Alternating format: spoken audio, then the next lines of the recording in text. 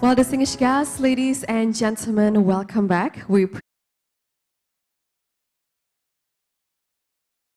had at the Memorandum of Understanding signing ceremony between the State-Owned Enterprises Ministry of the Republic of Indonesia and the Canadian Commercial Corporation.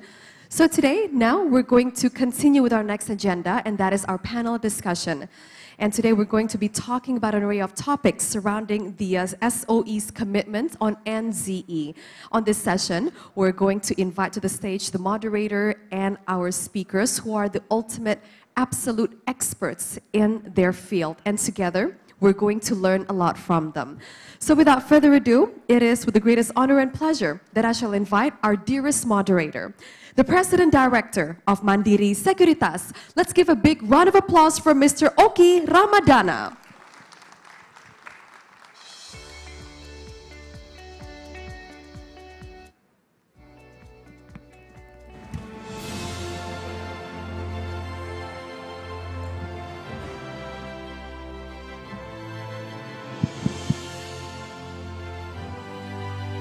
Good morning, ladies and gentlemen. Welcome to the Pecatu Hall to Bali.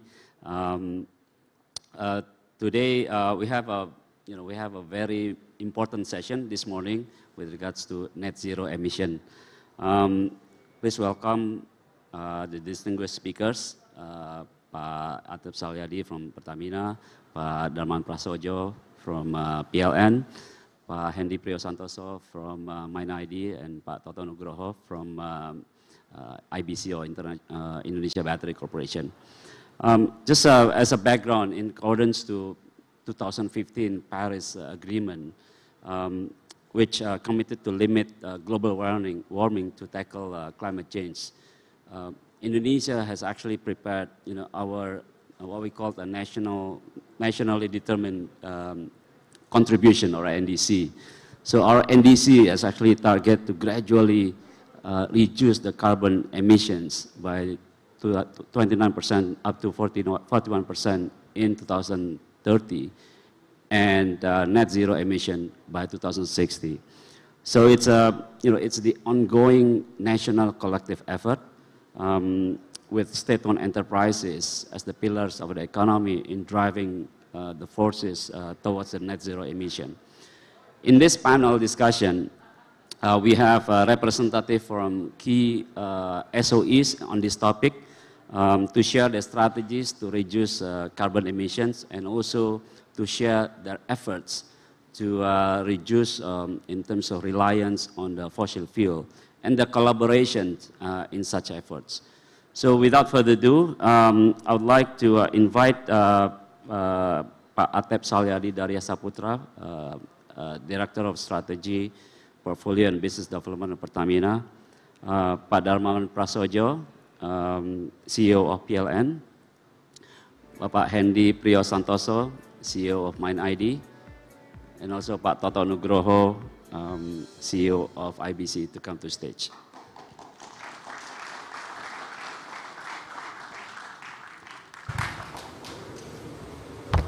Good morning, Pak Salyadi, Pak Darmo, Pak Hendy, Pak Toto. Thanks for being here with us today. So let's probably just start our discussion today. Probably the first question to Pak Salyadi on Pertamina. As the biggest oil and gas company in Indonesia, what has Pertamina done so far to reduce carbon footprint? Okay, thank you Pak Oki. Assalamualaikum warahmatullahi wabarakatuh. Good morning.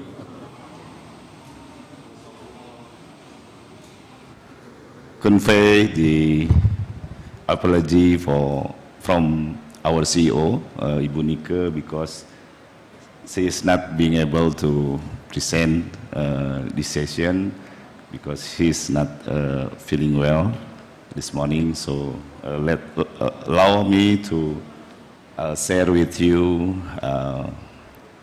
what Pertamina has been doing to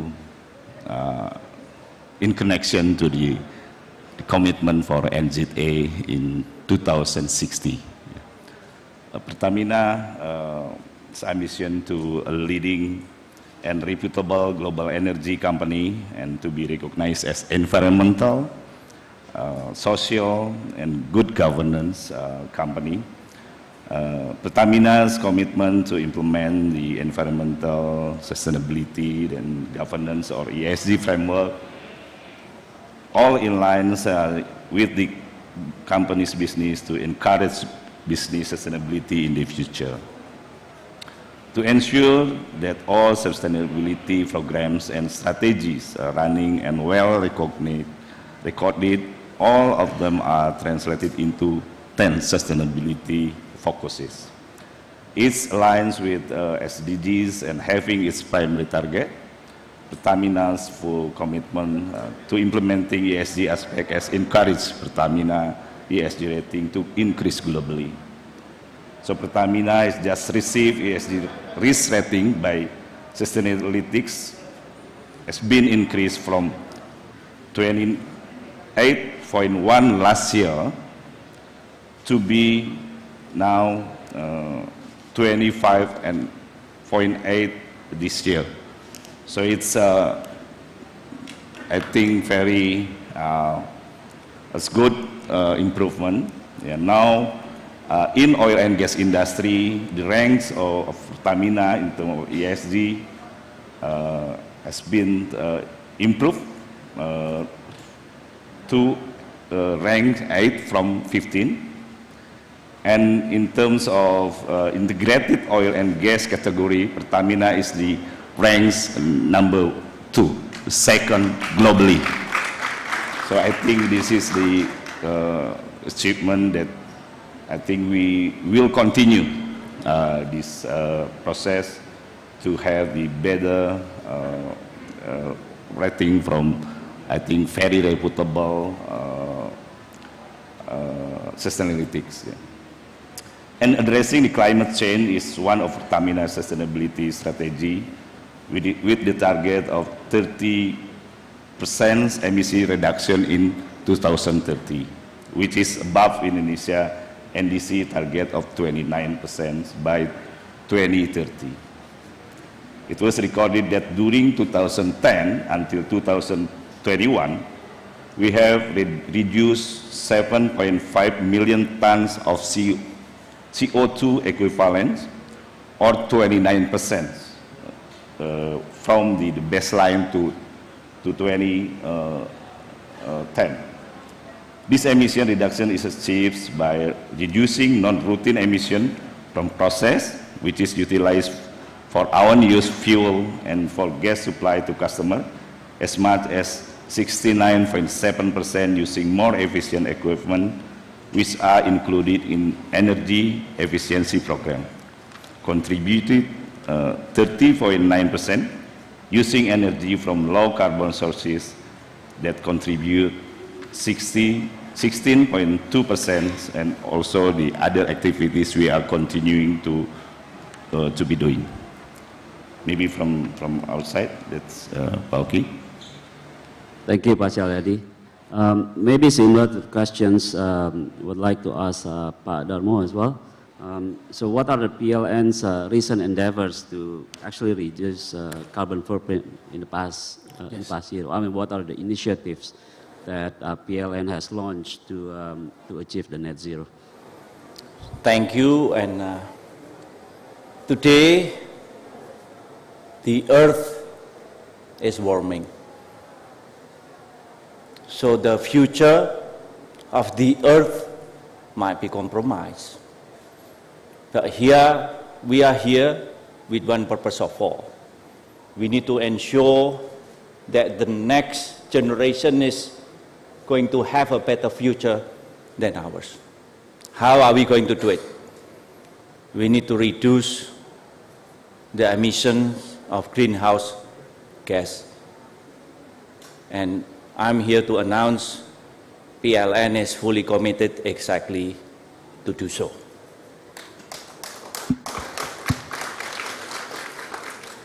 And we're doing this not only because of international agreement, not only because of policy, but we do things because we do care. So the question is, Pak, okay, how are we going to move forward, right? Of course, short-term, mid-term, and long-term. Current emission in the electricity sector is roughly 240 million metric tons annually. If we didn't do anything, moving forward by 2060, the emission is going to increase to 920 million metric tons of roughly 1 billion metric tons annually. We have to do something here. So in the short run here, last year, during the design of the National Electricity Planning, the RUPTL, we already removed 2 gigawatt of coal, previously planned, and right now already removed. How much emission is going to be avoided because of that 2 gigawatt? 1 gigawatt is roughly emission is 5 million metric tons annually. 25 years operation is 125 million metric tons, is already 250 million metric tons of CO2 avoidance because of this action.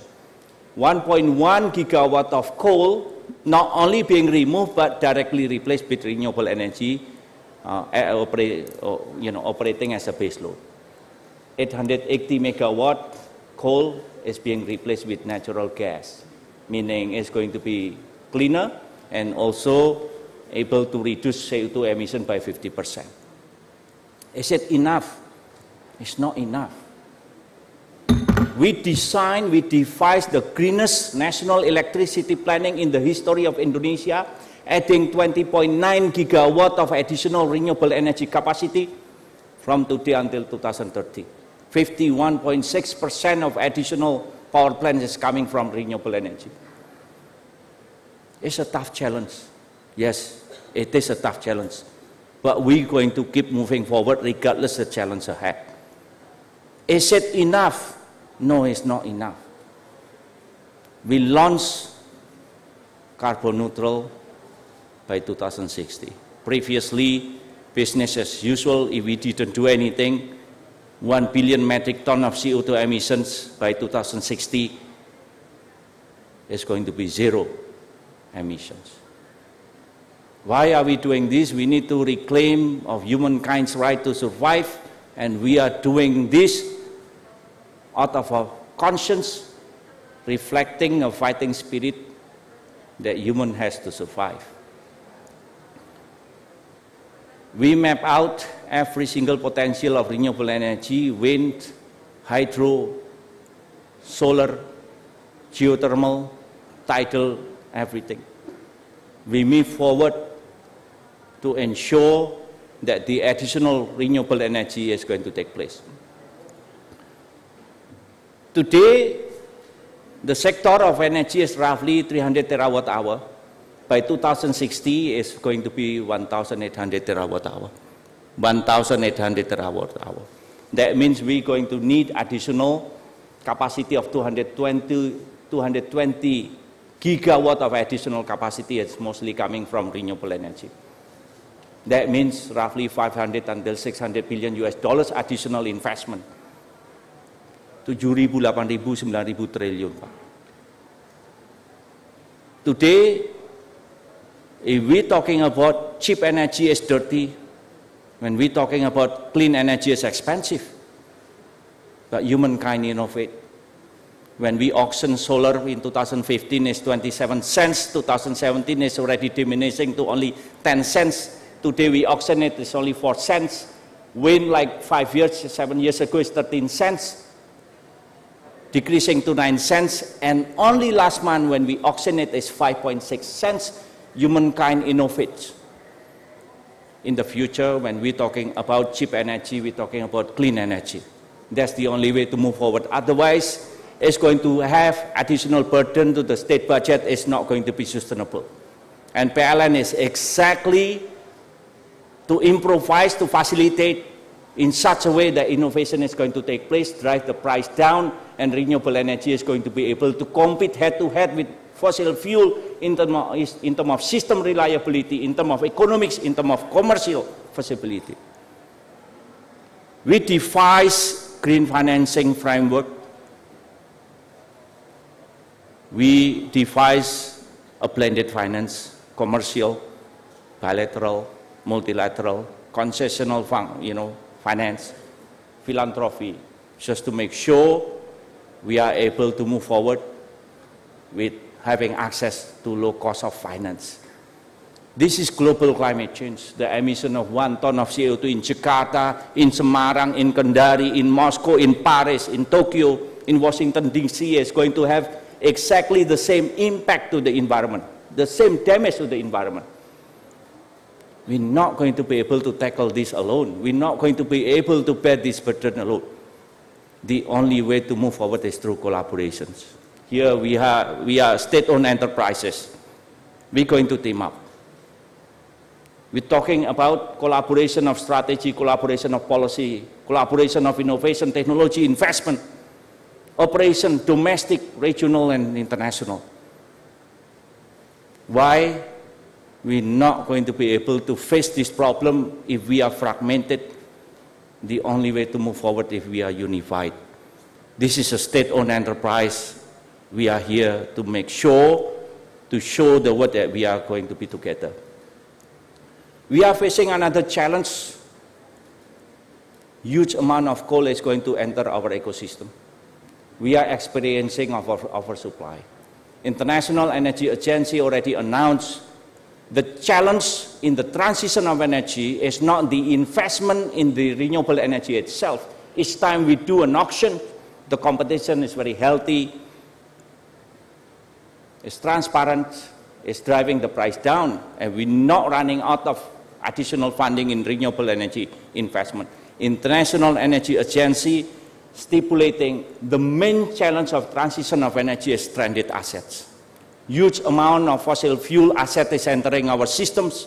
How are we going to deal with it? And we have a long-term power purchase agreement with some kind of financial liability we call so-called the take or pay. So we devise here a program what we call the early retirement of coal-fired power plants. Are we going to do this alone? No, we're not going to do this alone. As we speak right now, we are in the process of negotiating in the global communities. American counterpart, European counterpart, global investment. We're talking about energy transition mechanism, 6.7 gigawatt of coal under this program. We're talking about CO2 avoidance, in which, of course, some of those coal is going to expire at that time, and we're not going to extend. Some of the coal-fired power plants, we're trying to expedite the early retirement so that humankind is going to receive some kind of breaks, some kind of CO2 avoidance. We're harnessing any kind of technology. We've been testing the co-firing with hydrogens, co-firing with ammonia.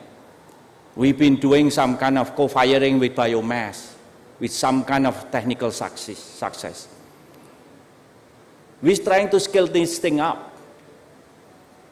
For instance, for the biomass co-firing, we've been testing in 33 of our coal-fired power plants. The result has been marvelous. We're trying to scale things up. By 2025, 12 million metric tons of biomass is going to be part of this energy mix, replacing coal, dirty coal, with some kind of renewable energy. When we're talking about biomass, we're talking about a value chain that involve people, energy kerakyatan. Ratusan ribu rakyat akan terlibat dalam hal ini, BUMDES. So this not only shifting from coal, dirty energy to clean energy, but we're talking about creating jobs, adding value, and providing prosperity to the place that we need the most. Kita juga, we're trying to shift here in the transportation sector. Right now, it's 280 million metric tons of emission. If we didn't do anything, the emission coming from the transportation is going to increase to 860 or 880 million metric tons by 2060. 1 liter of gasoline or diesel fuel, the emission is roughly 2.4 kilogram of CO2 emissions. It's equal 1.3 kilowatt hour if we use electric vehicles. With the emission is, if the electricity is coming from coal, it's only 1.3 kilogram of CO2. It's a reduction of 50% of emission if we shift from gasoline or diesel fuel to electric transportation. So we facilitate this. We've been working together with the manufacturer, Wuling, Nissan, Mercedes-Benz, Toyota, Mitsubishi, the FSK. We're working with also the manufacturer of two-wheelers, electric two-wheelers, Smooth, VR, Gesit, and then Volta, and Fly, and etc., Tangkas, etc. We build a digital system for the electric vehicle. We build the battery swap. We facilitate, if there is any purchase of electric vehicle, we come to the house to facilitate the adjustment of the capacity installed. The home charging, we connect to our server digital system, and we providing some kind of discount at night.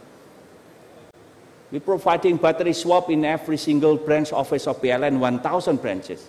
We collaborate with Grab, we collaborate with every single possibility. We're trying to market the electric vehicle and motorcycles in the PLN market. Today we have a new PLN mobile, 30 million downloads, rating in the Google Play, 4.8. It's one of the most successful software. And we put the PLN marketplace. We work with the Himbara to make sure that the financing is going to be favorable, low cost of financing, down payment can be reduced, etc., etc. We're trying to facilitate this is a new lifestyle. Is it enough? It's not enough. So the only way to move forward is through collaboration here.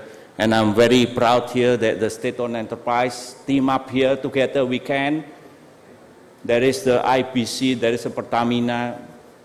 We help each other, we support each other with one purpose of all, to save humankind. In the past, our main job, PLN main job is to provide electricity, but in the future, our main job is to take care of the environment. Electricity is our byproduct. Thank you. Thank you, Pak Darmo. It's a very comprehensive description of current challenges. But maybe I'll turn it to Pak Hendy now. I mean, given the industry and the mining is so unique, what has Mine ID actually done to actually reduce carbon footprint? Thank you, Pak Hoki. Ladies and gentlemen,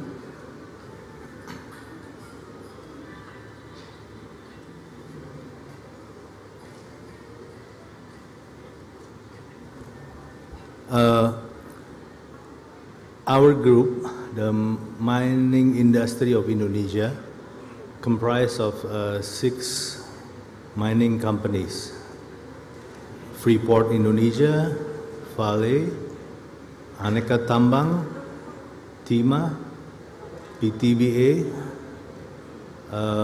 and Inalum, the aluminum smelter. We have consistently prioritized the use of alternative fuel away from fossil-based fuels. We can clearly demonstrate this because in Inalum, we have been consistently using hydropower. It's clean energy and it's cheap energy as well, turn out. In Vale operations, mining and the smelter is using also hydropower in Sorako. In Freeport, next year we will shift and transform the use of coal-based power plants to natural gas. So like what Pak Darmawan mentioned, we prioritize and endorse the use of alternative fuel as source of clean and cheap energy.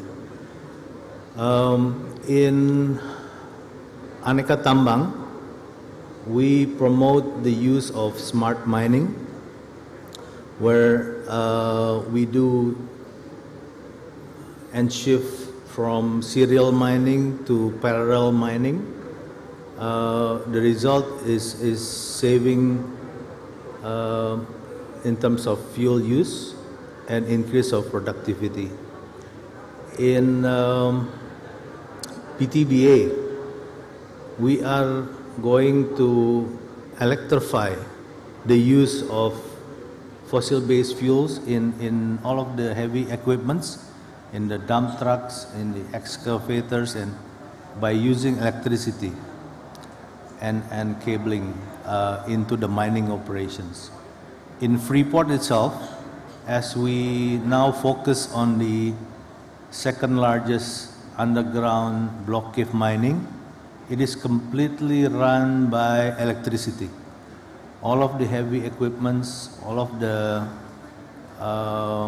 bucket and trains utilized underground is based on electricity. And it's one of the 5G mining operations underground, 2,700 meter, that is very complex.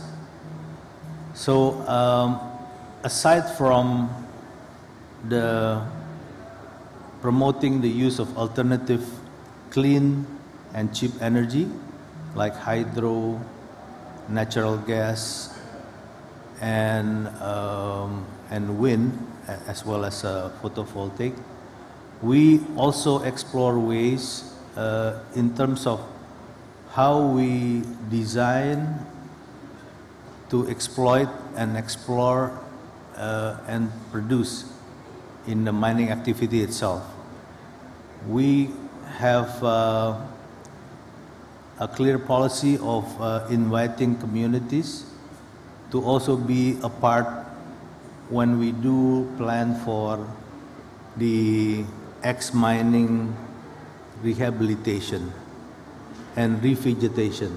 We make sure that whatever the revegetation plan to reclaim the ex-mining location involves the surrounding communities, because it will also give them benefits when we do this joint effort and synergy, when we have to turn the land back to the communities for them to make use of it. And also, Mine ID is active in terms of promoting and supporting the electric vehicle environment in Indonesia. We partner with PLN, Pertamina to start IBC, the Indonesian Battery Corporation.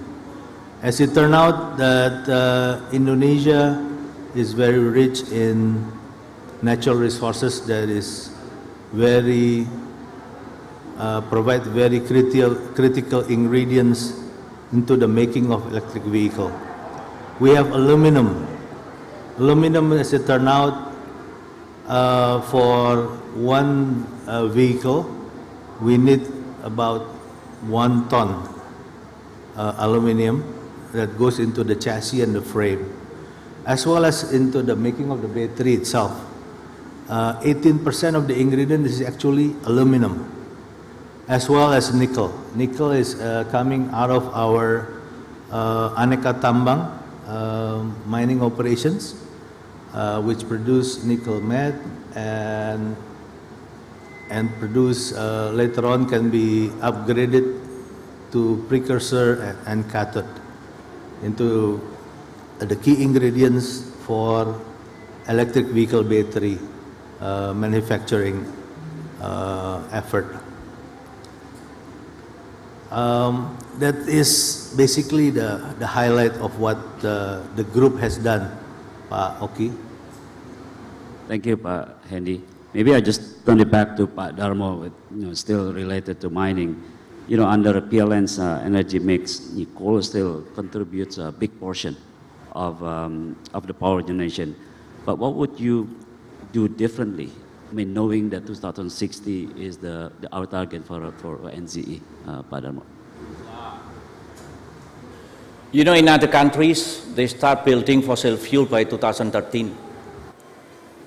And the additional demand is being fulfilled coming from renewable energy. That's why the transition can go very smooth.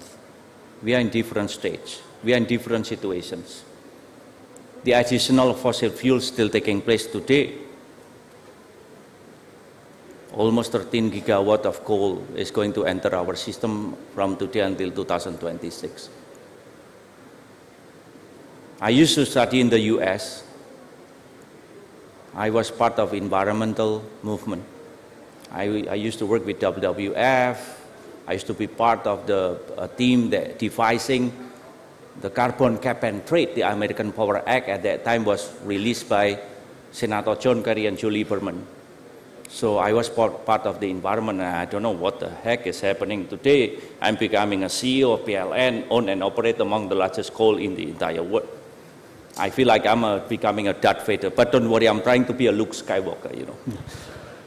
And in that regard, it's like in the early planning, it's like we put like 10 gigawatt of coal is under early retirement, and our consultant happened to be the Mandiri Sekuritas, Pak Oki himself. So we've been working together for the last 1 year how to do early retirement. Very simple, very simple. Some of the coal is going to be retired by 2044. There is a natural retirement of our coal-fired power plants. But if there is some kind of low cost of fund, let's say 2.5% or 3%, and that kind of low cost of fund, acquiring of the PLN owned and operated coal-fired power plants, suddenly we can expedite the payback from 2044 to become 2034, right, Pak Oki? There is a 10 years of early retirement. If we're talking 1 gigawatt, 10 years is 5 million metric tons annually CO2 emission multiplied by 10 is already 50 million metric tons. Voila. There is some kind of a magnificent idea. But how are we going to be able to translate this into action? We're not going to be able to do this alone. We need to access to the global communities. That's why we devise some kind of green financing regulations, framework. We also built a country platform. Is the Ministry of Finance, Ministry of Coordinating Minister of Maritime and Investments, and then also the Ministry of Energy, Mineral Resources, also the Ministry of State-Owned Enterprise. We team up. We're trying to ask the global communities to join all of this. Even there is an international platform, we call it the JETP. As we speak right now, we are negotiating in Washington, D.C., how we're going to be able to move forward. There's no guarantee that this is going to work, but we give the best effort. Even like right now, we are having access to the green bond. With the conventional global bond, it's like when the proceeds coming in, we can use it for the general purpose. But the green bond is going to be much favorable terms. But we have to mark the proceeds of this only to finance green project, the expansion of green electricity infrastructure. So we need to devise a new way to manage our finance, marking, tracking, monitoring, and reporting. Is it going to work? We give our best. So 6.7 gigawatt is under this program. That is the latest versions. Agreement with the Ministry of Finance, is also the Ministry of Energy and Mineral Resources, and then 3.2 gigawatt is under the normal retirement. We're not going to extend anymore. 3.7 gigawatt is going to be under the energy transition mechanism of early retirement. I know this is a challenging task, it's a challenging job, but the only way to provide more room for renewable energy if we are able to create the rooms by replacing fossil fuel with renewable energy, and we are doing it today. Thank you. Thank you, Pak Darmo. Maybe we've been discussing with mining, oil and gas, and electricity. But let me turn it to Pak Toto from IBC. I mean, as part of the growing ecosystem, what will be the key role for IBC in terms of, regarding our, SOE commitment towards net zero emission? Thank you, Pak Oki. Always a pleasure to have this podium with distinguished gentlemen, and which is our shareholders also. First of all, maybe an introduction to IBC. We just been formed just 1.5 years ago. And as you can see, our shareholders comprise of these 4 big SOE, Mine ID, Antam, Pertamina through PPI, and also, of course, from the PN.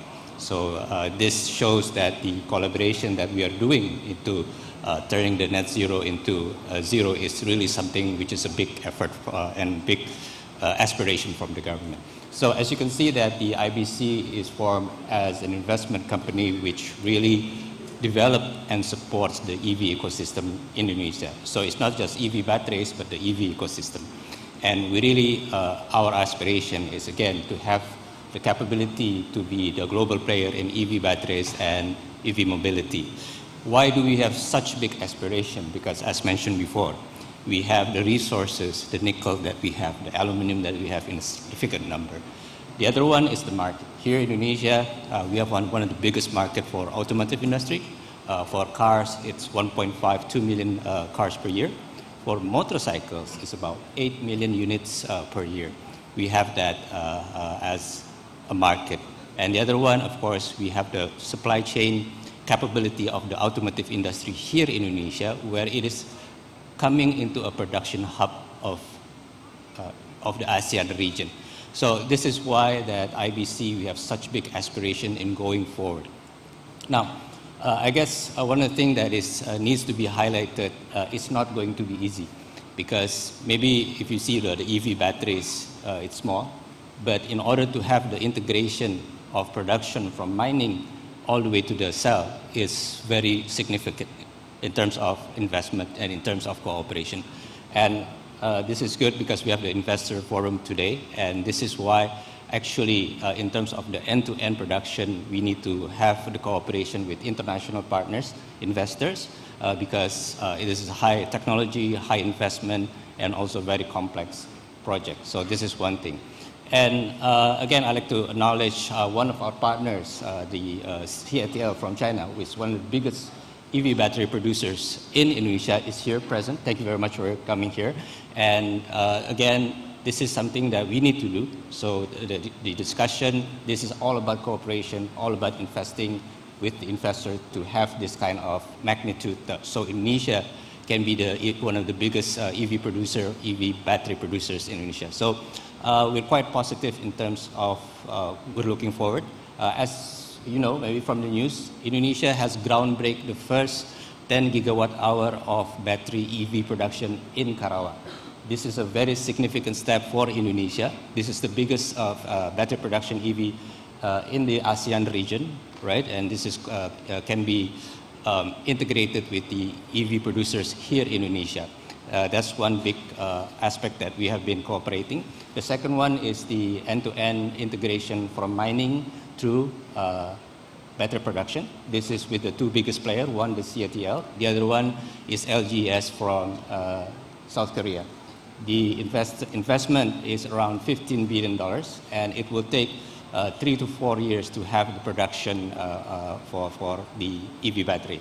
Other than that, IBC is also having tasks to drive the ecosystem of the 2 wheels and the 4 wheels. 2 wheels, of course, we will see signing after this one, where we can see that the mandate from the president, the mandate from our minister to use electric vehicle is really being seriously enforced and seriously doing to our community first, but then for the entire population of Indonesia. So this is something that IBC is also test bulky. It's not just about the battery, it's also to drive the EV ecosystem. And with the support of course, Pertamina, PLN, and Mine ID Group, we're sure that this is something strategic. And again, it can reduce significantly in terms of the emission. We aim to reduce around 9 million tons per annum. It's about 8% of the transportation sector. The other one is positive that we can reduce the import of fuel close to about 30 million barrels per year. And the other one, which is also important, is the job creation, Pak Oki. When we develop this end-to-end project, it will create around 100,000 more new jobs in terms of direct and indirect labor. And this, of course, with the minerals. As you can see, when we use the minerals, we produce EV batteries. The value is more than 16 times the nickel ore that we have right now.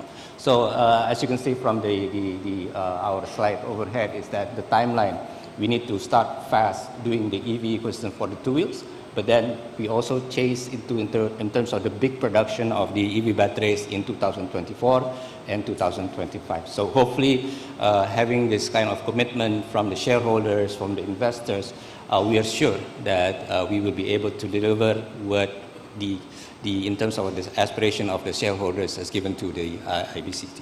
I think that's all. Okay. Thank you, Pak Toto.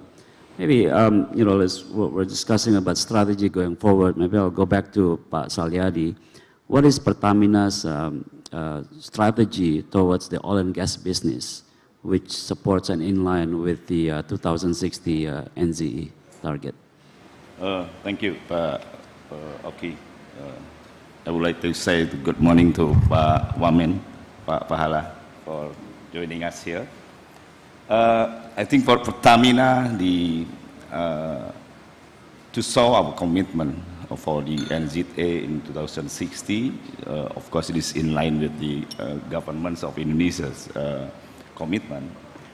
Pertamina has set out the roadmap for to have the NZA in 2060 or sooner.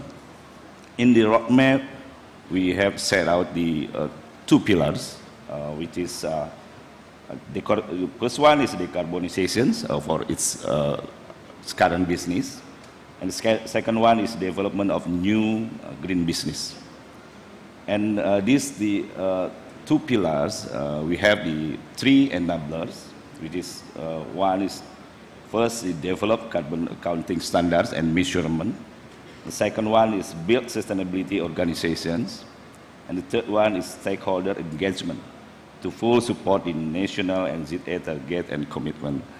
Because I think this commitment can be achieved, of course, Pertamina, firstly, we will do by ourselves within Pertamina. And of course, I think as Pak Dharma mentions that it can be done only by collaborations, at least within SOEs first and nationally, and maybe I think we should explore the possibility of have a global collaborations to realize our commitment. Pertamina has also developed strategy to support the energy transition by allocating its capex for lower emission energy and new renewable energy development. We have set out our goal to enhance in an A portion in Pertamina Energy mix from 1% in 2021 last year to 70% in 2030. Including the gas portion from 3% to 19% in the same period, while refined products and LPG are expected to significantly decrease from 96% in 2021 to 64% in 2030. The goals have been coordinated with the Indonesian government in ensuring that it has been aligned with Indonesia energy mix target. We also receive full support from the government to work together in achieving the net zero plan in Indonesia. So in line with this roadmap, we also have enforced our subholding and of course our subsidiary to commit to this roadmap, and we have signed all the commitment within Pertamina. So hopefully, I think this roadmap can be exercised as planned. Thank you. Thank you, Pak Salyadi. What about Mine ID, Pak Hendy, in terms of strategy? How do you align your strategy towards the ensuring business sustainability while preserving and meeting the efforts towards the net zero emission? Thank you, Pauki. I think everything is aligned. The drive and the commitment to always opt for clean energy and cheap energy is aligned with our goals to always advance the way we do mining and with the way we do the related midstream smelter and processing activities. In the coming years, we invest heavily in technology, in the smart mining, which is mainly based on using electricity to power all of the exploration and the further midstream processing of the mining products. And like what I mentioned before, we always also plan ahead when we about to exit or finish our mining activities on the rehabilitation, reclaiming and revegetation of the ex-mining area. We involve communities. We work together to train them to make sure that the reclaimed area becomes a productive sources for the communities to be able to exploit further through the various vegetation products that will leave behind. Thank you, Pak Hendy. I understand we have challenges. For Pak Toto, I guess from IBC, challenges for IBC in supporting the net zero emissions. But how IBC plan to actually overcome those challenges, and what was the strategy, Pak Toto, if you may? Thank you, Pak. Okay, thank you. I guess one of the challenges in the first phase of the IBC formation is really in terms of the end-to-end value chain that we need to do to have the nickel production all the way to the battery cells. And the challenge, of course, one that, again, to do this, it will need a lot of investment, close to $15 billion for around 50 gigawatt hours of battery cells production. And we do acknowledge that to do this, we really need an investor that has the same aspiration as us. So luckily, we have CATL in the room also, Chairman Chen. Thank you very much for coming. And we also have LGS also. So that's one part of the challenge, Pauki. It will need, in terms of investment, project management, technology. It's something that is on top of our mind to deliver this project. That's one part of it. The other one, which is also quite, for us, which is very important, is the ESG aspect, all the way from mining and electricity. Because when we see the world-class players such as CATL, LG, Tesla, we have been visited by Northvolt from Sweden just last week. They emphasize on the clean aspect of the ESG from the mining, clean aspects from the electricity, and this is something that we need to deliver. The renewable power that needs to be there, it's for the production of EV battery. That's also one of the challenges that we need to do.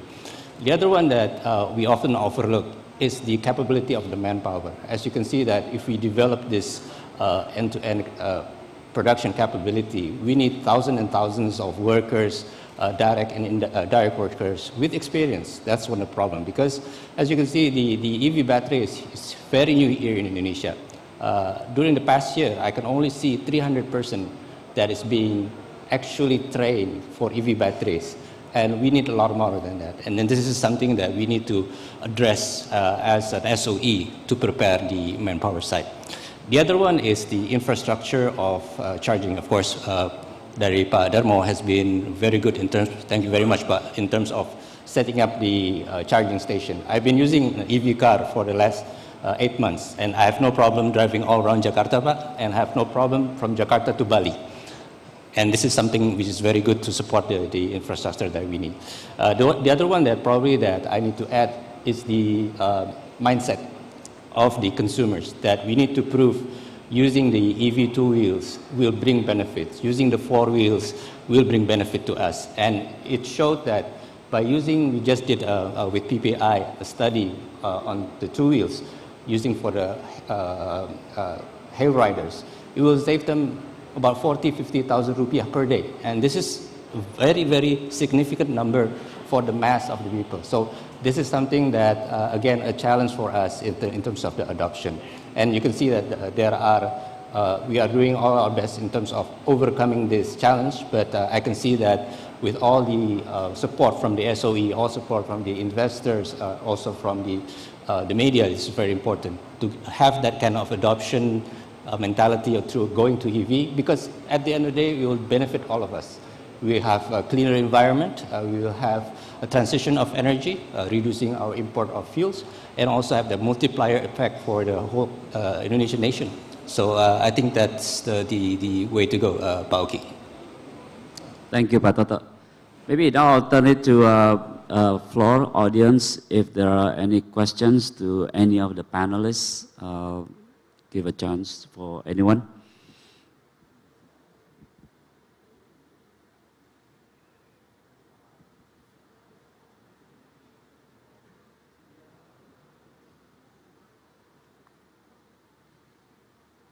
No?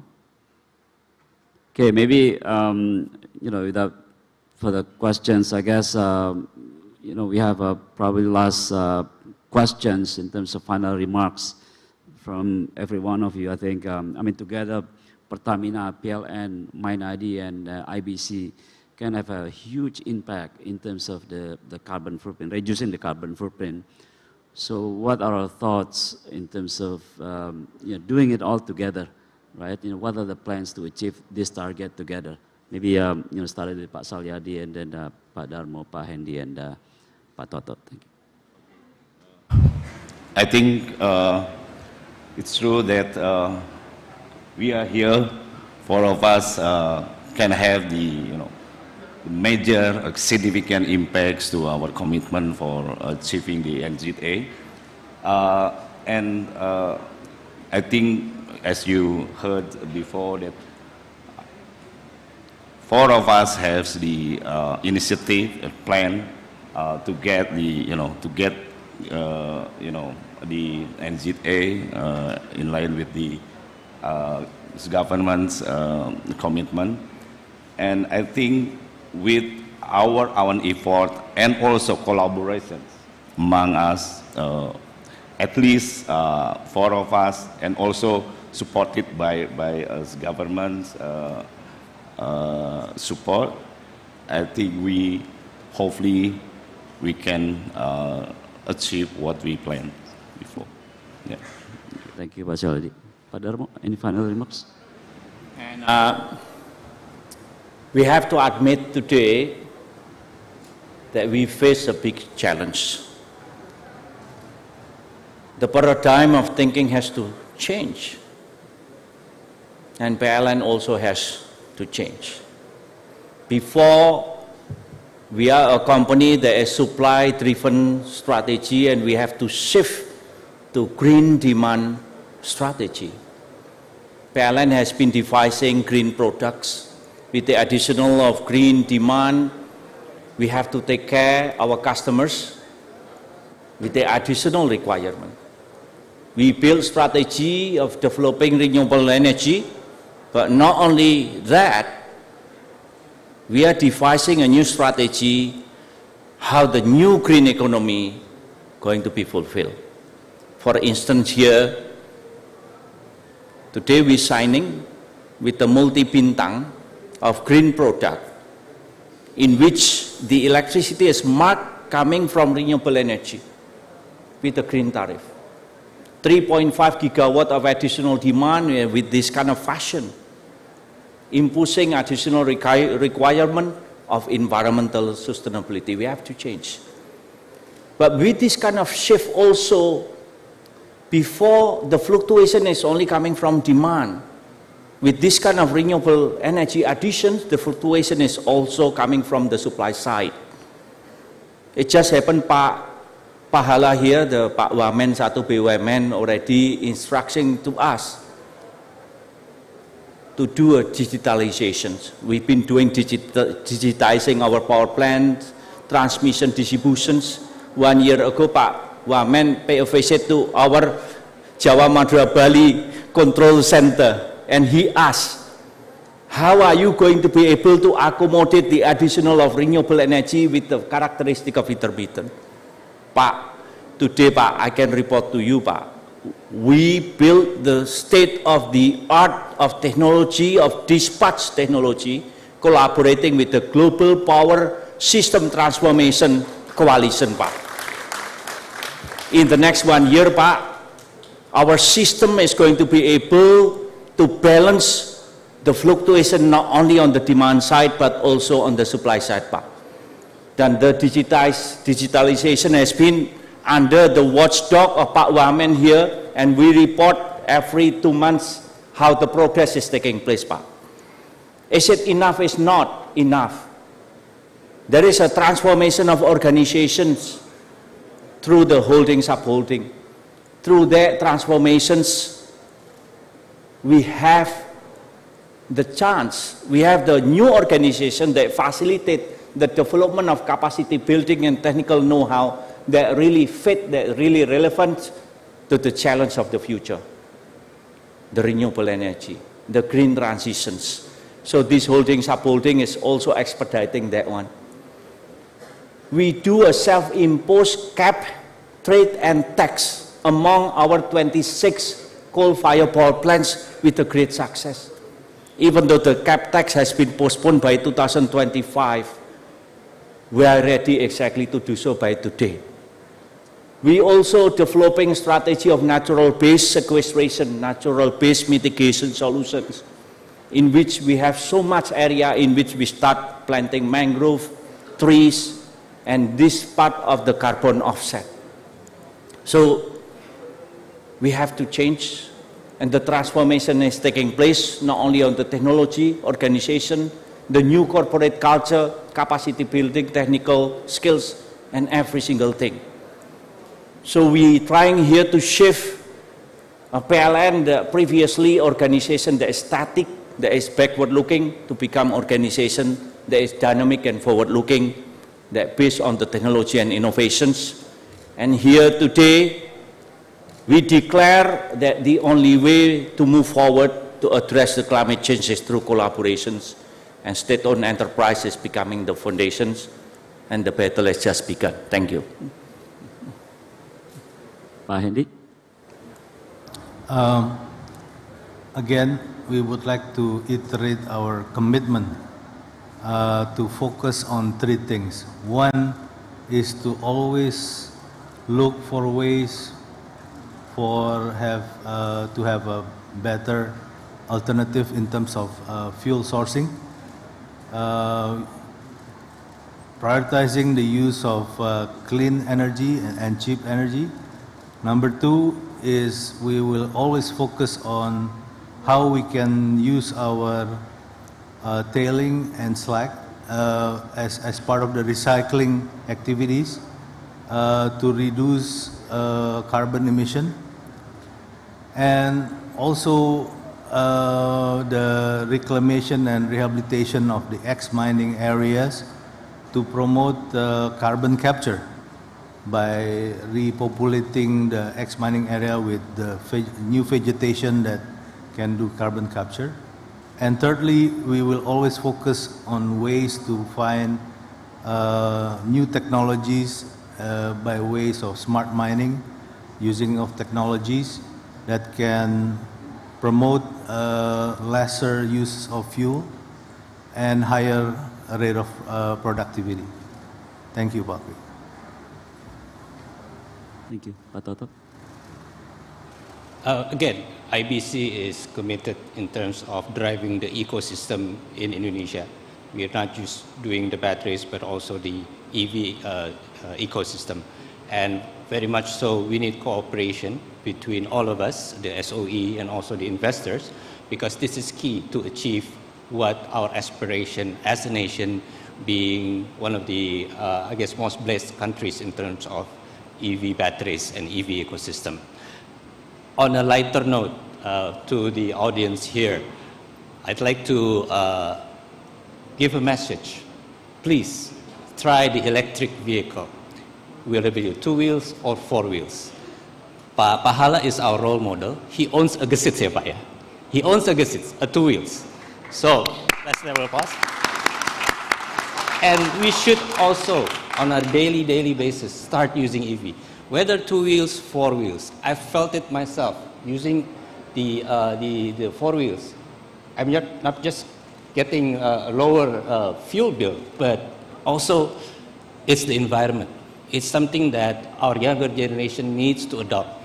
And I think this is key. We will have a signing of 2 wheels commitment, Pak, this is today, but to have this to be developed all across Indonesia, I think it's key to the energy transition, to the net zero that we have been talking all about, and let's do what we can do to actually do this within our control. So I guess this is for the best for Indonesia and SOE, Pak, okay, and gentlemen. Thank you very much.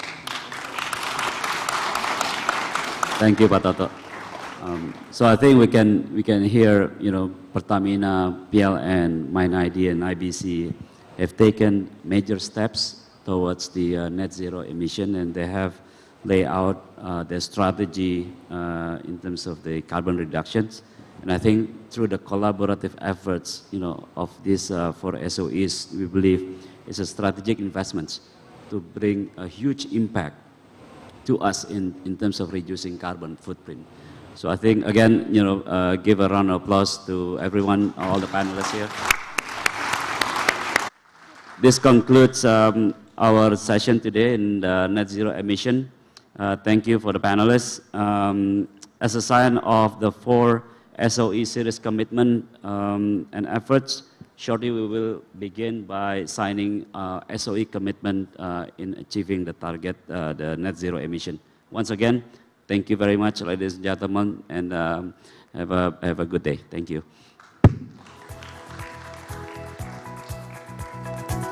Thank you very much to our dearest moderator, the President Director of Mandiri Sekuritas, Bapak Oki Ramadana, for excellently moderating the session.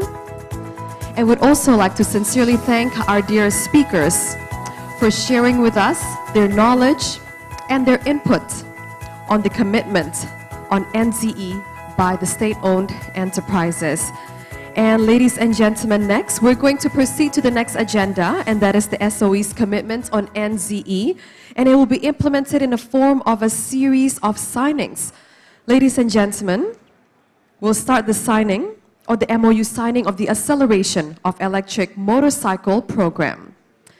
This MOU signing ceremony is between PT Wika Industri Manufaktur and several representatives from SOEs, which are PT Pertamina Persero, Mining Industry Indonesia or MindID, PT Telkom Indonesia Persero Tbk, PT Perkebunan Nusantara 3 Persero, as well as PT Jasa Marga Persero and PT Pupuk Indonesia Persero.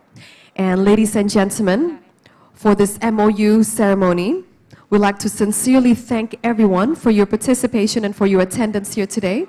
And thank you so much for staying with us up until now. And we'd like to ask you to please stay with us until the end of our event, because we have so many more to give. And we'll all gain incredible insights from the next panel discussions, as well as celebrate the MOU signings, to celebrate the collaborations and the partnerships that will continue to be fruitful, successful, and everlasting. And to tell you a little bit about the next MOU signing, ladies and gentlemen, so because PT PLN Persero has already signed a Memorandum of Understanding, or the MOU, with PT Wika Industri Manufaktur on the 23rd of July this year, 2022, we ask that they will all join us on stage when it advances as a follow-up of the joint commitments in the battery-based electric motor vehicle acceleration program of the state-owned enterprises. Ladies and gentlemen, I'll repeat. So this MOU signing ceremony It will involve great parties between PT Wika Industri Manufacture and several representatives of the SOE. Ladies and gentlemen, they are PT Pertamina Persero, the Mining Industry Indonesia or MIND ID, PT Telkom Indonesia Persero Tbk, PT Perkebunan Nusantara 3 Persero, PT Jasa Marga Persero, and PT Pupuk Indonesia Persero.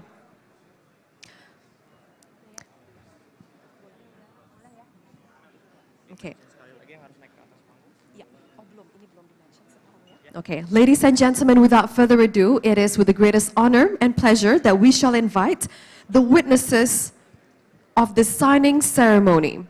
His Excellency, Mr. Pahala Nugraha Mansuri, the Vice Minister of SOE. Thank you very much, Your Excellency. We'd also like to invite Mr. Dwi Johardian, the President Director of PT Wijaya Karya Industri dan Konstruksi, Mr. Darmawan Prasojo, Mr. Hendy Priyo Santoso, the President Director of MIND ID, Mr. Ririk Ardiansyah, the President Director of PT Telkom Indonesia Persero Tbk, Mr. Bakir Pasaman, the President Director of PT Pupuk Indonesia Persero. Ladies and gentlemen, so these gentlemen will be the witnesses and the signatory parties. Please allow me to welcome Mr. Samyarto, Mr. Asayadi Saputra, representing the President Director of Pertamina, Mr. Dilo Seno Widakdo, Mr. Heri Supriyadi, Mr. Muhammad Abdul Ghani, Mr. Subakti Syukur, and Mr. Arif Fauzan. Ladies and gentlemen, so this MOU represents the concrete pledge of SOEs in supporting the government's commitments to accelerate the electric vehicles program. This collaboration is also a form of synergy between SOEs in promoting and supporting Indonesia's commitments to reduce greenhouse gas emissions, as well as the tangible manifestation of supporting the clean energy transition program in Indonesia and net zero emissions by 2060. PT Wika Industri Manufaktur, as the owner of the electric motorcycle Gesits, is committed to supply the needs of electric vehicles, which will later be used as the operational vehicles and official vehicles for state-owned companies. WIMA will continuously support and cooperate in developing EV ecosystem in Indonesia. Okay, everyone, here we go. Gentlemen, we ask you to please proceed with the signing. Thank you.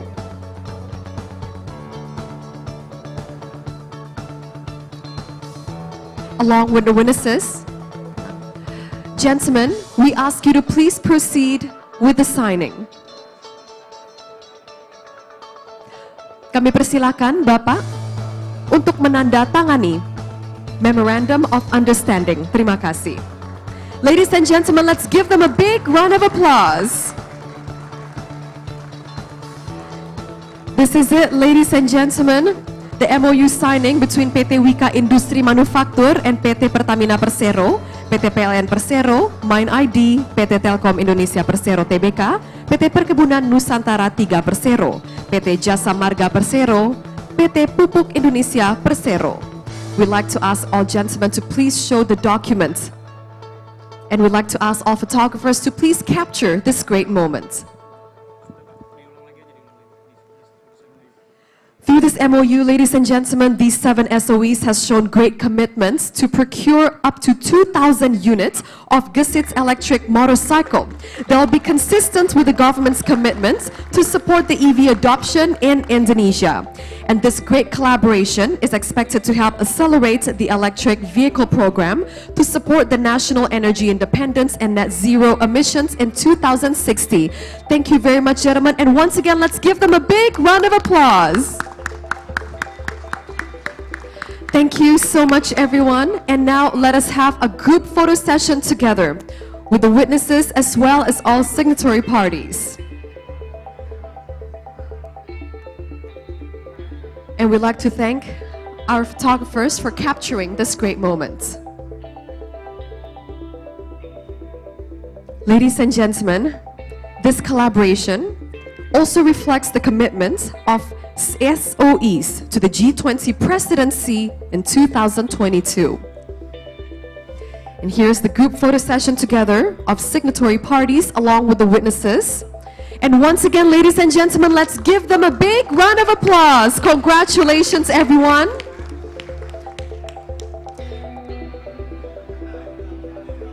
May future collaborations continue to be fruitful, successful, and everlasting. And Your Excellency, Bapak Pahala, we ask you to please remain on stage. And to everyone on stage, to all signatory parties as well as witnesses, you may return to your seats. Thank you very much. Bapak Pahala, we ask you to please remain on stage, Bapak. And to all signatory parties and witnesses, you may return to your seats. Thank you. And next, ladies and gentlemen, it is the letter of intent between 8 SOE on the pilot project voluntary carbon market in state-owned enterprise and will be known as the VCM BUMN. And we have the first Vice Minister of the Ministry of SOE, His Excellency Bapak Pahala Nugraha Mansuri, to witness the signing of the letter of intent for the carbon trading pilot project of the Ministry of State-Owned Enterprises voluntary carbon market. And we'd like to request everyone here mentioned to please come up on stage. The President Director of ID Survey, PT Biro Klarifikasi Indonesia Persero. Representing the President Director of PT Pertamina Persero, the Director of Strategy, Portfolio and New Ventures, the President Director of Perum Perhutani, the President Director of PT Perusahaan Listrik Negara Persero, and the President Director of PT Indonesia Asahan Aluminium Persero, the President Director of PT Perkebunan Nusantara III Persero, the President Director of Pupuk Indonesia Persero, and the President Director of Semen Indonesia Persero Tbk.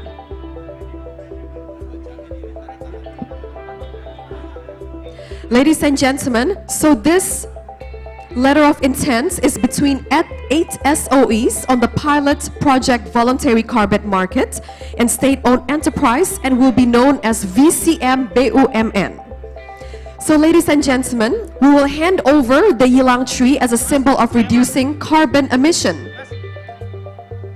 The ylang tree is known for its eminence to absorb carbon dioxide and nitrogen oxide and also filtering the pollutants.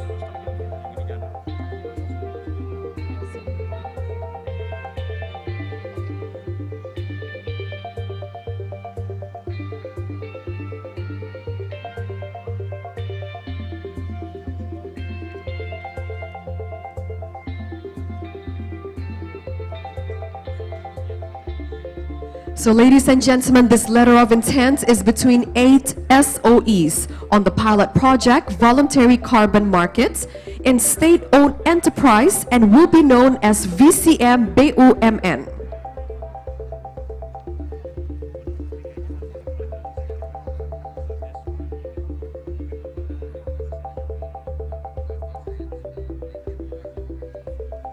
So ladies and gentlemen, this letter of intent signing is on carbon trading pilot project of the Ministry of State-Owned Enterprises voluntary carbon markets between 8 SOEs, which are ID Survey, PT Biro Klasifikasi Indonesia Persero, PT Pertamina Persero, Perum Perhutani, PT Perusahaan Listrik Negara Persero, PT Indonesia Asahan Aluminium Persero, PT Perkebunan Nusantara III Persero, and also Pupuk Indonesia Persero along with PT Semen Indonesia Persero Tbk. And this is the handover of the ylang tree as a symbol of reducing carbon emissions. The ylang tree is known as an eminence to absorb carbon dioxide, nitrogen dioxide, and also filtering the pollutants, and it is also called the air filtering car tree. Thus, the carbon trading pilot project of BUMN and VCM BUMN has officially started. The ylang tree is also known as an aesthetic value with its beauty of its flowers and its economic value by their great wood quality, and it can produce the ylang essential oil known as Java Kananga oil with a fragrant aroma, which is used for body care and treatments, and it is also used for a religious ceremony.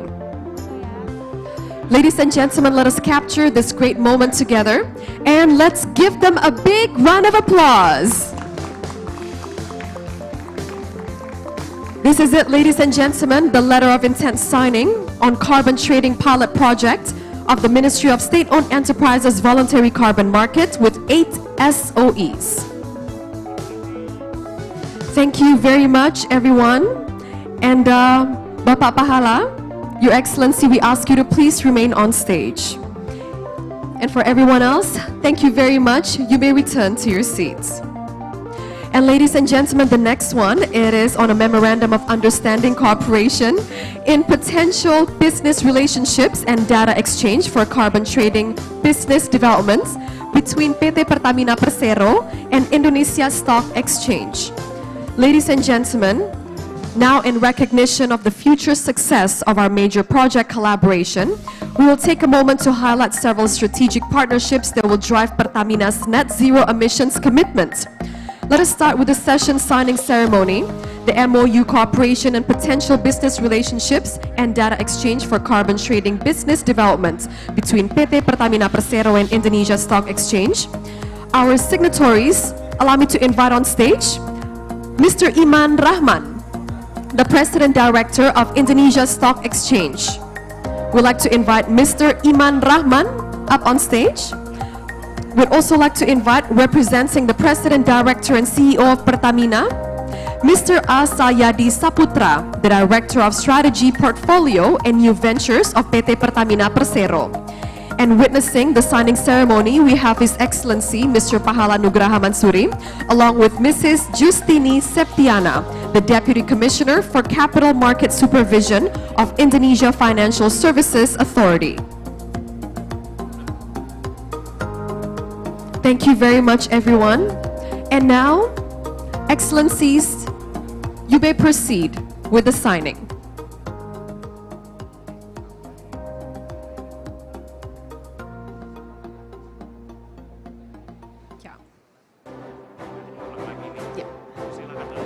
Dan sekarang kami persilakan kepada Bapak Ibu untuk menandatangani the MOU. Ladies and gentlemen, this exciting project will indeed drive Pertamina's net zero emissions commitment. And next, we'd like to have our signatories to hold the documents to the camera, and we'd like to ask our photographers to please capture this great moment. This is it, ladies and gentlemen, the signing ceremony, the Memorandum of Understanding of the Cooperation and Potential Business Relationship and Data Exchange for Carbon Trading Business Development between PT Pertamina Persero and Indonesia Stock Exchange. Ladies and gentlemen, let's give them a big round of applause. Thank you so much, everyone. And Bapak Pahala, along with Mr. Salyadi, we ask you to please remain on stage, Bapak Salyadi dan Bapak Pahala. And next on the agenda, moving on, is the signing ceremony of the heads of agreements on carbon credit trading between PT Pertamina Power Plants or Power Indonesia, between PT Pertamina Hulu Energy and PT Pertamina Power Indonesia, PT Kilang Pertamina Internasional. We'd like to invite our signatories to be up on stage. Mr. Danif Danu Saputro, the CEO of PT Pertamina Power Indonesia, PT Wiko, Mr. Wiko Migantoro, the CEO of PT Pertamina Hulu Energi, and Mr. Taufik Aditya Warman, the CEO of PT Kilang Pertamina Internasional. And witnessing this ceremony, we have His Excellency Mr. Pahala, and representing PT Pertamina Persero, we also have Mr. Salyadi Saputra.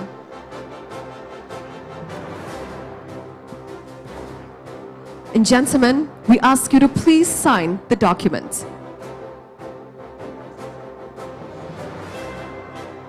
The first document signing is between PT Pertamina Power Indonesia and PT Pertamina Hulu Energi.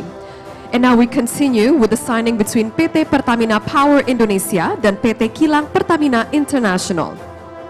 Next, we ask for the gentleman to please hold up the documents to the camera.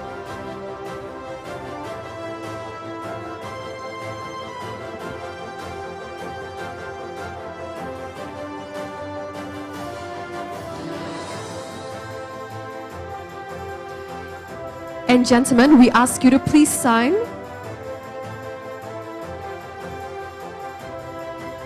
Terima kasih semuanya. Thank you so much and congratulations on the mark of this great partnership. And we'd like to ask Bapak Pahala to please stay with us on stage. And everyone else, thank you very much. You may return to your seats.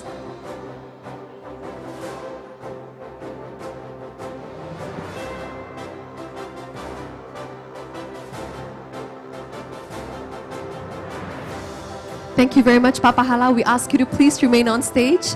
And to all gentlemen, thank you so much. You may return to your seats. Thank you. And so on our next agenda is the Memorandum of Understanding on the cooperation in the developments of Saguling Floating Solar Power Plants and Singkarak Floating Solar Power Plants between PLN and Achwa Power Indonesia. We'd like to invite the CEO of PLN, Bapak Darmawan Prasojo, and the President Director of Achwa Power Indonesia, Bapak Salman Masud Barai, to sign the document. Please welcome the gentleman on stage.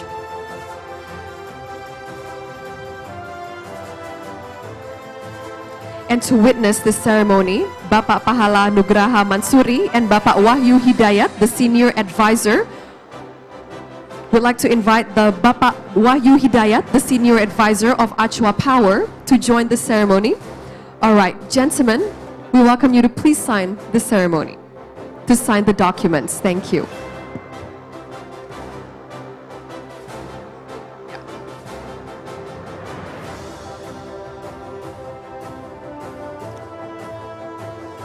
Thank you very much, gentlemen.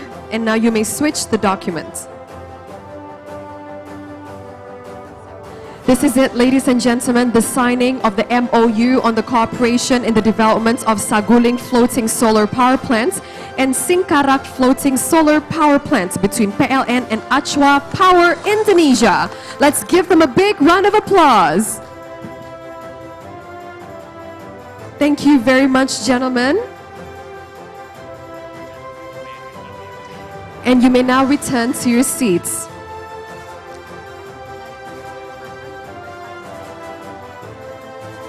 Terima kasih, Bapak Pahala. You may return to your seats, Your Excellency, and thank you so much, gentlemen.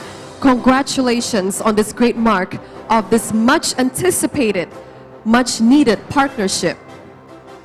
May all partnerships in the future and all collaborations continue to be fruitful. And ladies and gentlemen, let us take a short break now as we enjoy lunch and network with the great company that is around you. And we'll be right back at approximately 12:40 p.m. So we'd like to expect you to be back in the venue at 12:40 p.m. Please have an enjoyable lunch and we'll see you very soon. Lunch will be held at the Tanjung Benoa Hall. Thank you so much.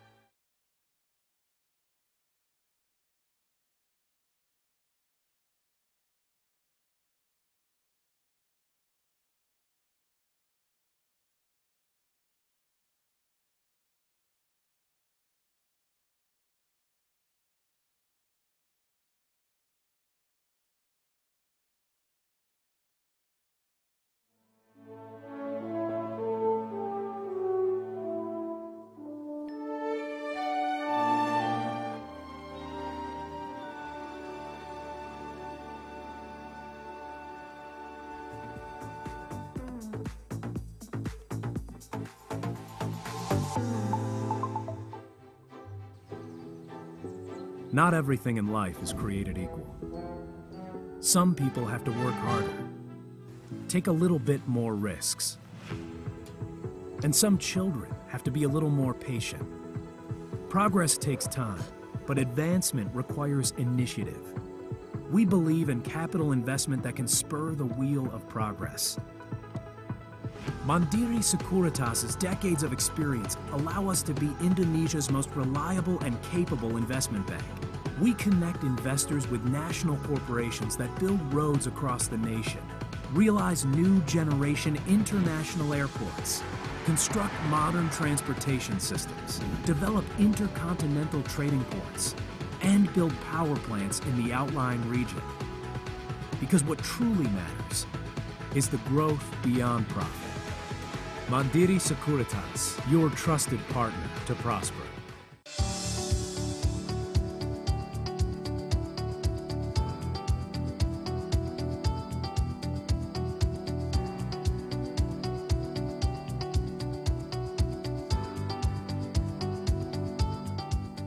PTPN Group is ready to collaborate and innovate to realize the sustainable energy transition. Recover together, recover strong. Pupuk Indonesia, a world-class fertilizer company committed to ensure food stability, striving our best to produce fertilizers for future needs, strengthening our business with innovation and digitalization whilst improving the welfare of farmers and crop productivity, determined to have cleaner and more sustainable business process. With over 50 years of experience, Pupuk Indonesia continues to expand its potential to prosper the world.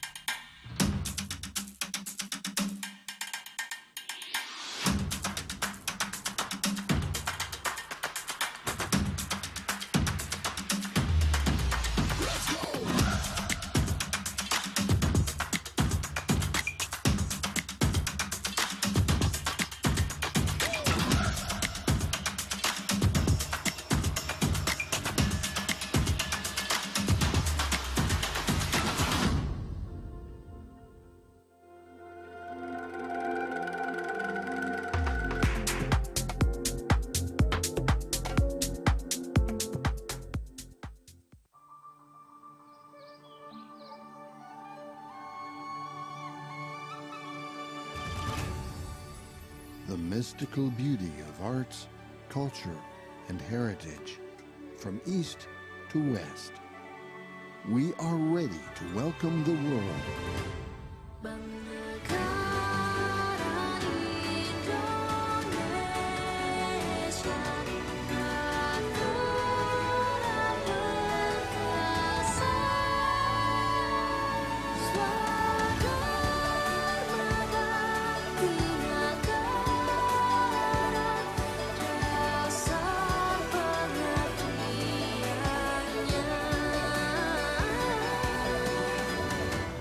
We are strong. We are the heirs of generations to create a better future. BNI for stronger Indonesia. This is the first step of a smile. The steps that taken together towards the same goal. We walk with determination to reach every corner of the country. Now and then, BRI, Pegadaian, and BNM strides on. Together, we bring changes as one entity. Changes that brings you closer to us. Paving the ways of progress everyone aims for. And bringing all their needs in one hand. This is our answer that makes everyone grow even bigger and brings meaning to everyone's smile.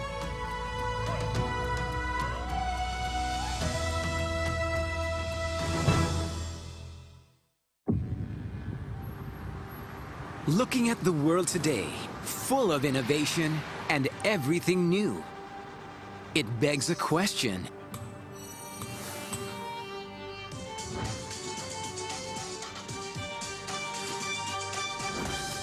Who are the real game changers? They are the visionaries who see opportunities everywhere, from passion turned into profit, who sees every chance and face every challenge. Tweak it, make it brand new. Make it online, make it simple. Did your restaurant move location? No, this is a new branch. Who connect the chain of prosperity for others? Because champions are born to create chances with leading innovation. Together with Mandiri, advancing life. Indonesia is a country with an abundance of wealth and mineral resources.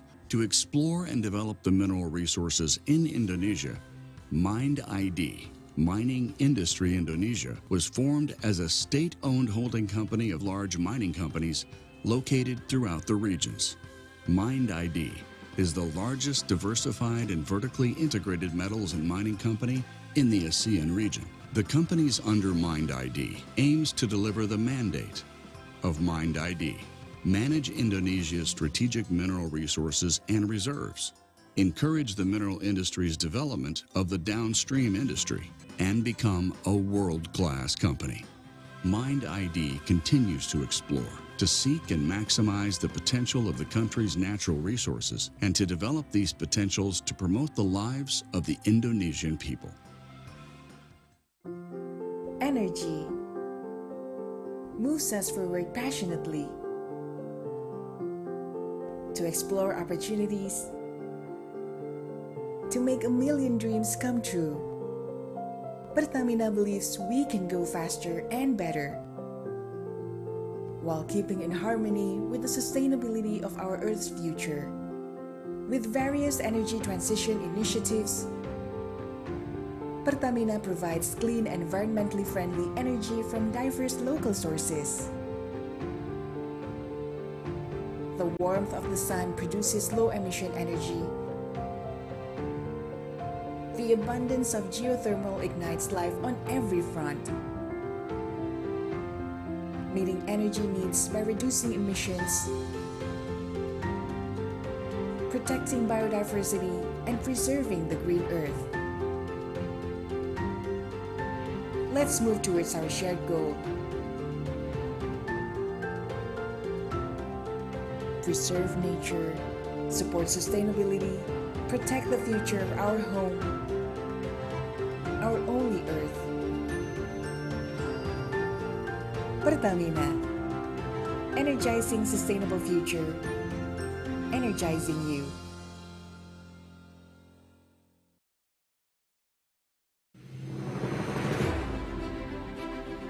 As a part of global commitment to reduce carbon emissions, PLN has implemented several strategic initiatives to achieve the target of net zero emissions by 2060.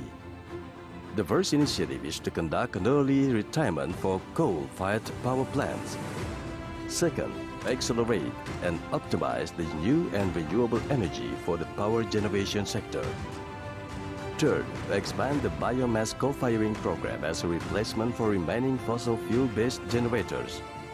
Fourth, establish a green energy ecosystem for industry and businesses through the adoption of renewable energy certificates. Fifth, actively initiate electric vehicle ecosystem through public charging infrastructure, home charging, tariff incentives for electric vehicle owners, and a digital platform. Sixth, apply carbon capture utilization and storage technology to the remaining fossil generators. Seventh, develop hydrogen technology as an alternative energy source for electricity. Eighth, to advance a smart grid according to the need for the electric power system, as well as run the control system to achieve efficiency and optimization of energy supply and demand. These are PLN's commitments to a better life for future generations. BUMN untuk Indonesia. Ketika semua terhenti karena pandemi, Kami selalu ada untuk menyambungkan harapan. Kini dunia kembali bergerak. Akan ada harapan yang mengalahkan tantangan. Masa depan hanya bagi mereka yang berani bermimpi besar dan melampaui batas. Karena merekalah yang membawa kemajuan zaman. Di dalam pikirannya selalu resah. Lahir sesuatu yang indah membuat hidup banyak orang menjadi mudah. Mereka selalu bergerak membawa arus perubahan. Jalan mereka terjal karena mimpinya kadang tidak masuk akal. Dari isi pikirannya sejarah dibentuk dan keajaiban dicatat. Ketika yang lain menyerah pada nasib, pikiran mereka menjelajah angkasa, merekayasa masa depan. Kami, Telkom Indonesia, bersama mereka dengan gagasan yang melampaui batas akan terus berinovasi menciptakan masa depan Indonesia yang lebih baik. Telkom Indonesia, untuk Indonesia yang lebih baik. Bank Syariah Indonesia menjadi energi dalam membangun Indonesia.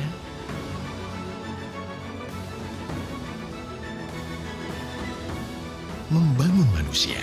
Bank Syariah Indonesia. Dulu tiap transaksi banyak biaya ini itu. Tapi di tabungan BTN Bisnis beda. Bisa bebas biaya transaksi itu juara banget. Karena bisnis gak cuma tentang hari ini, tapi juga esok hari.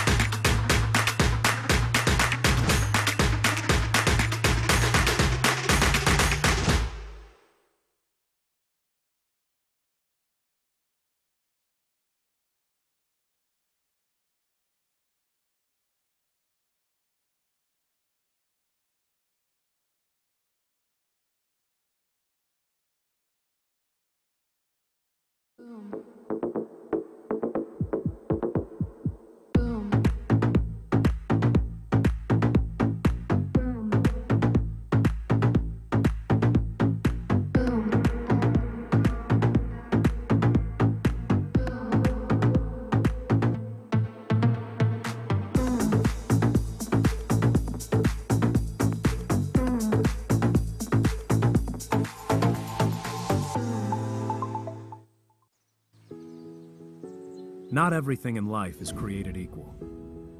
Some people have to work harder, take a little bit more risks.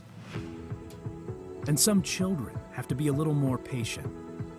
Progress takes time, but advancement requires initiative. We believe in capital investment that can spur the wheel of progress. Mandiri Sekuritas's decades of experience allow us to be Indonesia's most reliable and capable investment bank.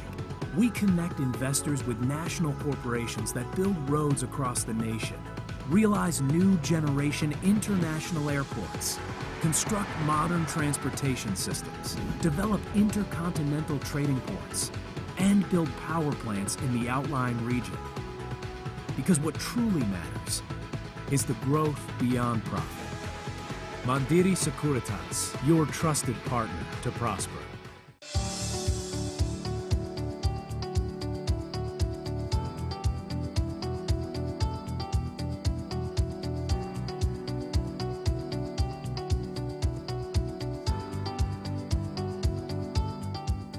PTPN Group is ready to collaborate and innovate to realize the sustainable energy transition. Recover together, recover strong. Pupuk Indonesia, a world-class fertilizer company committed to ensure food stability, striving our best to produce fertilizers for future needs. strengthening our business with innovation and digitalization whilst improving the welfare of farmers and crop productivity. Determined to have cleaner and more sustainable business process. With over 50 years of experience, Pupuk Indonesia continues to expand its potential to prosper the world.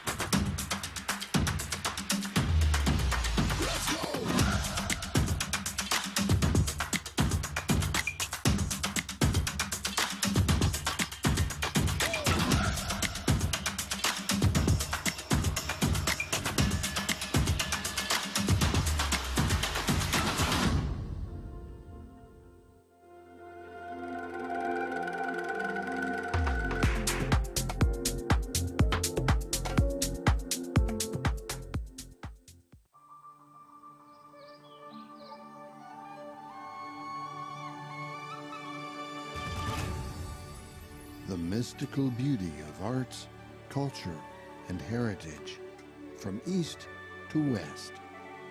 We are ready to welcome the world.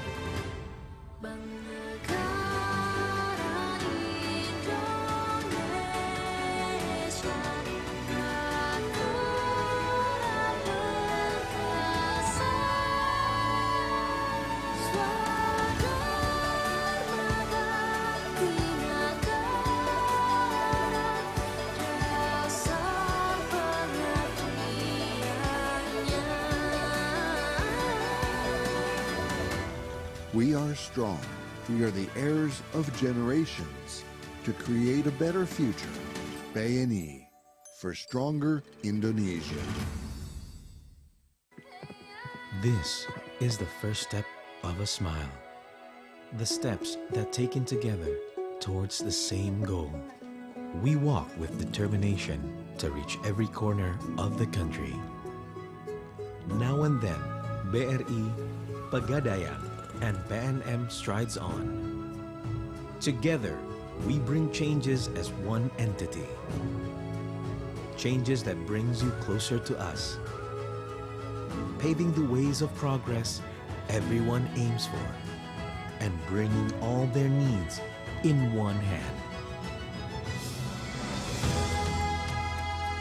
This is our answer that makes everyone grow even bigger and brings meaning to everyone's smile.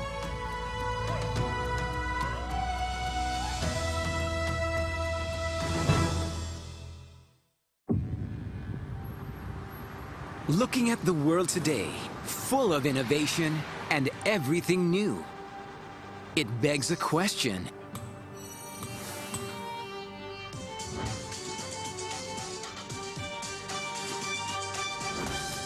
Who are the real game changers? They are the visionaries who see opportunities everywhere, From passion turned into profit. who sees every chance and face every challenge. Tweak it, make it brand new.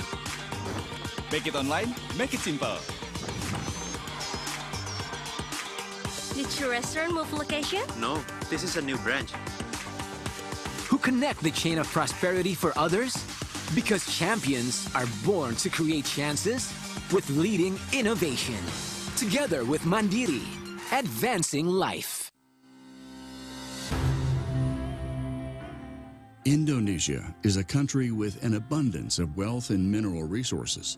To explore and develop the mineral resources in Indonesia, Mind ID, Mining Industry Indonesia, was formed as a state-owned holding company of large mining companies located throughout the regions. Mind ID is the largest diversified and vertically integrated metals and mining company in the ASEAN region. The companies under MindID aims to deliver the mandate of MindID. Manage Indonesia's strategic mineral resources and reserves. Encourage the mineral industry's development of the downstream industry and become a world-class company. MindID continues to explore, to seek and maximize the potential of the country's natural resources and to develop these potentials to promote the lives of the Indonesian people. Energy moves us forward passionately to explore opportunities, to make a million dreams come true. Pertamina believes we can go faster and better while keeping in harmony with the sustainability of our Earth's future. With various energy transition initiatives, Pertamina provides clean and environmentally friendly energy from diverse local sources. The warmth of the sun produces low-emission energy. The abundance of geothermal ignites life on every front, meeting energy needs by reducing emissions, protecting biodiversity, and preserving the green earth. Let's move towards our shared goal. Preserve nature, support sustainability, protect the future of our home, our only earth. Pertamina, energizing sustainable future, energizing you.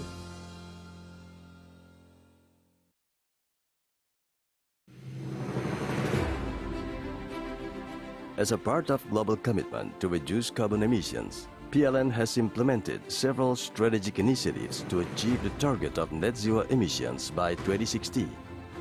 The first initiative is to conduct an early retirement for coal-fired power plants. Second, accelerate and optimize the new and renewable energy for the power generation sector. Third, expand the biomass co-firing program as a replacement for remaining fossil fuel-based generators.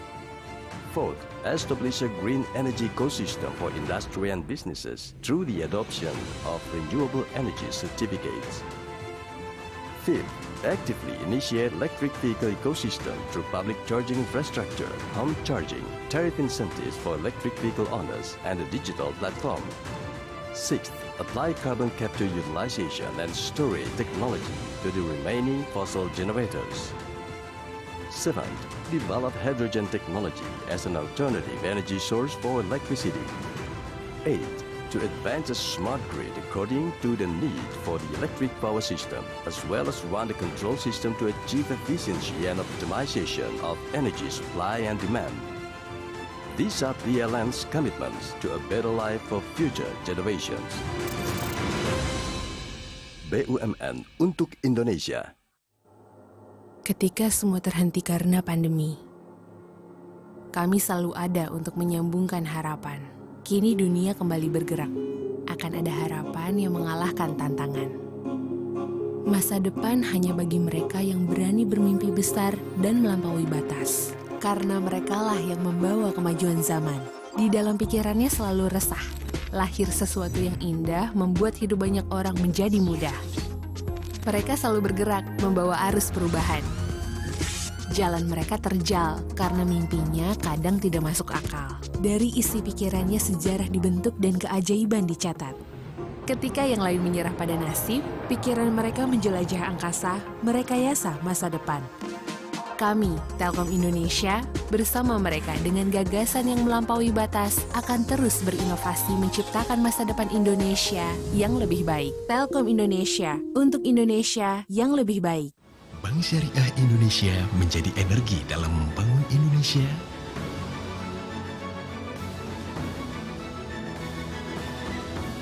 Membangun manusia. Bank Syariah Indonesia. Dulu tiap transaksi banyak biaya ini itu. Tapi di tabungan BTN Bisnis beda. Bisa bebas biaya transaksi itu juara banget. Karena bisnis gak cuma tentang hari ini, Tapi juga esok hari.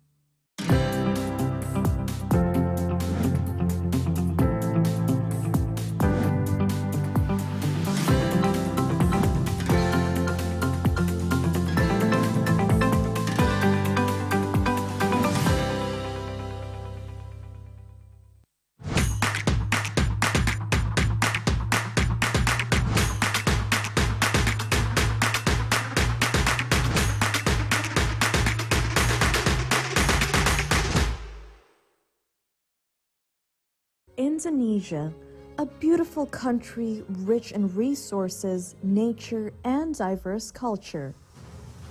Indonesia's state-owned enterprises, or SOEs, play pivotal roles in driving and strengthening the national economy. SOEs continue to transform and create breakthroughs. It is the time for SOEs to undertake further transformation and contribute more through the acceleration of clean water provision in Indonesia.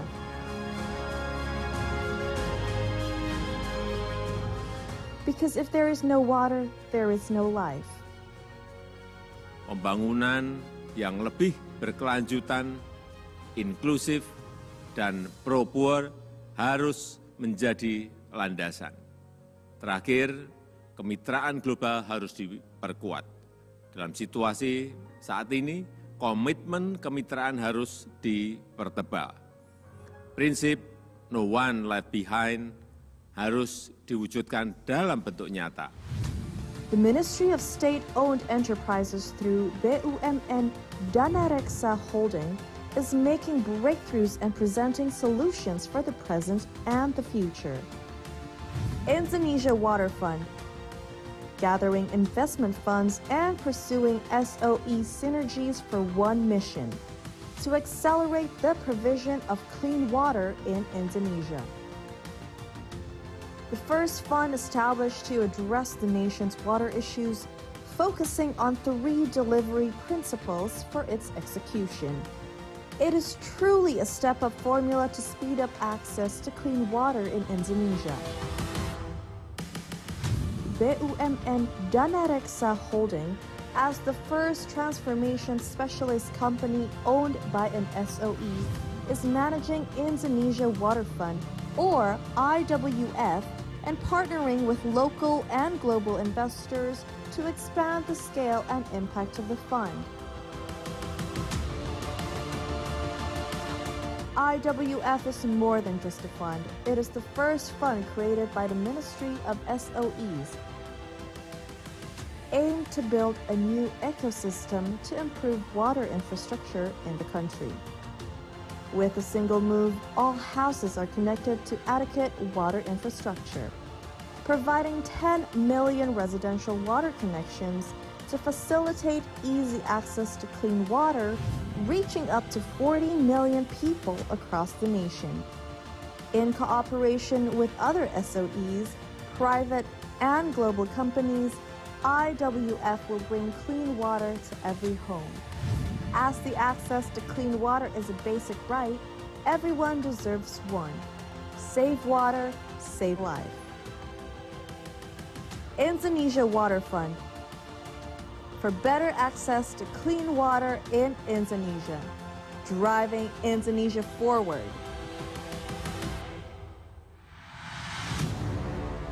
BUMN untuk Indonesia.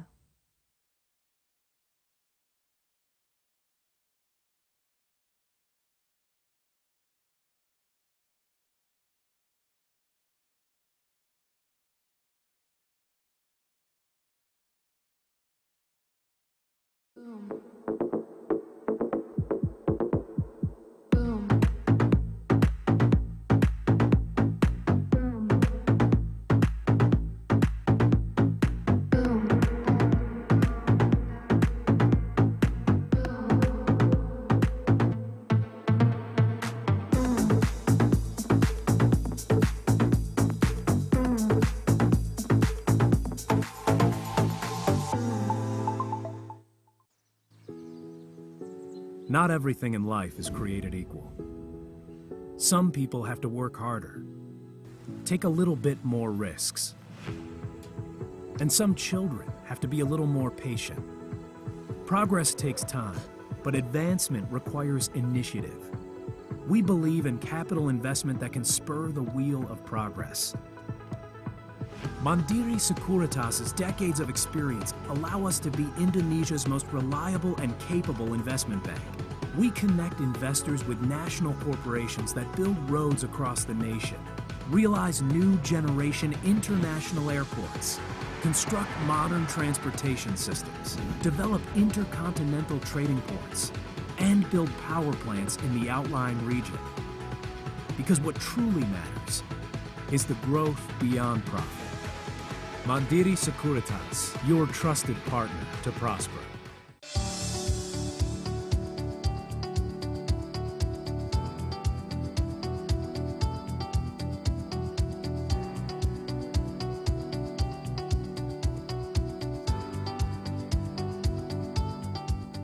BUMN Group is ready to collaborate and innovate to realize the sustainable energy transition. Recover together, recover strong. Pupuk Indonesia, a world-class fertilizer company committed to ensure food stability, striving our best to produce fertilizers for future needs, strengthening our business with innovation and digitalization whilst improving the welfare of farmers and crop productivity, determined to have cleaner and more sustainable business process. With over 50 years of experience, Pupuk Indonesia continues to expand its potential to prosper the world.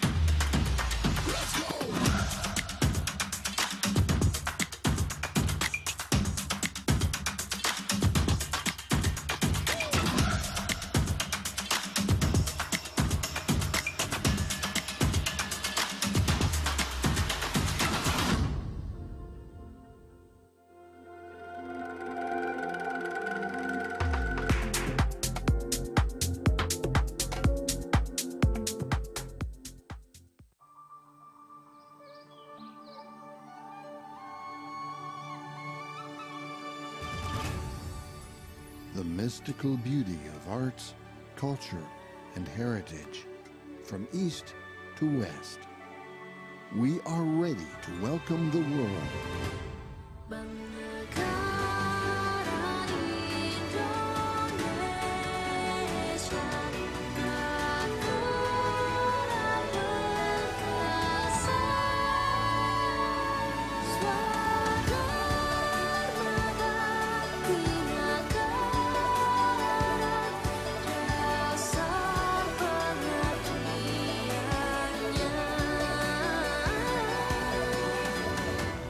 We are strong. We are the heirs of generations to create a better future. BNI for stronger Indonesia. This is the first step of a smile. The steps that taken together towards the same goal. We walk with determination to reach every corner of the country. Now and then, BRI, Pegadaian, and PNM strides on. Together, we bring changes as one entity. Changes that brings you closer to us. Paving the ways of progress everyone aims for. And bringing all their needs in one hand. This is our answer that makes everyone grow even bigger. And brings meaning to everyone's smile.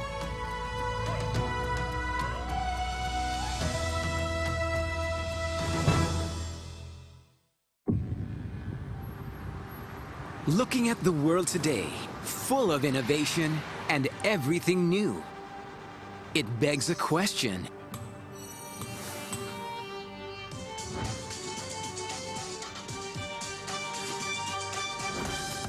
Who are the real game changers? They are the visionaries who see opportunities everywhere, From passion turned to profit. who sees every chance and face every challenge. Tweak it, make it brand new. Make it online, make it simple.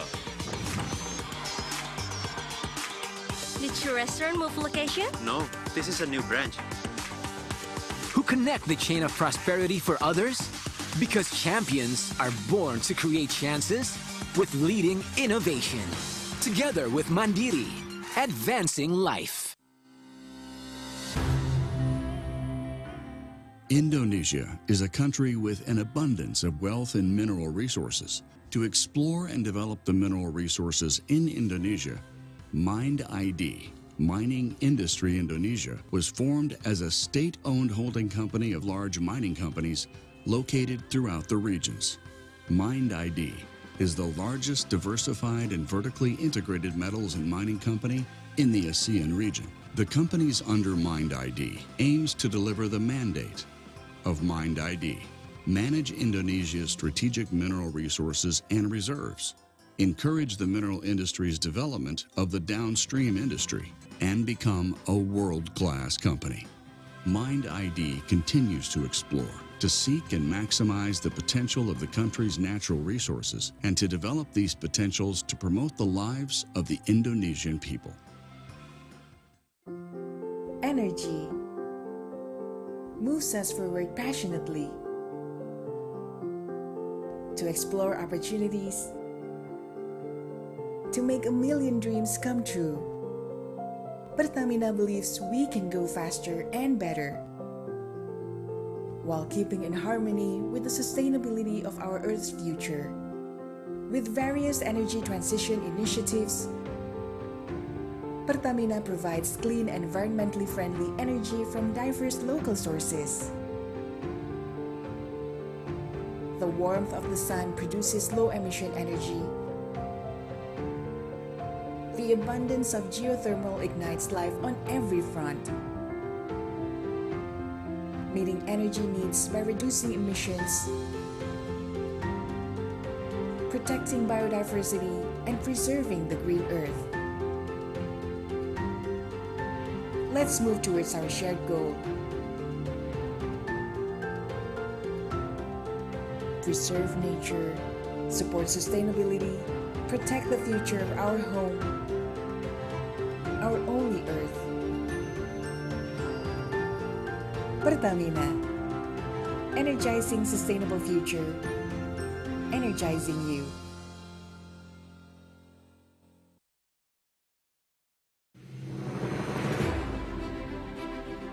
As a part of global commitment to reduce carbon emissions, PLN has implemented several strategic initiatives to achieve the target of net zero emissions by 2060. The first initiative is to conduct an early retirement for coal-fired power plants. Second, accelerate and optimize the new and renewable energy for the power generation sector.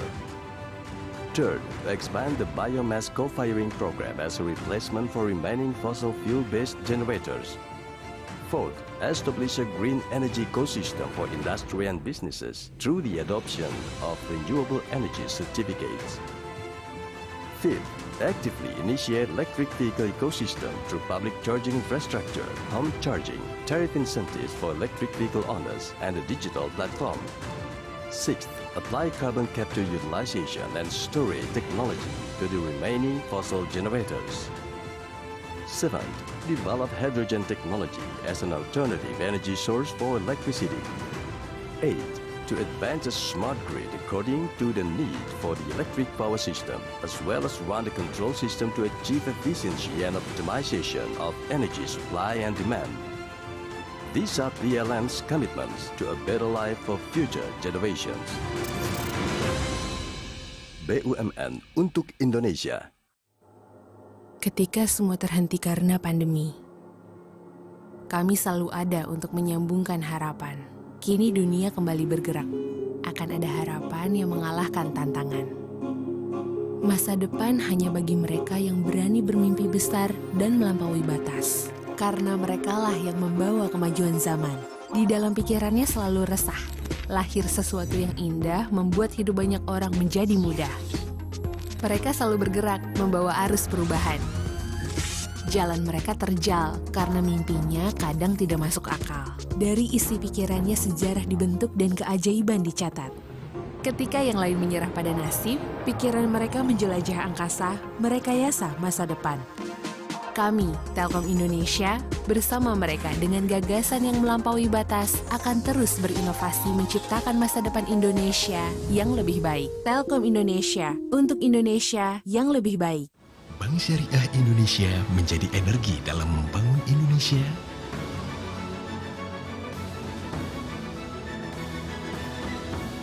Membangun manusia. Bank Syariah Indonesia. Dulu tiap transaksi banyak biaya ini itu. Tapi di tabungan BTN Bisnis beda. Bisa bebas biaya transaksi itu juara banget.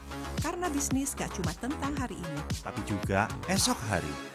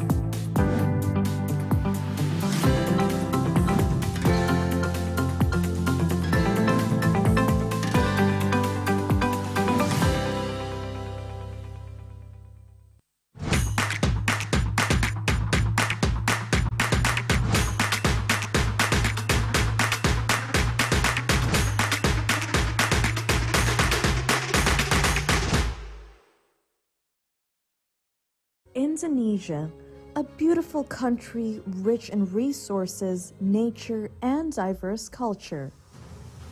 Indonesia's state-owned enterprises, or SOEs, play pivotal roles in driving and strengthening the national economy.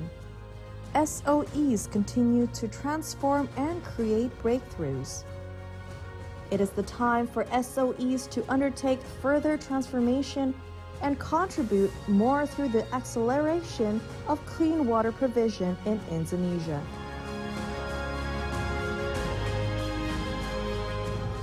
Because if there is no water, there is no life.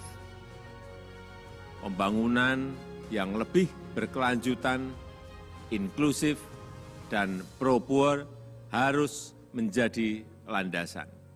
Terakhir, kemitraan global harus diperkuat. Dalam situasi saat ini, komitmen kemitraan harus dipertebal.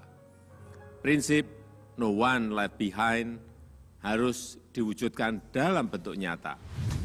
The Ministry of State-Owned Enterprises through BUMN Danareksa Holding is making breakthroughs and presenting solutions for the present and the future. Indonesia Water Fund, gathering investment funds and pursuing SOE synergies for one mission, to accelerate the provision of clean water in Indonesia.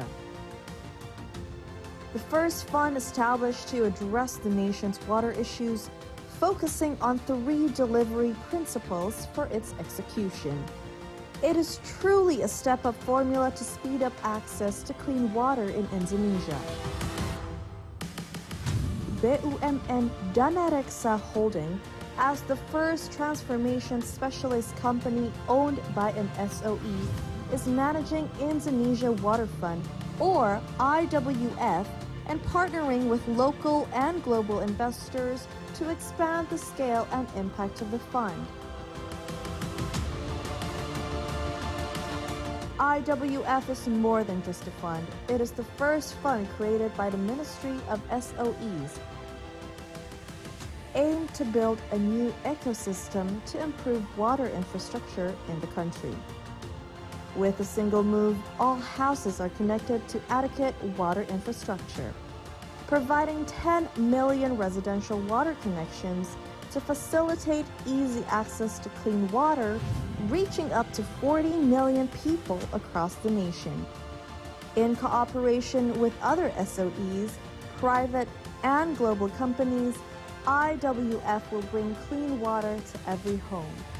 As the access to clean water is a basic right, everyone deserves one. Save water, save life. Indonesia Water Fund. For better access to clean water in Indonesia, driving Indonesia forward.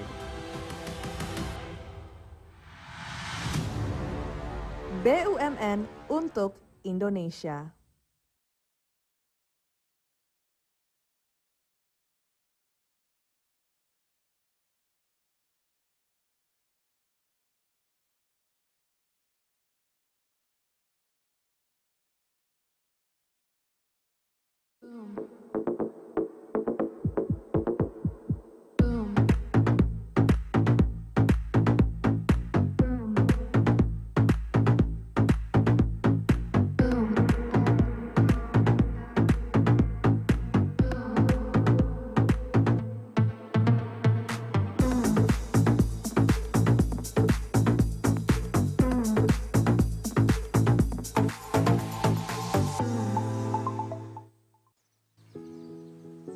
Not everything in life is created equal.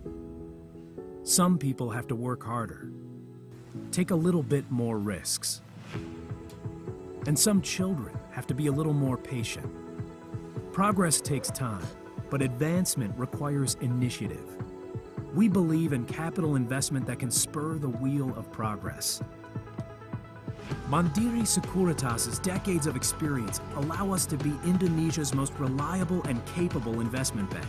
We connect investors with national corporations that build roads across the nation, realize new generation international airports, construct modern transportation systems, develop intercontinental trading ports, and build power plants in the outlying region. Because what truly matters is the growth beyond profit. Mandiri Sekuritas, your trusted partner to prosper.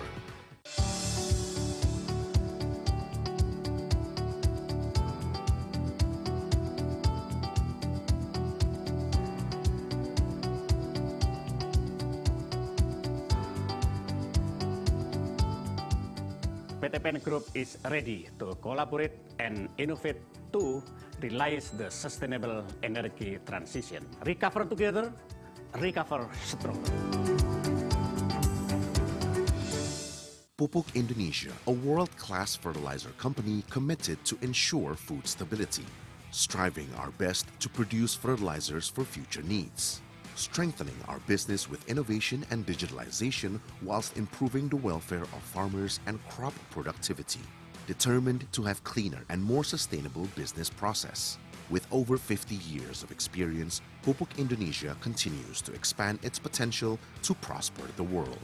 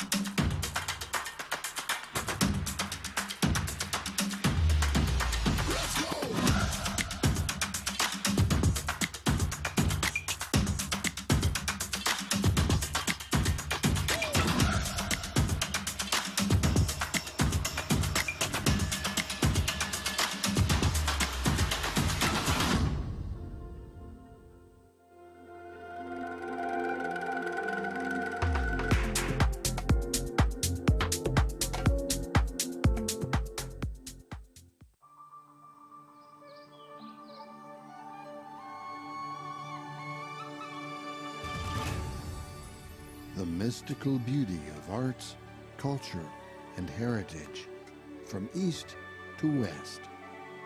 We are ready to welcome the world.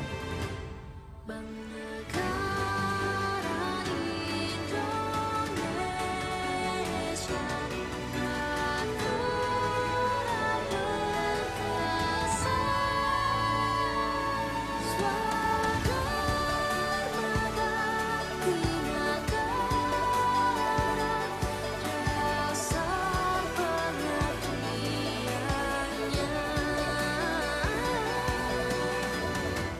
We are strong. We are the heirs of generations to create a better future. BNI for stronger Indonesia. This is the first step of a smile. The steps that taken together towards the same goal. We walk with determination to reach every corner of the country. Now and then, BRI, Pegadaian, and BNM strides on. Together, we bring changes as one entity. Changes that brings you closer to us. Paving the ways of progress everyone aims for, and bringing all their needs in one hand. This is our answer that makes everyone grow even bigger and brings meaning to everyone's smile.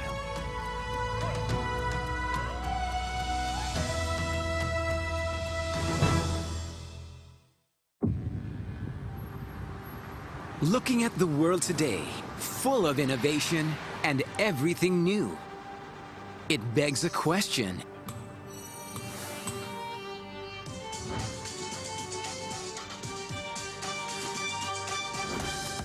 Who are the real game changers? They are the visionaries who see opportunities everywhere, From passion turned into profit. who sees every chance and face every challenge. Tweak it, make it brand new. Make it online, make it simple. Did your restaurant move location? No, this is a new branch. Who connect the chain of prosperity for others? Because champions are born to create chances with leading innovation. Together with Mandiri, advancing life. Indonesia is a country with an abundance of wealth and mineral resources. To explore and develop the mineral resources in Indonesia, Mind ID, Mining Industry Indonesia, was formed as a state-owned holding company of large mining companies located throughout the regions. Mind ID is the largest diversified and vertically integrated metals and mining company in the ASEAN region. The companies under Mind ID aims to deliver the mandate of Mind ID, manage Indonesia's strategic mineral resources and reserves, encourage the mineral industry's development of the downstream industry, and become a world-class company. Mind ID continues to explore, to seek and maximize the potential of the country's natural resources, and to develop these potentials to promote the lives of the Indonesian people. Energy moves us forward passionately to explore opportunities, to make a million dreams come true.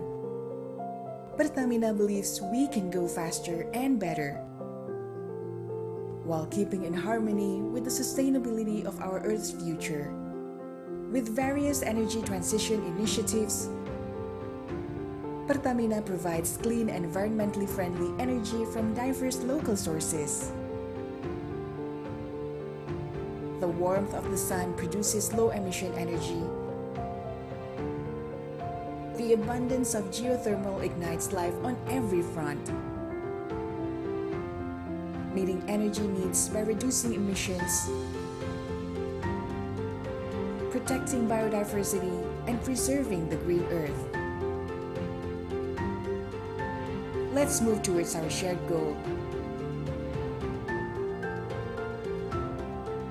Preserve nature, support sustainability, protect the future of our home, our only earth. Pertamina, energizing sustainable future, energizing you.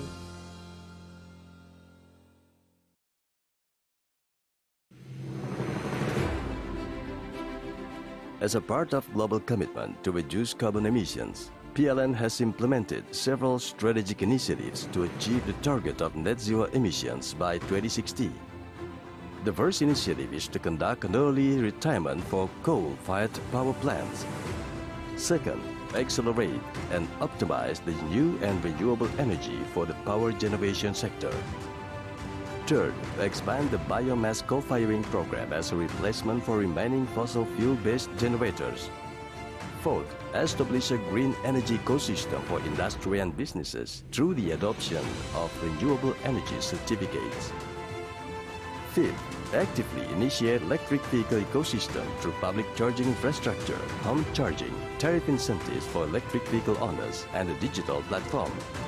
Sixth, apply carbon capture utilization and storage technology to the remaining fossil generators. Seventh, develop hydrogen technology as an alternative energy source for electricity. Eighth, to advance a smart grid according to the need for the electric power system, as well as run the control system to achieve efficiency and optimization of energy supply and demand. These are PLN's commitments to a better life for future generations. BUMN untuk Indonesia. Ketika semua terhenti karena pandemi, kami selalu ada untuk menyambungkan harapan. Kini dunia kembali bergerak. Akan ada harapan yang mengalahkan tantangan. Masa depan hanya bagi mereka yang berani bermimpi besar dan melampaui batas. Karena merekalah yang membawa kemajuan zaman. Di dalam pikirannya selalu resah. Lahir sesuatu yang indah membuat hidup banyak orang menjadi mudah. Mereka selalu bergerak membawa arus perubahan. Jalan mereka terjal karena mimpinya kadang tidak masuk akal. Dari isi pikirannya sejarah dibentuk dan keajaiban dicatat. Ketika yang lain menyerah pada nasib, pikiran mereka menjelajah angkasa, merekayasa masa depan. Kami, Telkom Indonesia, bersama mereka dengan gagasan yang melampaui batas akan terus berinovasi menciptakan masa depan Indonesia yang lebih baik. Telkom Indonesia, untuk Indonesia yang lebih baik. Bank Syariah Indonesia menjadi energi dalam membangun Indonesia.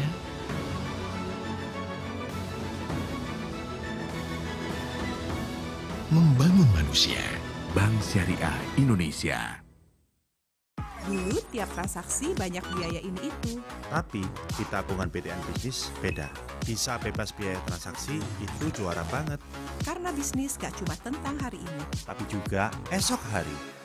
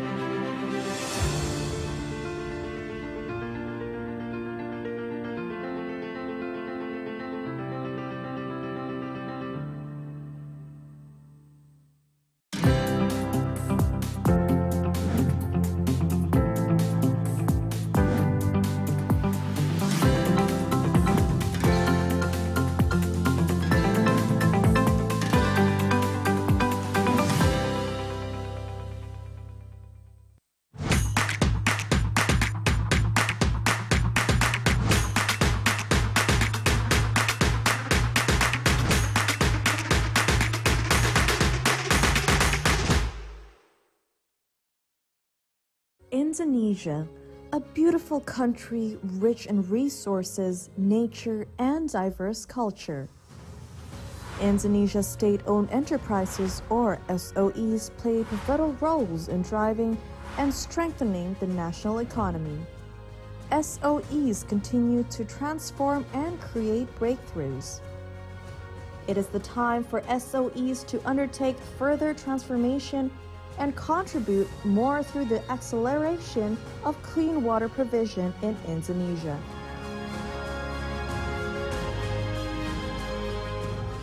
Because if there is no water, there is no life. Pembangunan yang lebih berkelanjutan, inklusif, dan pro-poor harus menjadi landasan. Terakhir, kemitraan global harus diperkuat. Dalam situasi saat ini, komitmen kemitraan harus dipertebal. Prinsip no one left behind harus diwujudkan dalam bentuk nyata. The Ministry of State-Owned Enterprises through BUMN Dana Reksa Holding is making breakthroughs and presenting solutions for the present and the future. Indonesia Water Fund, gathering investment funds and pursuing SOE synergies for one mission: to accelerate the provision of clean water in Indonesia. The first fund established to address the nation's water issues, focusing on 3 delivery principles for its execution. It is truly a step-up formula to speed up access to clean water in Indonesia. BUMN Dana Reksa Holding, as the first transformation specialist company owned by an SOE, is managing Indonesia Water Fund, or IWF, and partnering with local and global investors to expand the scale and impact of the fund.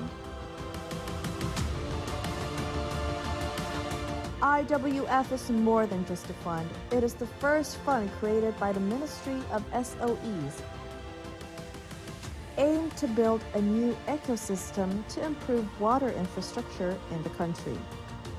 With a single move, all houses are connected to adequate water infrastructure, providing 10 million residential water connections to facilitate easy access to clean water, reaching up to 40 million people across the nation. In cooperation with other SOEs, private and global companies, IWF will bring clean water to every home.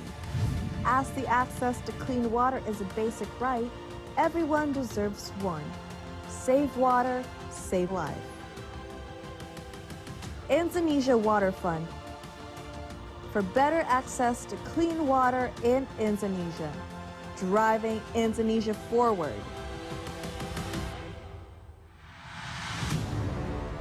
BUMN untuk Indonesia.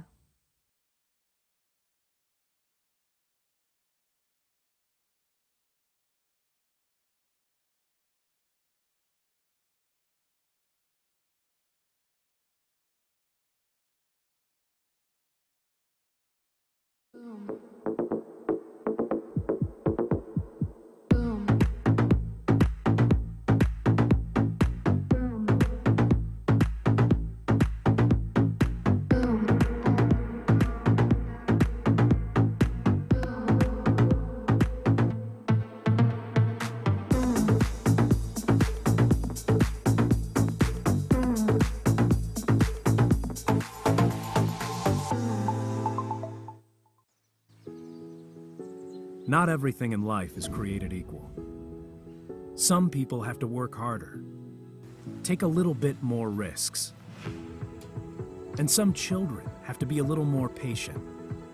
Progress takes time, but advancement requires initiative. We believe in capital investment that can spur the wheel of progress. Mandiri Sekuritas's decades of experience allow us to be Indonesia's most reliable and capable investment bank. We connect investors with national corporations that build roads across the nation, realize new generation international airports, construct modern transportation systems, develop intercontinental trading ports, and build power plants in the outlying region. Because what truly matters is the growth beyond profit. Mandiri Sekuritas, your trusted partner to prosper.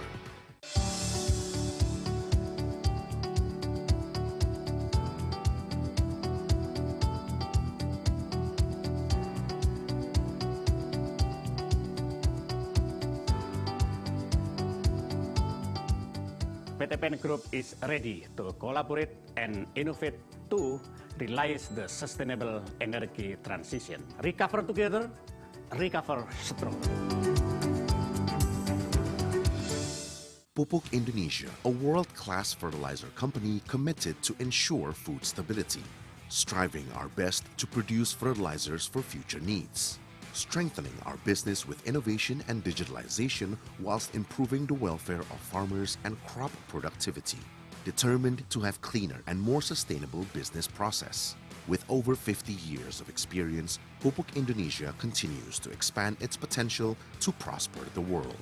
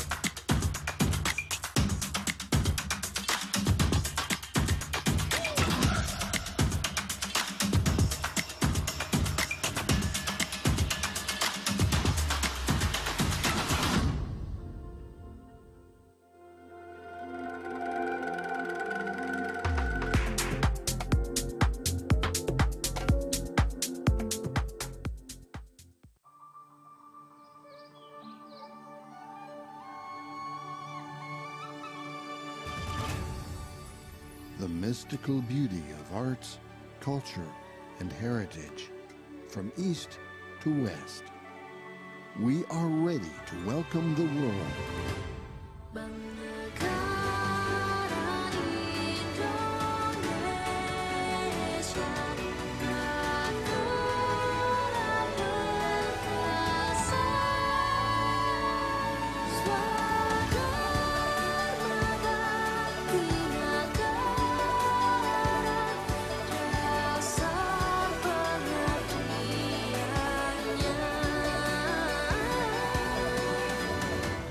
We are strong.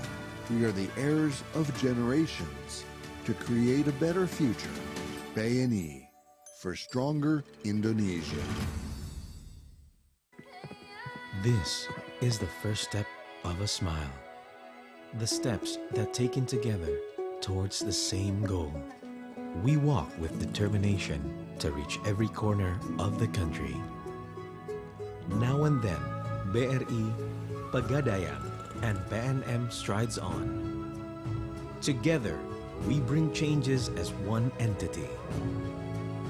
Changes that brings you closer to us. Paving the ways of progress everyone aims for. Distinguished guests, ladies and gentlemen, as our events will continue shortly, we'd like to invite everyone to please enter the ballroom and please be seated. Thank you.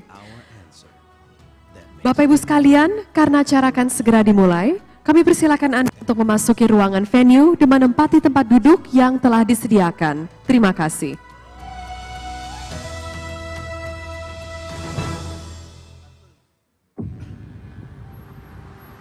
Looking at the world today, full of innovation and everything new, it begs a question.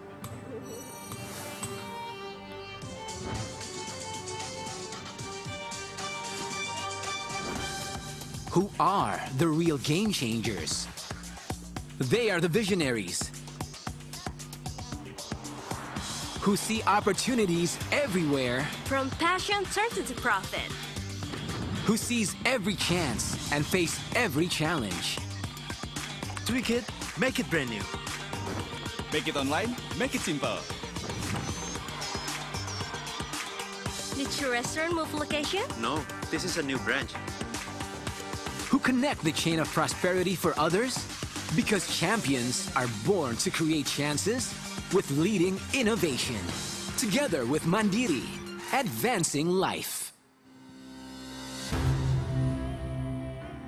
Indonesia is a country with an abundance of wealth and mineral resources. To explore and develop the mineral resources in Indonesia, Mind ID, Mining Industry Indonesia, was formed as a state-owned holding company of large mining.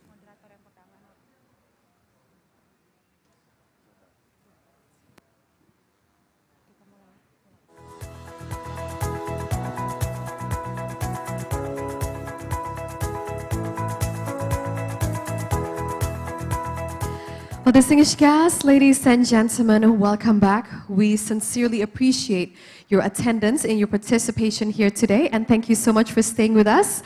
And ladies and gentlemen, we truly hope that you also had a very good lunch and a strong hit of coffee, because now let us get down to business and continue our agenda. And for our next session, it is a panel discussion. We're going to be talking about and discussing energy transition mechanisms acceleration. Ladies and gentlemen, allow me to welcome our moderator for this session, the head of equity research of Mandiri Sekuritas. Let's give a big round of applause for Mr. Adrian Joser.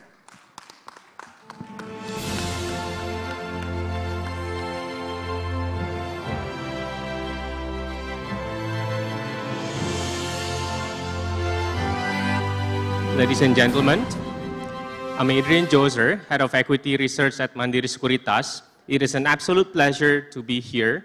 Good afternoon and welcome our distinguished speakers and our distinguished guests into this room. And thank you for your participation in this session on energy transition mechanism acceleration. So allow me to invite our distinguished four speakers into the stage. First, Pak Hartanto Wibowo, Director of Corporate Planning and Business Development at PLN. Please give a round of applause. And now let me invite the second speaker into the stage, Pak Harold Ciptajaya, Managing Director of Investment Banking at Mandiri Sekuritas. And our third speaker, Bapak Rafli Yandra, Director of Business Development at Bukit Asam. And now let's welcome our fourth speaker, Bapak Edwin Syahruzat, President Director of Sarana Multi Infrastructure. So ladies and gentlemen, thank you to all of you for participating and also to our four distinguished speakers here. So we will be discussing about energy transition mechanism or ETM as part of Indonesia's commitment to achieve net zero 2060. The energy transition strategy needs to be able to replace while maintaining baseload power supply. Currently, energy mix in Indonesia is dominated by coal-fired power plant or CFPP. And based on the government's roadmap, the CFPP capacity must be reduced gradually until 2060. So today, we will be hearing collaborative efforts from state-owned companies to execute their first pilot projects to accelerate the phase-out of coal-fired power plant. So in this energy transition mechanism acceleration session, we will feature the pilot project and the reasoning behind the initiatives. So without further ado, let us hear the first presentation from Pak Hartanto Wibowo, who will give us insights about PLN's journey on energy transition. The floor is yours, Pak. Thank you, Pak Joy. Assalamualaikum warahmatullahi wabarakatuh. As we know that the government of Indonesia has ratified the Paris Agreement and submitted commitment to reduce gas emission with the unconditional target 29% and with the conditional target of 41%. Of course, as state-owned enterprise, PLN aligned with the government of Indonesia ambition. PLN set the vision or aspiration to achieve the net carbon emission in 2060. To achieve that vision, PLN has identified 4 pillars. The first and the second pillar is about the supply side initiative to shift away from the high carbon power generation. The pillar consists of several sub-initiatives with the short-term goal to over-deliver on NDC by 2030 and the long-term goal to achieve a net zero emission by 2060. The third pillar is the initiative about the supply side management. This is to achieve, to increase growth of business and also to acquire the new technology.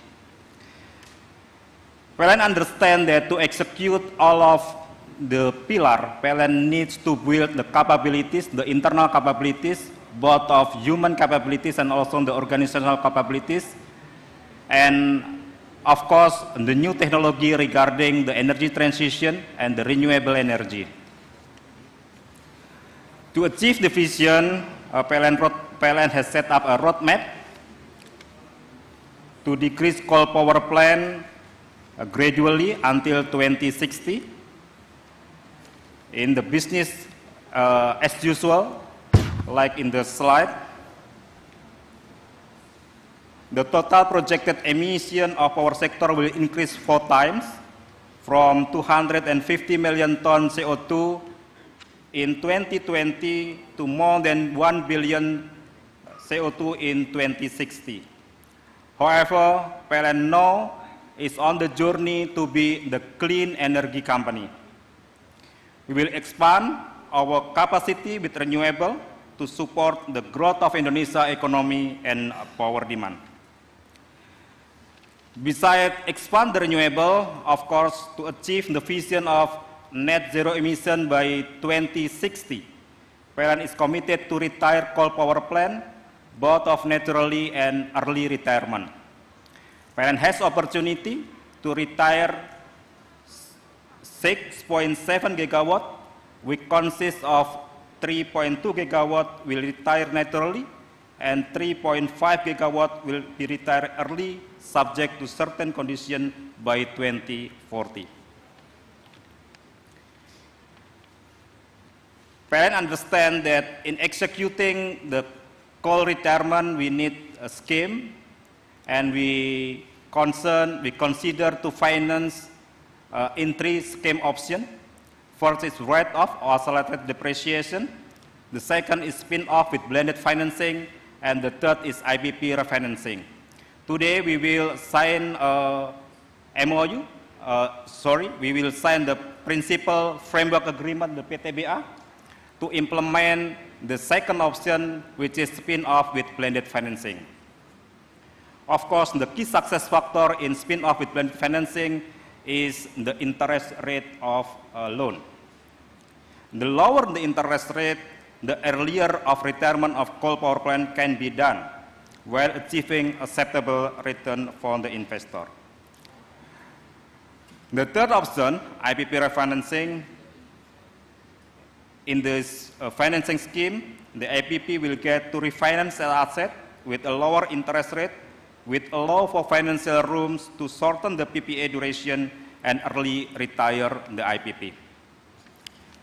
Thank you, Pak Joy. This is the roadmap of PLN to achieve the vision of net zero emission by 2060. Thank you, Pak. Thank you, Pak Hartanto, for the very insightful presentation. Now let's turn to Pak Harold Ciptajaya to hear more details about the scheme of ETM and the mechanism and also the structures. Please, Pak. Thank you, Pak Adrian. Good afternoon, ladies and gentlemen. Thank you for attending this session, which is very important. As you know, many people around the world are talking about ETM. We call it Energy Transition Mechanism, without really knowing what it really means. Are we changing the energy just like that, or how we like to do that? Of course, obviously, it's very important for Indonesia to bring more renewable energy to the grid. But the reality, the technology has not been developed so much that you can just go immediately changing from the coal-fired to become renewable energy. And one other thing that we always face, that the market says that at this moment there is matters of oversupply in electricity. So the argument that Mandiri Sekuritas has been putting forward to our friends at PLN and PTBA is actually in order for the government to make more rooms for renewable energy. One of the other things that we have to do is actually to early retire this coal-fired power plant. We've been contemplating many ways how to go there, and one of the other things, as Pak Hartanto has mentioned, is actually to the spin-off. And from many of the power plant owned by PLN, we come to one potential transaction that would like to discuss and also to evidence the signing of the transaction by today. Allow me to go to page 10 of this presentation from Mandiri Sekuritas, where you can see that this is the power plant that we are talking about. This is the power plant who are linked to the Java network, which is one of the strongest network that the government has.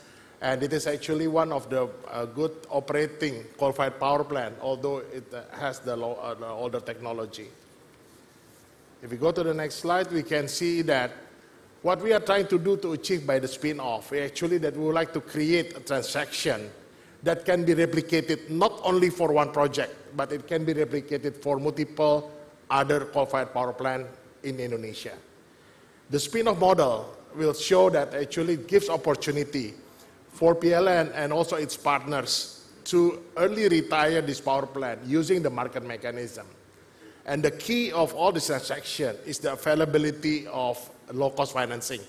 That's why later on today you will hear from Pak Edwin, my colleagues, who will discuss about what will be the role of ETM through the government, the national platform, energy platform, who will discuss later on how the government will support in terms of low-cost financing. My last slide will be actually, we see based on our market discussion with some of the players, people always said that availability of low-cost financing is very key in order for us to achieve the reduction, early retirement of coal-fired plant. I think that would be all for me. Thank you. Thank you, Pak Harold. So let us now move to Pak Rafli of Bukit Asam. So we actually want to hear about your PTBA's involvement in this project initiative. The floor is yours, Pak. Yes. Okay. Thank you. Good afternoon, ladies and gentlemen. So in this good opportunity, please allow convey to explanation about the Bukit Asam in the business transformation roadmap strategy. And PTBA is the Indonesian oldest and most experienced coal producer, which has been operating for more than 100 years. So in 2013, PTBA adopted a new vision of becoming a world-class energy company that cares about the environment and later on. And then we escalate in 2018 with the transform into an energy and chemical company by entering the coal gasification sector. Next. PTBA, the only state-owned enterprise in Indonesia, engaged in coal mining, which has almost 6 billion tons of resources, and this is which makes PTBA the largest in Indonesia coal mining company. We have the 3 ports and 6 mining locations with total mining license area of the almost 100 hectares. Next.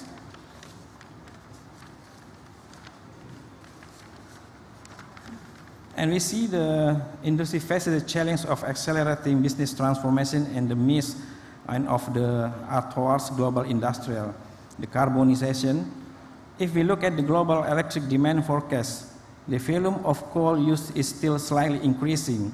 Although the portion of the energy mix will decrease, this is in line with our commitment of countries in the world to achieve net zero emission. Next. Considering several external aspects of the strengths, PTBA has long-term strategic focus of 4 pillars. And we see the expanding the business of energy, chemical and derivative products, and carbon management to be able to realize PTBA vision to become a world-class economic energy company. This strategic theme is expected to be able to guide PTBA in transforming as well as to play a role in assisting the government in the energy transition during the decarbonization period. Next. PTBA's long-term transformation is carried out in several stages, phases, and the achievement of milestones. PTBA first milestone in that in 2026 is expected that PTBA will have a revenue of 50% from non-coal business. To achieve the PTBA strategy there are several projects that we highlight that the display. There are 2 solar power plants. In addition, there are several projects under development, such as PLTS, port mining, and land with a total capacity up to 600 megawatt, and others. On this occasion, we keep moving forward to take a greener initiative. We are pleased to inform you that today there will be the signing of 2 important milestones in this agenda. The one is synergy between PTBA and PLN for energy transition and business diversification by signing principal framework agreement for early retirement of Pelabuhan Ratu coal power plant. And the second is synergy between PTBA and Cement Indonesia to develop new renewable energy also based power plant by signing as MOU. We also do join development between PTBA and China Huadian Corporation to develop renewable energy in Indonesia and China. We hope our initiative can be realized. Thank you. This is from us. Yeah, thank you, Pak Rafli. And now, last but not least, let me pass it to Pak Edwin Sahruzat of Sarana Multi Infrastructure. So we learned that the government of Indonesia has actually appointed SMI as country platform to support energy transition and efforts. So we actually would like to know more the details about the role of Sarana Multi Infrastructure. The floor is yours, Pak. Yeah, thank you, moderator, distinguished panel. speakers, Vice Minister, and ladies and gentlemen, please allow me to briefly explain about the role of PTSMI as a country manager ETM platform that has been assigned to us, I think in the middle of July 2022. Maybe I think my presentation covered two elements. First is the concept of the energy transition itself, and secondly is the importance of the blended finance to support the transition itself in such a way we can achieve net zero emission. I think we can go to the page 4 with regard to the concept itself. Energy transition in our understanding covers, I think, two important things. Yeah. First is the phasing out of the coal power plant, and the second one is the scaling up the renewable energy mixture. So I think within this context, it is also important to support the smooth phasing out of the coal-fired power plant, because I think Indonesia need to achieve emission reduction in that context. And secondly, also we are currently facing with the excess supply of power generation, and PTSMI as a representative of the MOF will provide a blended finance together with the government support, so that we can be in the middle, yeah, providing competitive financing and also equity modality that can help the transition towards the renewable itself. I think I can go to the second part of our presentation, that is explaining the blended finance structure that covers under our platform. Basically, we have three modalities. The first one is what we call it the concessional loan or program loan, which is essentially under the result-based lending. I think in this context, we together with the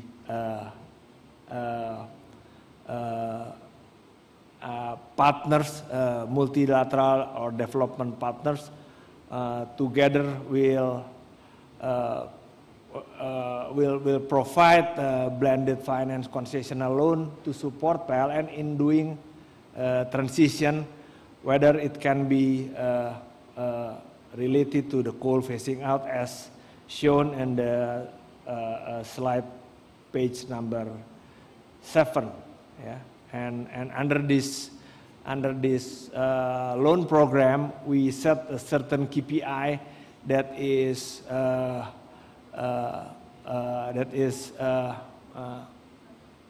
targeting PLN to have some emission target, and of course the underlying of the emission target itself is of course the phasing out of the coal power plant. The second modality is I think to facilitate the PLN spin-off program. I call it it's the equity modality. Basically, PTSMI will be the investors, yeah, to facilitate the spinning off of the power plant, and expectedly as an investors we also can bring the element of the low-cost funding from the OEP. In such way, all blended cost of capital would enable to facilitate the spinning off of the coal power plant that is planning by PLN in accordance with their emission target. I think this spin-off modality I think will be detailed further after we sign an MOU in this afternoon. And the third one, I think this IPP modality, and in this modality, I think SMI will co-invest or will be working in tandem with INA. I think INA will be facing with the private or IPP investors in dealing with the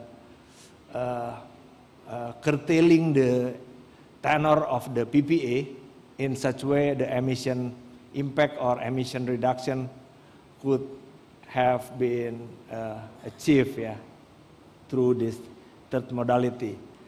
I think these three modalities will be coming together as a parallel, as an element of financing support that is, of course, the evidence of the support of the government, and we are going also to work in tandem with many counterparties, whether it is multilateral development partners, commercial banks, as well as philanthropy, to make the energy transition or the transition happening or achieve in the near future. I think this is the end of the presentation. Thank you. Yeah, thank you, Pak Edwin.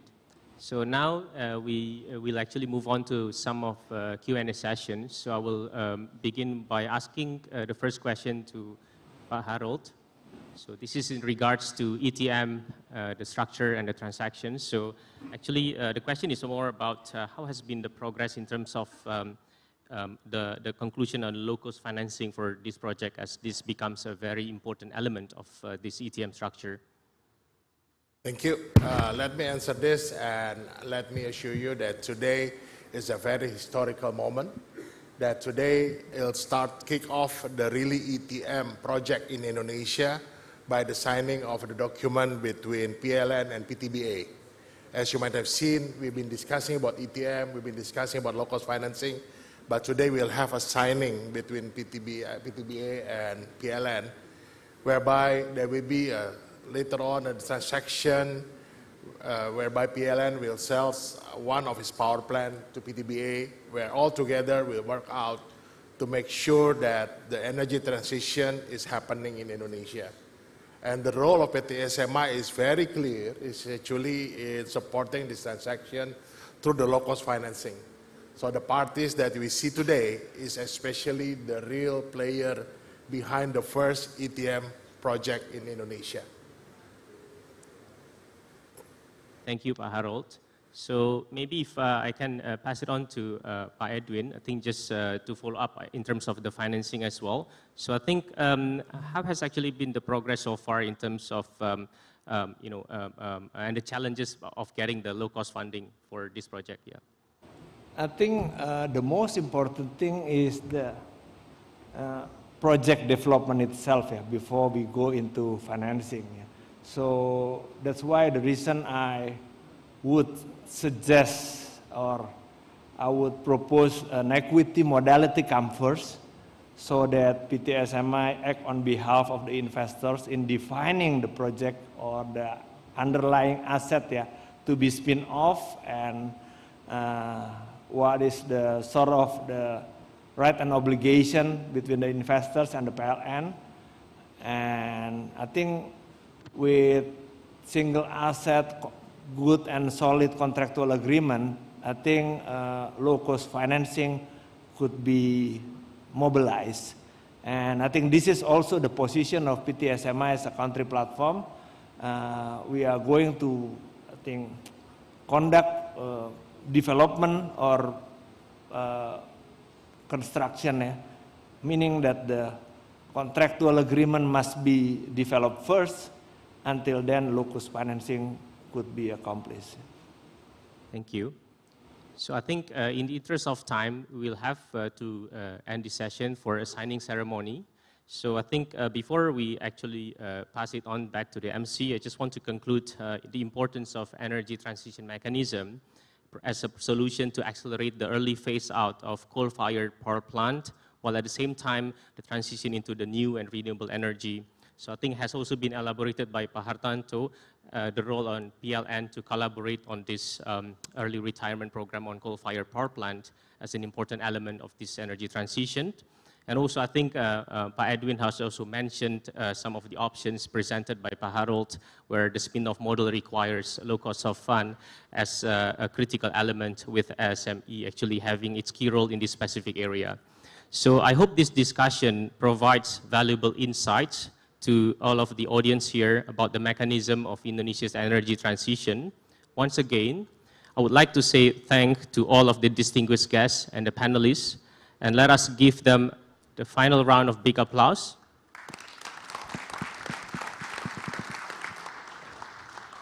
So let me now hand over the session back to the MC. Thank you. Thank you very much, Bapak Adrian, for excellently moderating this very substantial panel discussion. And we'd like to sincerely also thank our speakers for sharing their knowledge with all of us and their input on the subject. And I hope everyone has gained incredible and valuable information and insights from them. Once again, let's give them a big round of applause.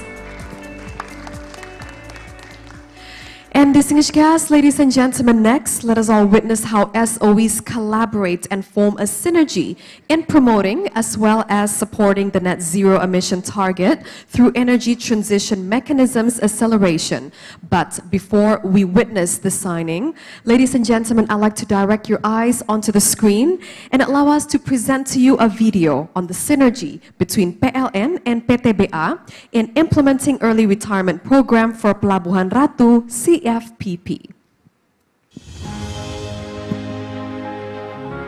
PLN is working with government to accelerate the transition of clean energy to net zero emission in 2060 in a fair and affordable way.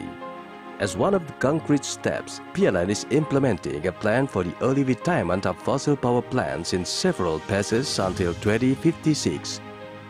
One of the pilot projects for the early retirement of fossil-based power plants under the market scheme is the coal-fired power plants PLTU West Java 2, known as PLTU Pelabuhan Ratu, which has an installed capacity of 3 times 350 megawatts. The PLTU has served as the electricity supplier in the West Java region and is known as one of the environmentally friendly power plants in Sukabumi, West Java. It has received the Green Proper predicate from the Ministry of Environment and Forestry 3 times consecutively. The early retirement program for fossil-based power plants requires the cooperation of all stakeholders. The early retirement of Pelabuhan Ratu Steam Power Plant is the synergy of PLN and Bukit Asam. Bukit Asam is leading investor in the early retirement program. Early retirement will technically reduce the PLTU's operating period from 24 years to 15 years, with the potential for carbon dioxide emission savings of up to 51 million tons of CO2 equivalent, or equivalent to a total cost savings of 220 billion rupiahs. PLN continues to make a green energy transition by adhering to the principle of availability, affordability, and acceptability for the sake for a better future. BUMN untuk Indonesia. So ladies and gentlemen, that was the video on the synergy between PLN and PTBA in implementing early retirement program for Pelabuhan Ratu CFPP. And ladies and gentlemen, this is it. We're going to witness how the SOEs or the state-owned enterprises collaborate and form a great synergy in together promoting as well as supporting and of course to accelerate as well the net zero emission target through the energy transitions mechanism acceleration. And ladies and gentlemen, we cordially invite to the stage the Director of Corporate Planning and Business Development of PLN, Bapak Hartanto Wibowo, and the Director of Business Development of Bukit Asam, Bapak Rafli Yandra, to come up on stage to sign the document. And as witnesses, please allow us to welcome on stage His Excellency Bapak Pahala Nugraha Mansuri, the Vice Minister of SOE of Indonesia, and the President Director of Bukit Asam, Bapak Arsal Ismail, to witness the signing ceremony.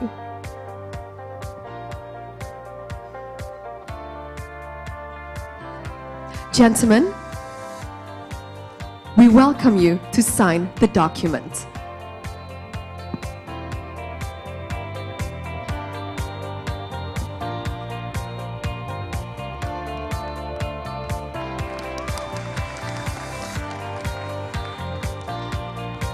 And ladies and gentlemen, PLN and Bukit Asam will sign the Principal Framework Agreement or PFA related to early termination acceleration of Pelabuhan Ratu power plants 3x3 50 megawatts. And gentlemen, we'd like to ask you to please hold up the documents for a group photo session together by first shaking your hands together.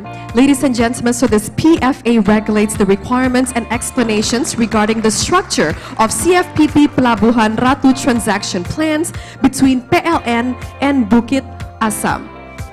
And here are our excellencies holding up the documents of the MOU signing, the very much needed one. Thank you very much, gentlemen. Congratulations to PLN and Bukit Asam. And Bapak Pahala, we ask you to please remain on stage. And gentlemen, thank you very much. You may return to your seats. And next, let us proceed to the next agenda of the signing ceremony, an MOU signing on the financing related to energy transition between PLN and Sarana Multi Infrastruktur or SME. Allow me to invite to the stage the Director of Finance of PLN, Ibu Cynthia Rusli, and the President Director of SME, Bapak Edwin Shahruzad, to sign the document. And as our witness of the signing, we have His Excellency Bapak Pahala Nugraha Mansuri. Ibu, Bapak, you're welcome to please sign the document.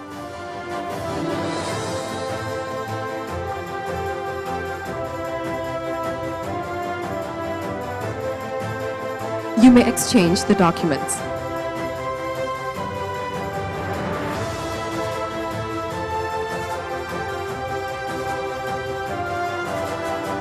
And Ibu Bapak, you may now show and hold up the documents for a group photo session. Ladies and gentlemen, this MOU regulates the preparation of the financing of investment schemes for the early retirement program of coal power plants. Thank you very much. We congratulate PLN and SME for the signing of the MOU.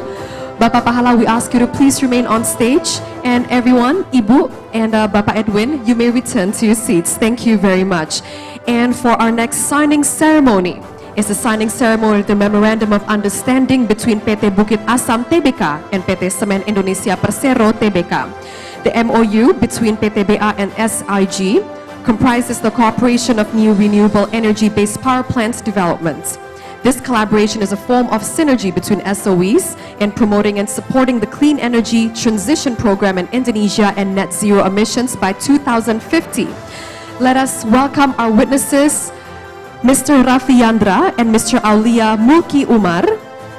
And to sign the MOU, we have the President Director of PT Bukit Asam Tbk, Mr. Arsal Ismail, and the President Director of PT Semen Indonesia Persero Tbk, Mr. Doni Arsal. You may now exchange the documents. PT BA, through its subsidiary, PT Bukit Energi Investama BEI, will build a solar power plant to support the operational activities of PT Semen Padang, which is a subsidiary of SIG. The plan for solar power plants developments is divided into 2 phases. So in the first phase, solar power plants with a capacity of 11.1 megawatt peak will build, which is targeted to operate commercially by December 2022. And the second phase, ground-mounted solar power plants with a capacity of 28.9 megawatt peak, targeted to operate in December next year. And next, ladies and gentlemen, we'd like to have the MOU. Bapak Pahala, we ask you to please remain on stage. Okay, terima kasih Bapak. You may now return to your seats. Thank you so much. Yes, thank you. And ladies and gentlemen, we just witnessed the signing of the MOU between PT BA and SIG, and hopefully this great signing And the collaboration will assist the energy acceleration in PTBA and SIG by developing new and renewable energy-based power plants. And ladies and gentlemen, may future collaborations continue to be fruitful, successful, and everlasting. And next, ladies and gentlemen, let us take a little bit of a breather, a 15-minute break. And when we come back, we'll have more panel discussions with our dearest speakers. We'll see you again back at the venue in 15 minutes time. So we welcome you to mingle with the great company that is around you. And when we come back, we'll have a panel discussion talking about all the realms of new energy. Thank you so much, and we'll be right back in 15 minutes time. Thank you.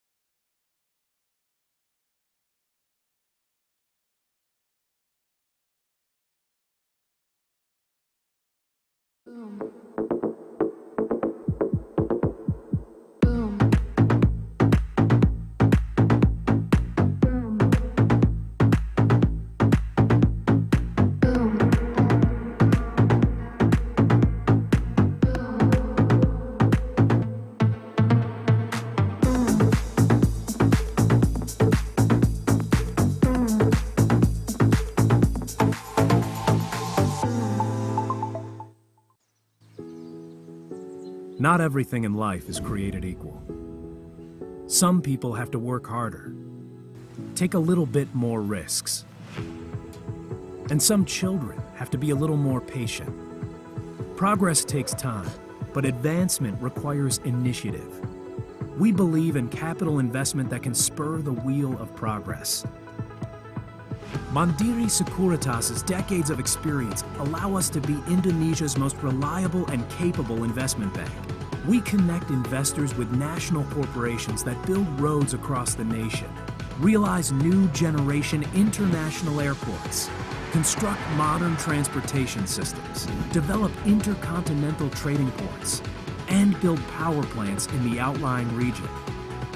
Because what truly matters is the growth beyond profit. Mandiri Sekuritas, your trusted partner to prosper.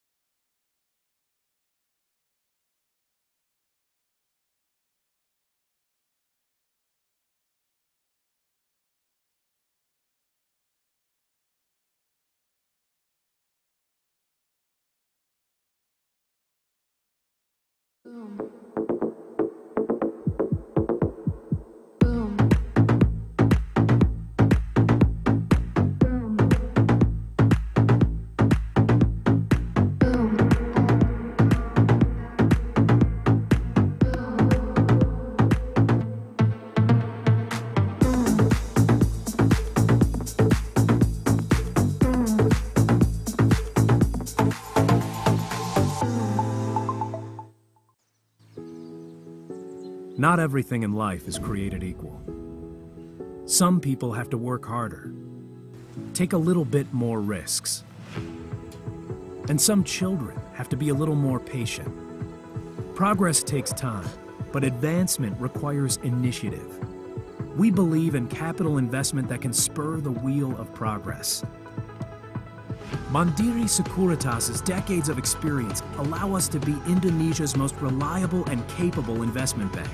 We connect investors with national corporations that build roads across the nation, realize new generation international airports, construct modern transportation systems, develop intercontinental trading ports, and build power plants in the outlying region. Because what truly matters is the growth beyond profit.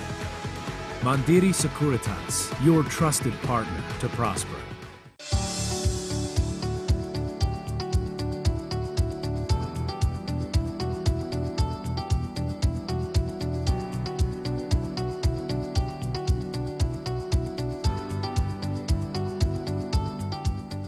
PT PN Group is ready to collaborate and innovate to realize the sustainable energy transition. Recover together, recover stronger. Pupuk Indonesia, a world-class fertilizer company committed to ensure food stability, striving our best to produce fertilizers for future needs, strengthening our business with innovation and digitalization whilst improving the welfare of farmers and crop productivity, determined to have cleaner and more sustainable business process. With over 50 years of experience, Pupuk Indonesia continues to expand its potential to prosper the world.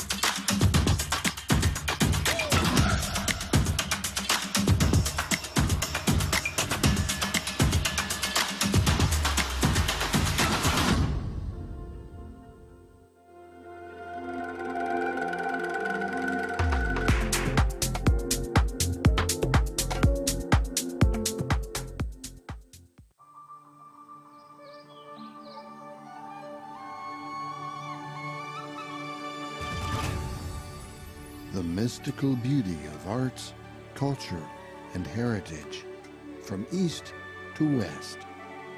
We are ready to welcome the world.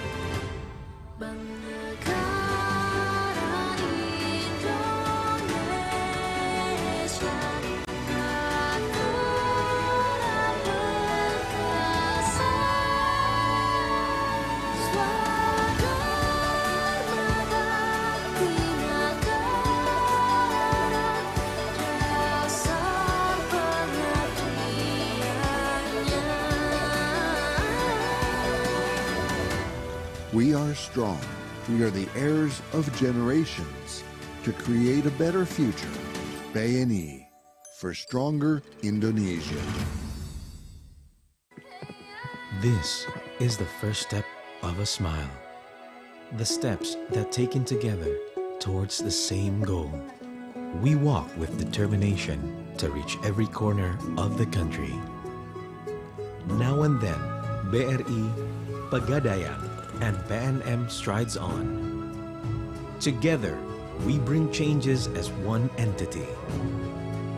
Changes that brings you closer to us.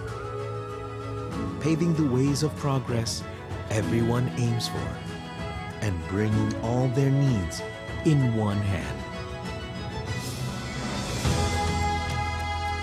This is our answer that makes everyone grow even bigger. And brings meaning to everyone's smile.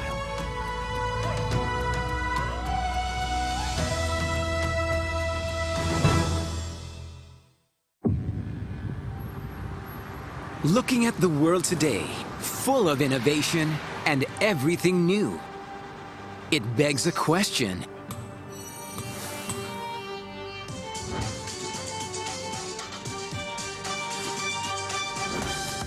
Who are the real game changers? They are the visionaries who see opportunities everywhere, From passion turned into profit. who sees every chance and face every challenge. Tweak it, make it brand new. Make it online, make it simple. Did your restaurant move location? No, this is a new branch. Who connect the chain of prosperity for others? Because champions are born to create chances with leading innovation. Together with Mandiri, advancing life. Indonesia is a country with an abundance of wealth in mineral resources. To explore and develop the mineral resources in Indonesia, Mind ID, Mining Industry Indonesia, was formed as a state-owned holding company of large mining companies located throughout the regions. Mind ID is the largest diversified and vertically integrated metals and mining company in the ASEAN region. The companies under Mind ID aims to deliver the mandate of Mind ID, manage Indonesia's strategic mineral resources and reserves, encourage the mineral industry's development of the downstream industry, and become a world-class company.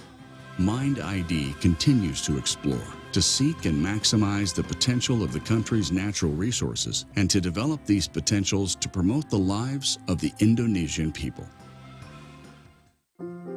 Energy moves us forward passionately to explore opportunities, to make a million dreams come true.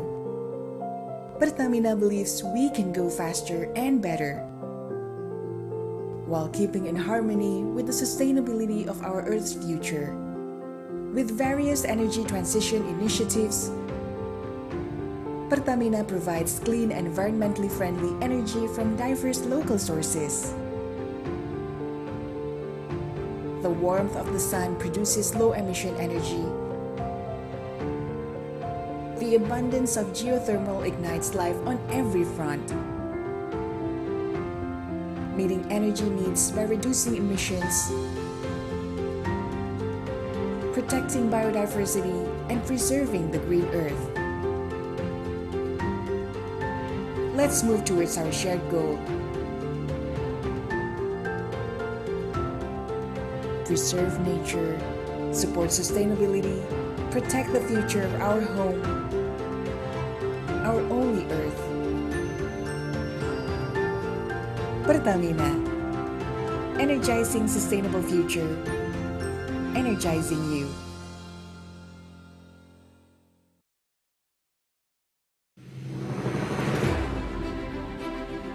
As a part of global commitment to reduce carbon emissions, PLN has implemented several strategic initiatives to achieve the target of net zero emissions by 2060. The first initiative is to conduct an early retirement for coal-fired power plants. Second, accelerate and optimize the new and renewable energy for the power generation sector. Third, expand the biomass co-firing program as a replacement for remaining fossil fuel-based generators. Fourth, establish a green energy ecosystem for industry and businesses through the adoption of renewable energy certificates. Fifth, actively initiate electric vehicle ecosystem through public charging infrastructure, home charging, tariff incentives for electric vehicle owners, and a digital platform.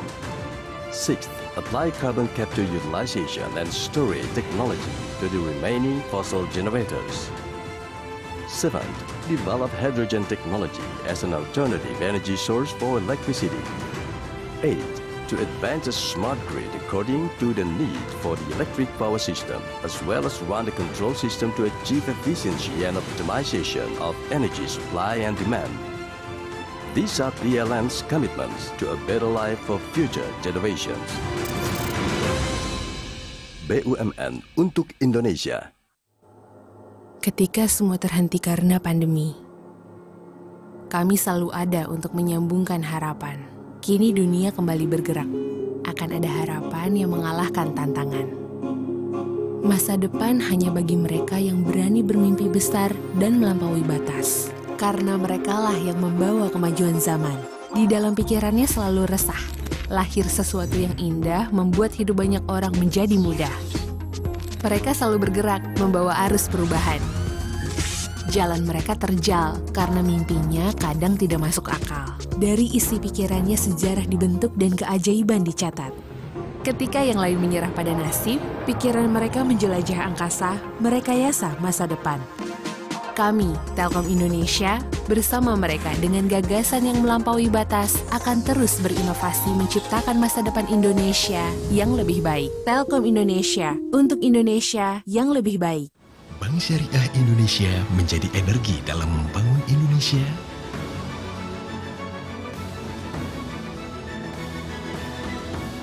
membangun manusia. Bank Syariah Indonesia.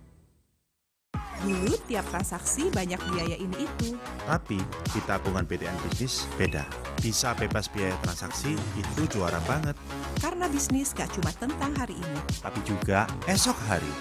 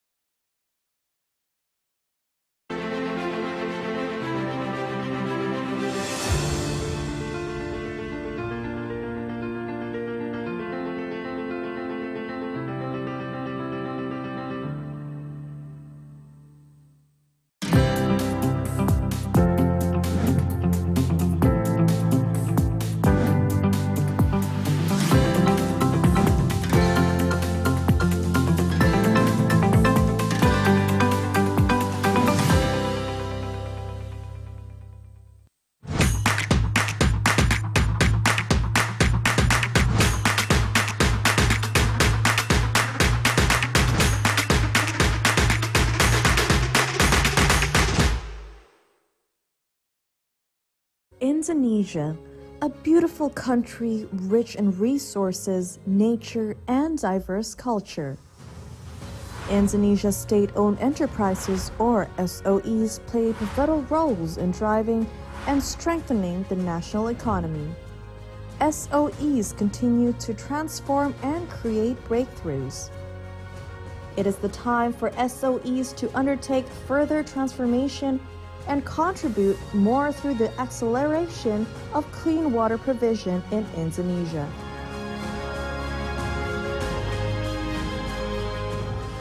Because if there is no water, there is no life.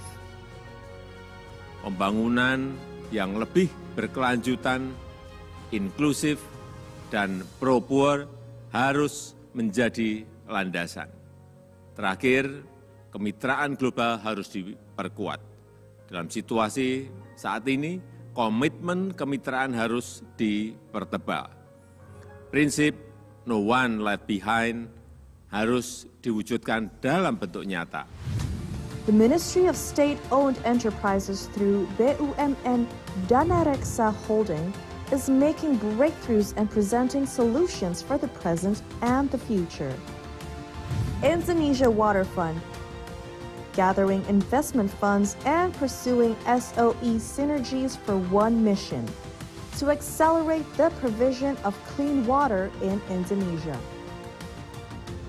The first fund established to address the nation's water issues, focusing on 3 delivery principles for its execution.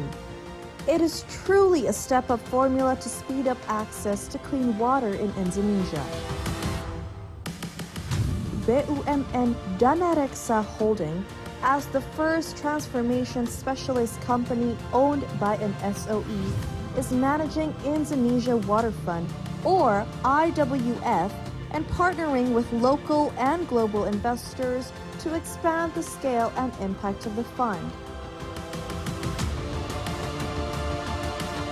IWF is more than just a fund. It is the first fund created by the Ministry of SOEs, aimed to build a new ecosystem to improve water infrastructure in the country. With a single move, all houses are connected to adequate water infrastructure, providing 10 million residential water connections to facilitate easy access to clean water, reaching up to 40 million people across the nation. In cooperation with other SOEs, private and global companies, IWF will bring clean water to every home. As the access to clean water is a basic right, everyone deserves one. Save water, save life. Indonesia Water Fund, for better access to clean water in Indonesia, driving Indonesia forward.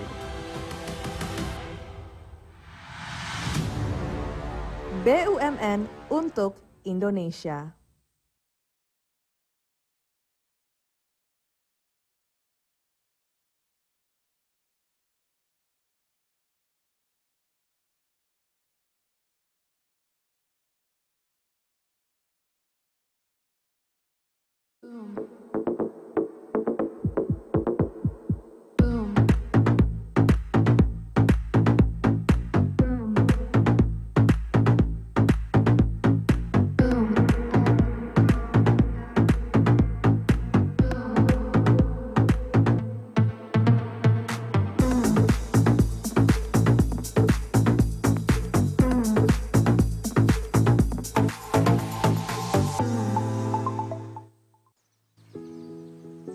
Not everything in life is created equal.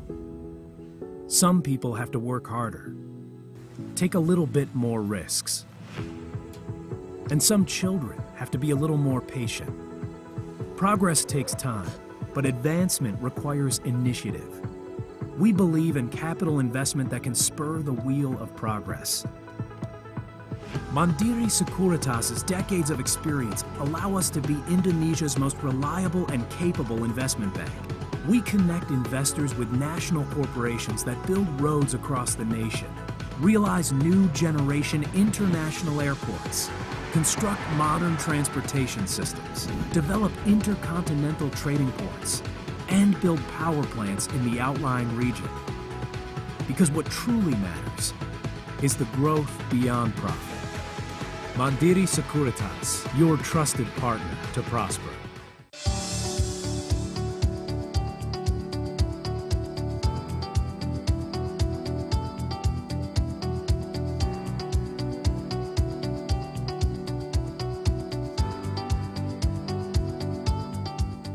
PT PN Group is ready to collaborate and innovate to realize the sustainable energy transition. Recover together, recover stronger.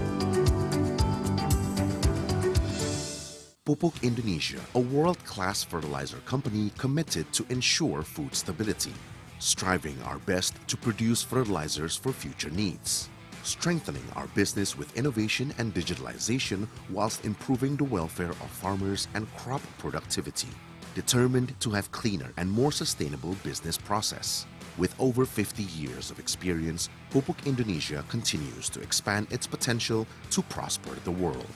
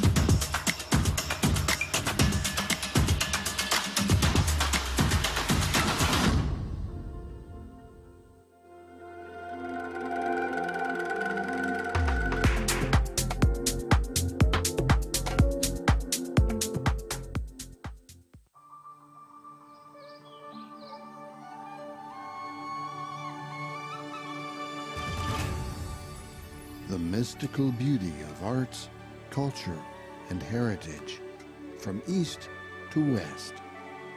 We are ready to welcome the world.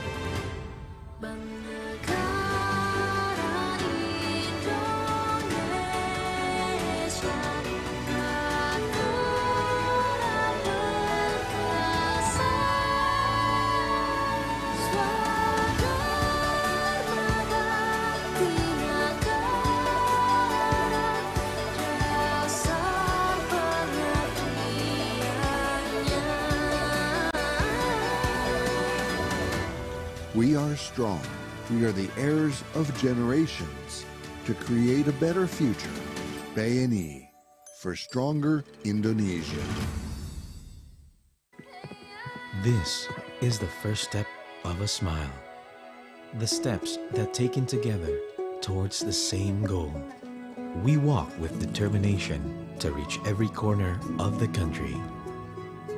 Now and then, BRI, Pegadaian, and PNM strides on, Together, we bring changes as one entity. Changes that brings you closer to us. Paving the ways of progress everyone aims for, and bringing all their needs in one hand. This is our answer that makes everyone grow even bigger and brings meaning to everyone's smile.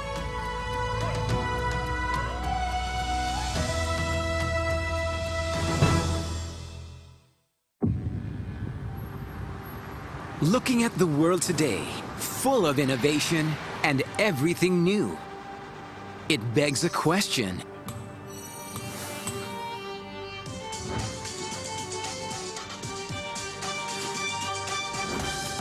Who are the real game changers? They are the visionaries who see opportunities everywhere, From passion turned into profit. who sees every chance and face every challenge. Tweak it, make it brand new. Make it online, make it simple. Did your restaurant move location? No, this is a new branch. Who connect the chain of prosperity for others? Because champions are born to create chances with leading innovation. Together with Mandiri, advancing life.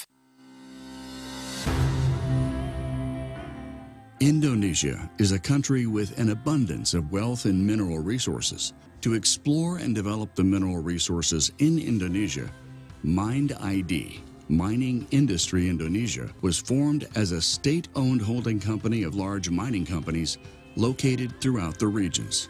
Mind ID is the largest diversified and vertically integrated metals and mining company in the ASEAN region. The companies under Mind ID aims to deliver the mandate of Mind ID, manage Indonesia's strategic mineral resources and reserves, encourage the mineral industry's development of the downstream industry, and become a world-class company. Mind ID continues to explore, to seek and maximize the potential of the country's natural resources, and to develop these potentials to promote the lives of the Indonesian people. Energy moves us forward passionately to explore opportunities, to make a million dreams come true. Pertamina believes we can go faster and better while keeping in harmony with the sustainability of our Earth's future. With various energy transition initiatives, Pertamina provides clean and environmentally friendly energy from diverse local sources. The warmth of the sun produces low-emission energy. The abundance of geothermal ignites life on every front, meeting energy needs by reducing emissions, protecting biodiversity, and preserving the green earth. Let's move towards our shared goal. Preserve nature, support sustainability, protect the future of our home, our only earth. Pertamina, energizing sustainable future, energizing you.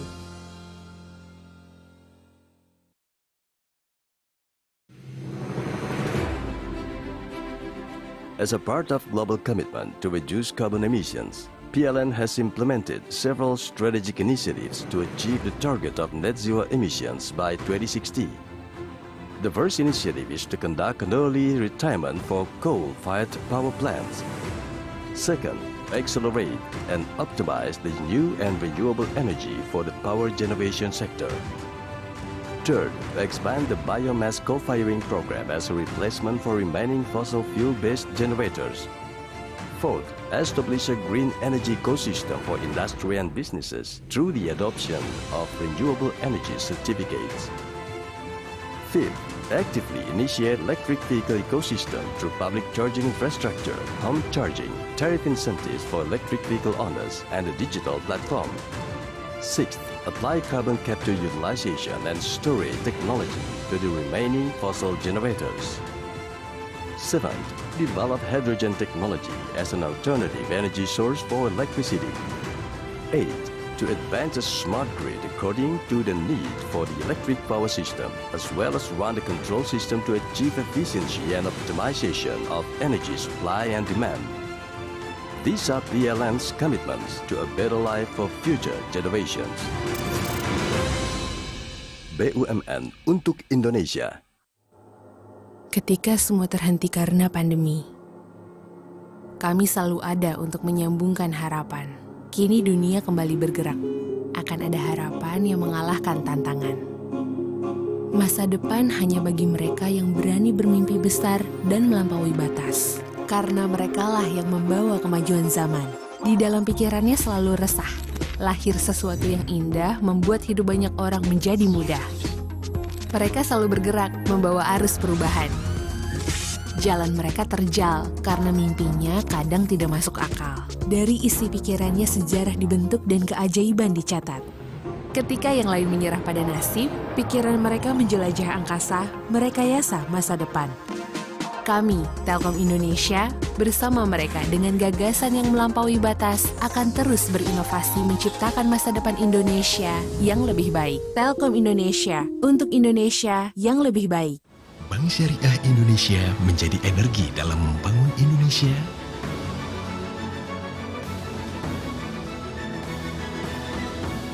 Membangun manusia. Bank Syariah Indonesia. Dulu tiap transaksi banyak biaya ini itu. Tapi di tabungan BTN Bisnis beda. Bisa bebas biaya transaksi itu juara banget. Karena bisnis gak cuma tentang hari ini, tapi juga esok hari.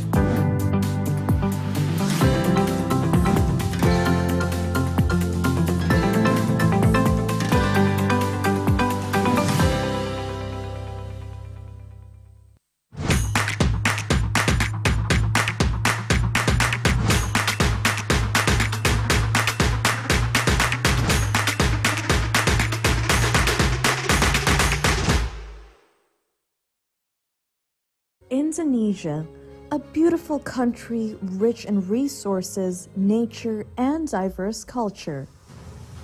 Indonesia state-owned enterprises, or SOEs, play pivotal roles in driving and strengthening the national economy.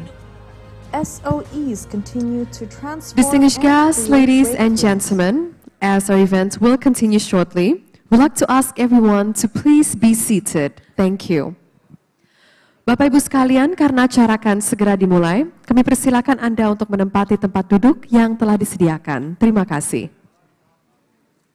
Because if there is no water, there is no life.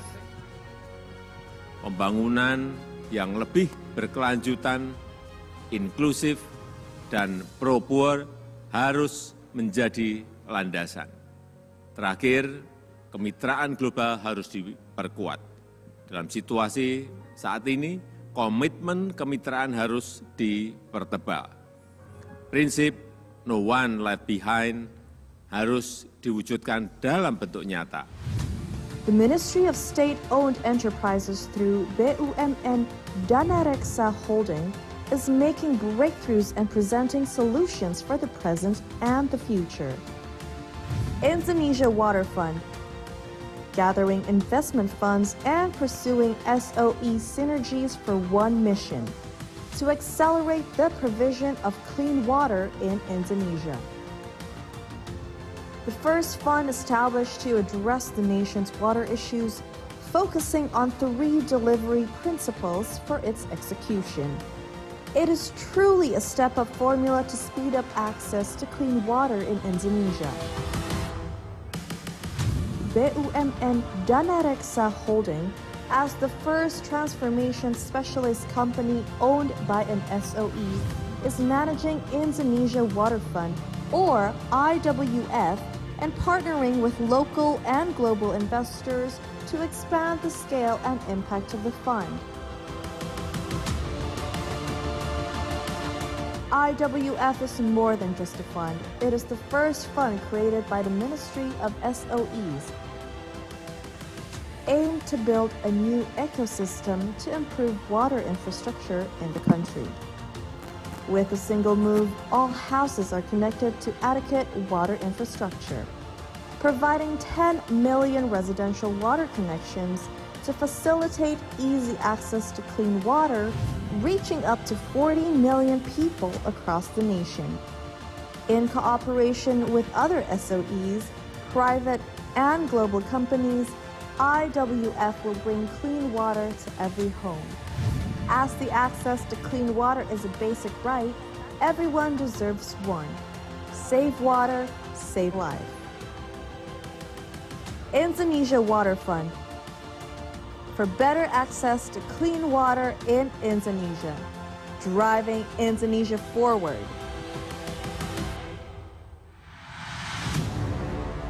BUMN untuk Indonesia.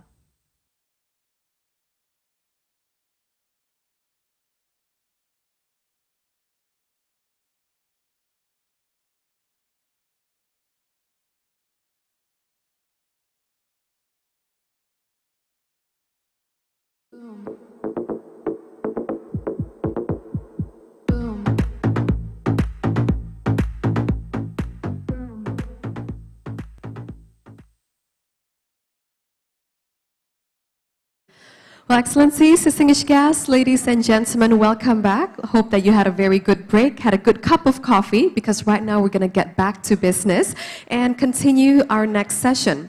We're going to be starting our, again, panel discussion, this time talking about the surrounding topics on the great realms of new energy.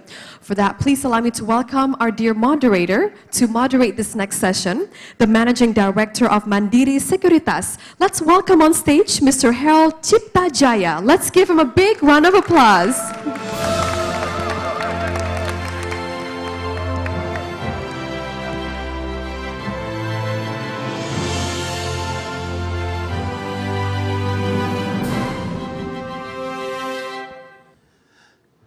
The last session of the day. So shall we just go to the beach and enjoy the day?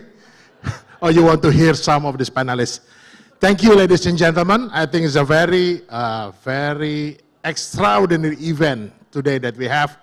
We have a couple of very distinguished speakers. First, I would like to introduce Pak Wiluyo Kusdwiharto, the Director of Management Project and New Renewable Energy at PLN. The second one is Pak Danif Danusaputro, the CEO of Pertamina Power Indonesia. And the last but not least, we have Vishal Argawal, Senior Partner of McKinsey and Company. Please come forward.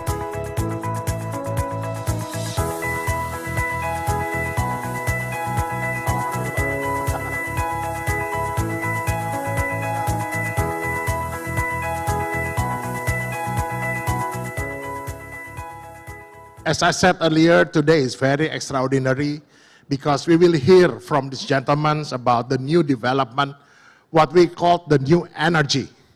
Today we have already seen and heard some of the development from the government on zero commitment and also on the early retirement of the coal-fired power plant. We always believe that in order for the government to put in more renewable energy, one of the things that we have to do is to reduce and also to early retire this coal-fired power plant. So today we have heard the commitment from the government how to come to the net zero emission. And today, earlier today, we just heard also about the early retirement of coal-fired power plant. Now we would like to hear from this gentleman on how to fill in the gap when and if the coal-fired power plant is being retired. As we all know that there has been a presidential decree has been issued, number 212, which accelerate the development of renewable energy. Everybody has been waiting for this decree. And now the decree is here. Now it's up to us how we can fill in and live in the regulation. Again, as I mentioned, we will have a good discussion with a representative, the director from PLN, the CEO of Pertamina Power, and obviously official at the end of the table. Before we continue, I would like to give the word to Pak Wiluyo to give his presentation. Thank you. Thank you, Harold. Ladies and gentlemen, good afternoon. Thank you. Please allow me to present our PLN transformation program called co-firing biomass. Last year at COP26, PLN have commitment to reach net zero emission by 2060. PLN aim to promote long-term energy transition and decarbonization, ETM, in the power sector and fully support government program to provide better living space for future generations. Now, today, PLN have a total capacity of a generation is 66.3 gigawatt totally, and majority using the fossil power plant is around 87%. The remaining we using renewable energy. But for the future, PLN have dedicated based on the greener RUPTL 2021 and 2030 to build, to develop around 40.6 gigawatt. 20.9, 52% is a new power plant, should be built by renewable energy. But the remaining 19.7 is still fossil, because we already commit 3 until 5 years ago. So we should continue the progress of the fossil development.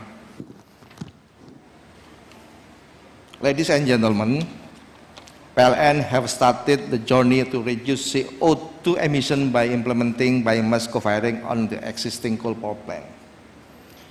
The emission reduction were derived from the clean coal technology is around 1.88 million ton CO2 equivalent, compared with the target 0.77. I think it's a good progress. Especially for the biomass, we achieve 0.39 million ton CO2 equivalent, and better than our target is 0.34 million ton CO2 equivalent. That's why we will develop the biomass co-firing, and we will have a plan to co-firing our power plant. 652 power plant, fossil power plant will be developed, and we using biomass co-firing. And this is, I think, is optimist target should be achieved by PLN. Biomass co-firing will play the instrumental part for PLN energy transition towards net zero emission 2060. We know that Indonesia have a fully abundant of the feedstock available around Indonesia. In Sumatra, we plenty of palm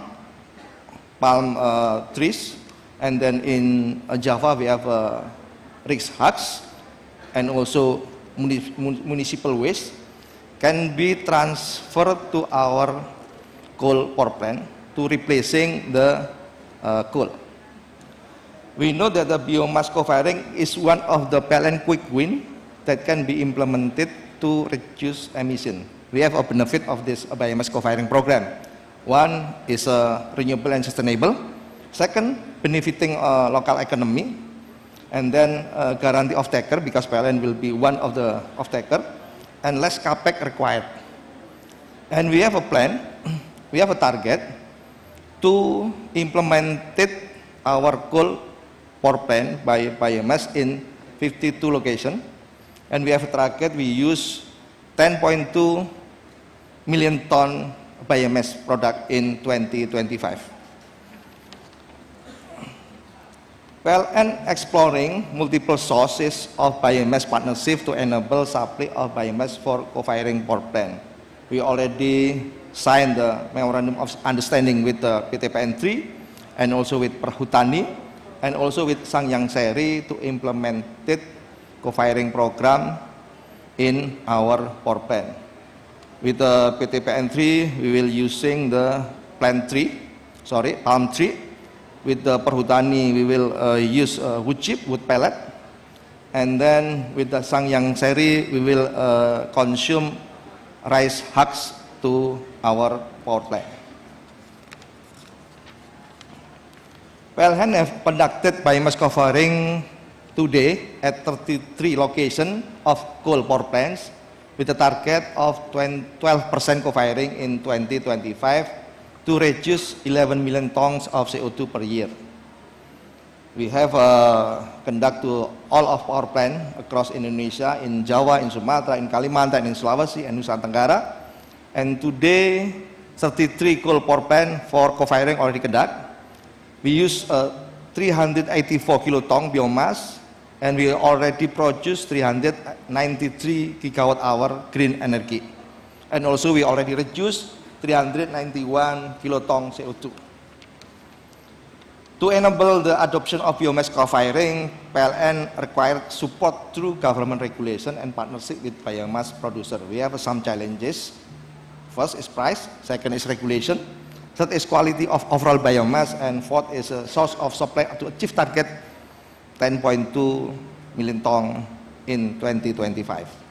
And we need support from stakeholders such as Ministry of Environment and Forestry for the permit, Ministry of Finance for VAT exemption and incentive, and then Ministry of Energy and Mineral Resources for the regulation, Ministry of State-owned Enterprise with collaboration with other state-owned company, with the Ministry of Maritime and Investment Affairs to help us to develop the industry of biomass, and last, Ministry of Public Works Housing to support to municipal waste processing facilities.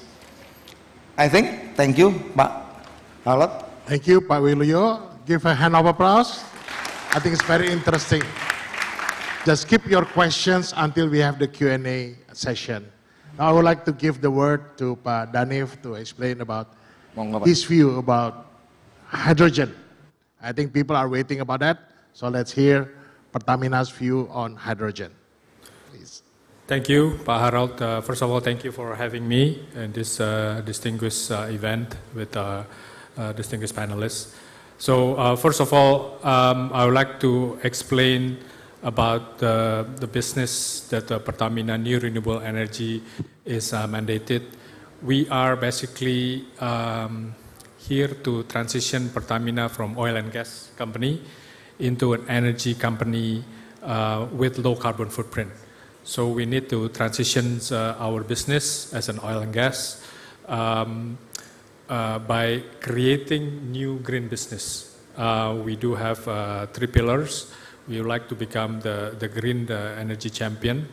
So in this case, we would like to explain about the future businesses, which is a core mandate for us, which is hydrogen is one of them, but we're also looking into battery and energy storage, and also the carbon market. From Pertamina Group perspective, this energy transition period is very crucial for us because we know our business will get disrupted. Hence, we have we will making a pledge in G20 for our net zero emission target. We have 2 pillars. First, we still need to keep our role to provide energy security for the country, right? So we still need to keep producing and possibility to increase our oil and gas productions to support the GDP growth of Indonesia. Hence, the first pillar in order to achieve net zero emissions for Pertamina is to do decarbonization effort. And the second pillar is, this is where the business that I'm leading play a big role, how to create new green business. In this new green business, there are 8 initiatives. Hydrogen is one of the key initiatives for the future. That's why it's called Future Energy, Future Businesses. Biofuel, I'm going to explain a little bit, and some of the renewable energies that we could provide either off-grid for off-grid purposes. So as we know, right, decarbonization is not only about power generations, right? There are transportation sector that need to be decarbonized. So in this case, hydrogen, we believe, and I think it's all backed by the a report and analysis, that this is the future energy for hard-to-abate sector, and also for transportations that dealing with long distance, heavy duty, and also marine and aviations. This is all sectors that emit carbon, and this cannot be decarbonized through electrifications or through a battery. Hence, we believe hard-to-abate industries such as steel mill, cement, including refineries that Pertamina operate, needs to convert the hydrogens, right, as a feedstock, also as an energy carrier, which should come from either blue or green hydrogens. Transportations, aviations, marine, as I said, long distance public transportations or heavy duty trucks, it can only be 100% decarbonized through hydrogens. So we strongly believe the demand for hydrogens will be multiplied by 4 by 2050. Right now, I think it's about 90 million tons globally. It will multiply by 4 to about 400 million tons in 2050. And this is a huge opportunity. In Indonesia, as we know, we will not be the lowest cost producer for hydrogens, but with all the geopolitics and the situations, we believe other than the increased demand domestically, the international market will need to diversify their sources. Hence, we believe there are roles for Indonesia. In this case, Pertamina, we would like to become a dominant player in the hydrogens in the futures. Right now, it's still not competitive compared to the gray hydrogens, but we strongly believe this will become the total cost of productions will become at par as soon as either 2027 or 2030. So this is a huge opportunity, and this is for Pertamina, this has become a first mover advantage for us. As Pak Wiluyo mentions, hydrogen can be converted into ammonia to be transported, and I think right now for co-firing purposes it's already in the money, Pak Wiluyo. This is also opportunity either domestically or internationally, and going forward, transportations, hard-to-abate industries, and also power plant, correct. Power plant, I started basically, was informed there are H-class type of engine that could take feedstock from hydrogen. This is become a big opportunity for us as an energy company to take this kind of opportunity. So again, there's a lot of technology that needs to be, I guess, in terms of electrolysis. On the blue hydrogen, we did not discuss about the potentials on the CCS and CUS, right? So on the green hydrogen itself, the most important or the most biggest factors on the cost, as we all know, is on the production of electricity itself. Hence, scale is very important for us. We want to make sure that we will implement a pilot project and also with end commercializations that have a long-term offtake. So those are for the hydrogens. Maybe I'll spend a little bit on biofuel. This is also very important for Pertamina and to create energy from waste. We do have a project in North Sumatra, which is basically producing energy from biomass pome, right, into biogas. But in the biomethane initiative, we will have arrangement with PTPN 3 to utilize their waste, the pome waste, to be purified and to create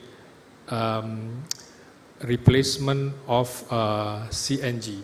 So this one is to reduce emissions in production, the CNG. So this is a bio-CNG. Basically, there's a lot of demand to use CNG as the source of energy in the industry in North Sumatra and also along the Sumatra, where there's a lot of supply of feedstock from plantations that's owned and operated by PTPN group, right? So this kind of initiative is something that we are pushing, right? This is part of mandate of Pertamina New Renewable Energy, creating a circular economy of which we can use waste coming from huge plantations scale that PTPN has, and then also with the location of the industry that require CNG. If we can produce CNG from the waste of such as pome, it will create much less emissions. Last but not least is we also have initiative on the renewable on geothermal.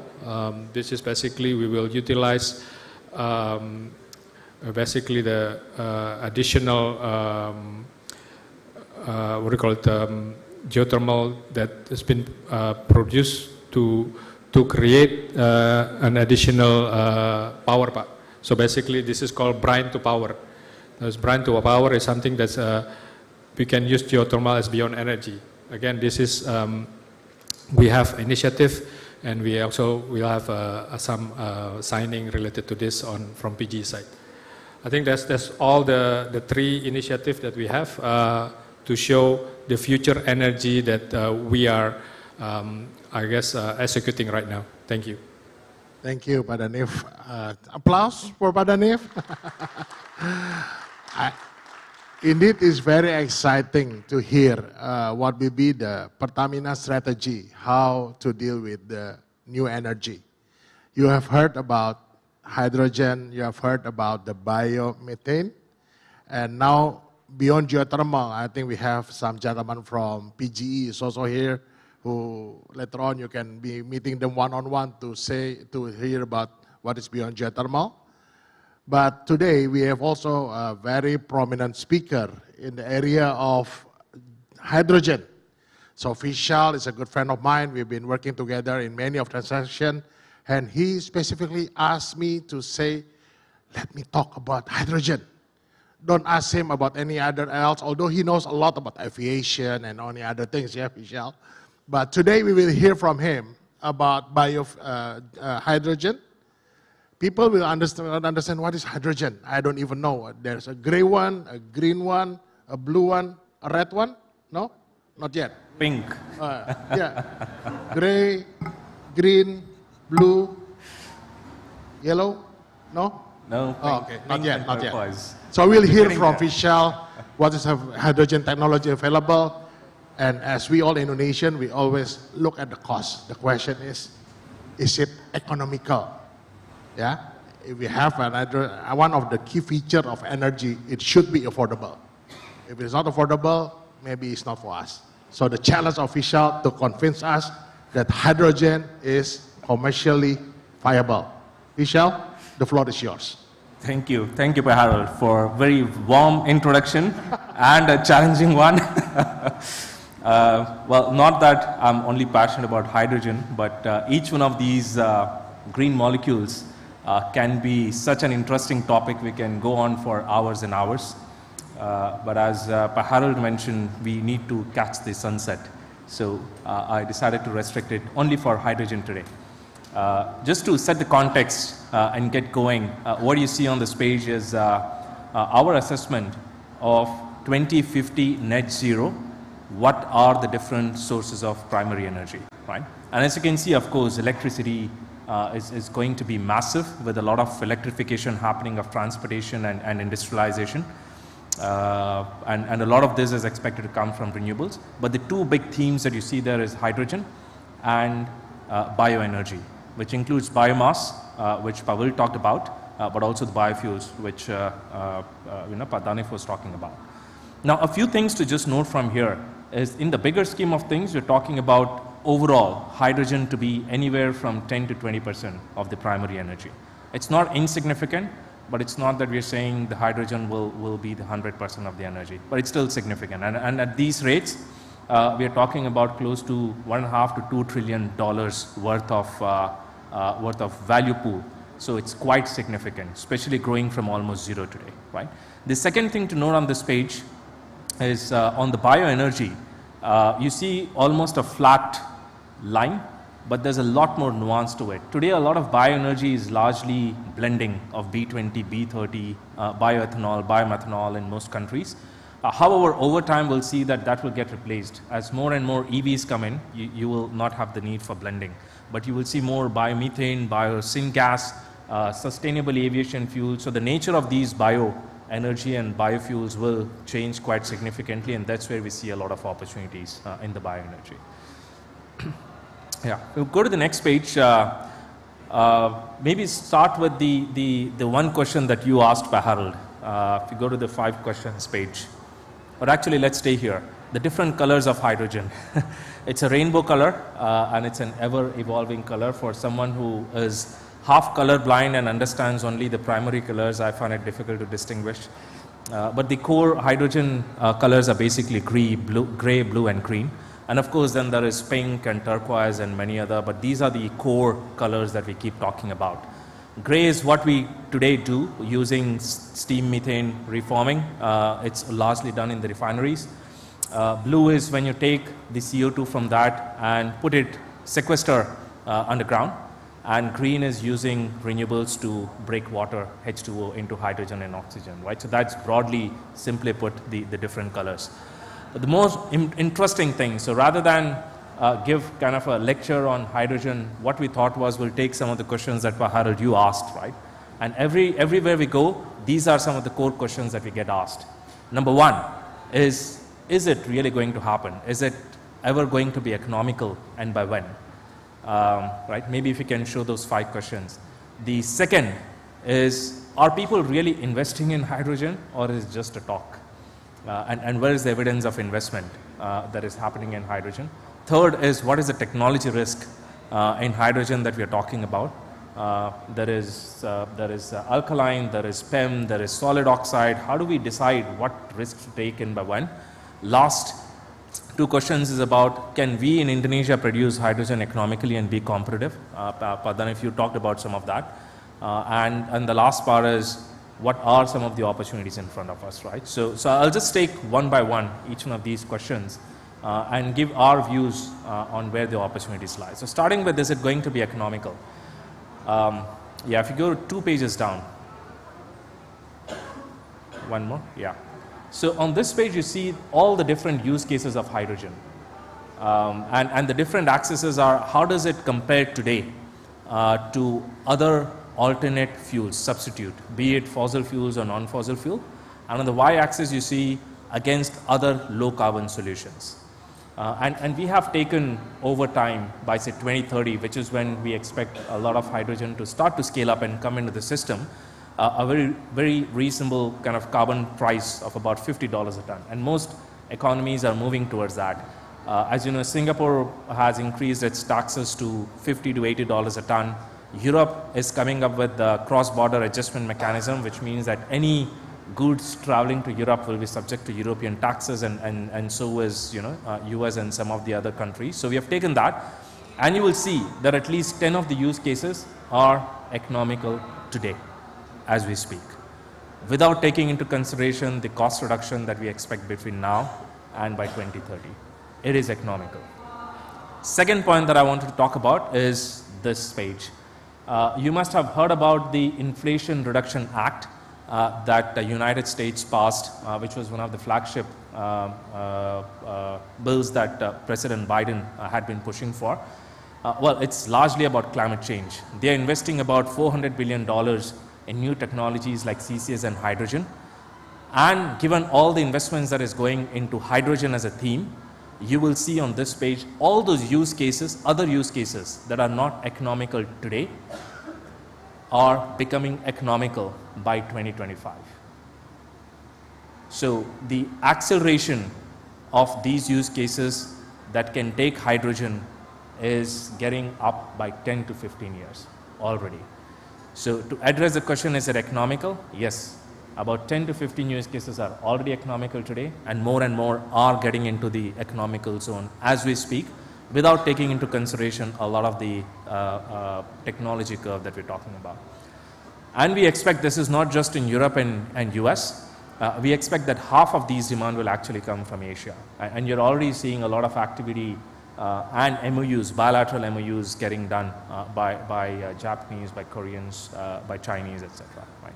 So that's to address the first question on where is the economics on hydrogen. And when I talk about hydrogen, it includes some of the derivatives like ammonia as an example. The second question is, are people really investing or just talking about it? Now, go to the next page.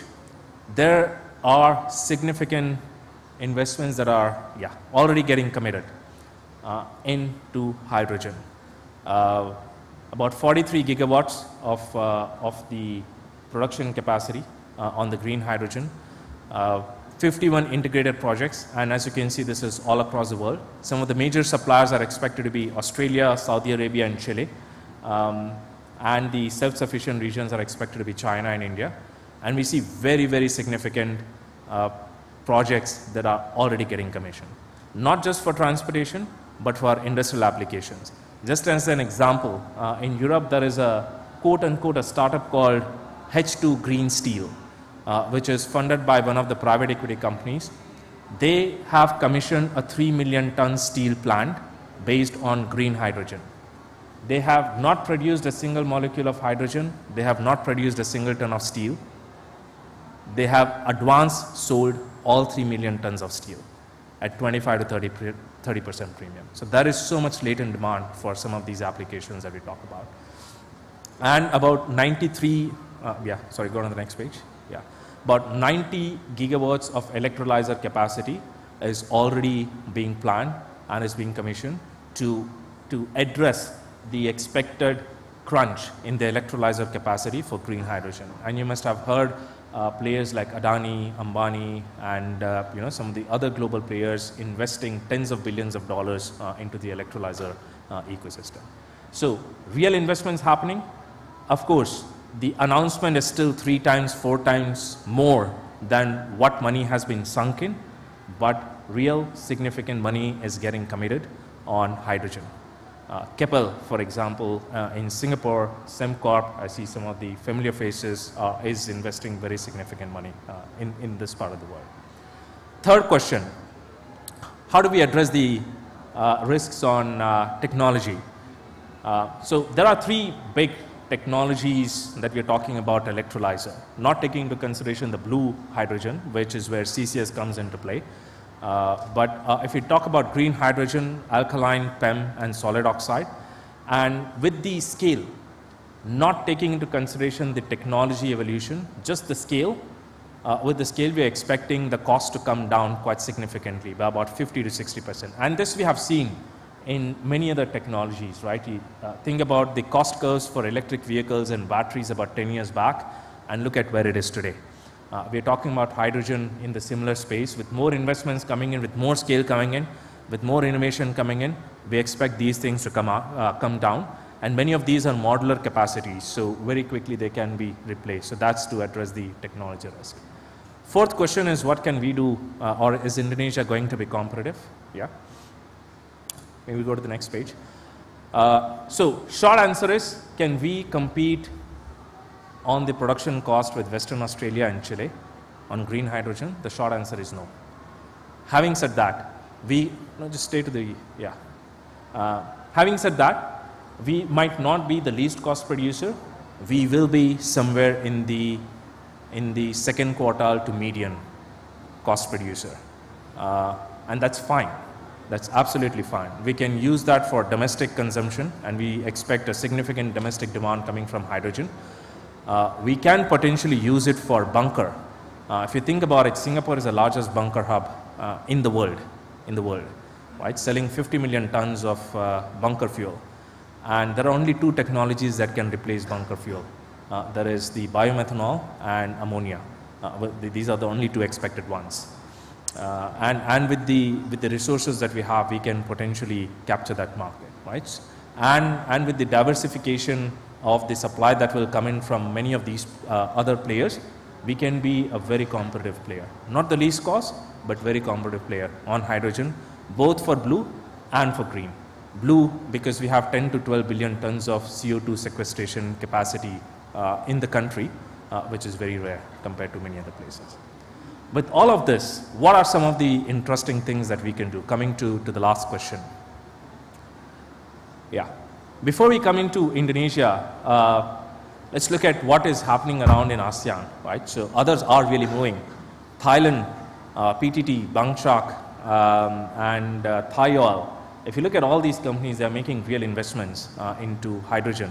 So is Singapore, both Keppel and Sembcorp. Even Philippines and Malaysia. Malaysia, if you've noticed, Petronas has created a completely new subsidiary called Gentari, much in the lines of what the aspirations that you shared, Padanif.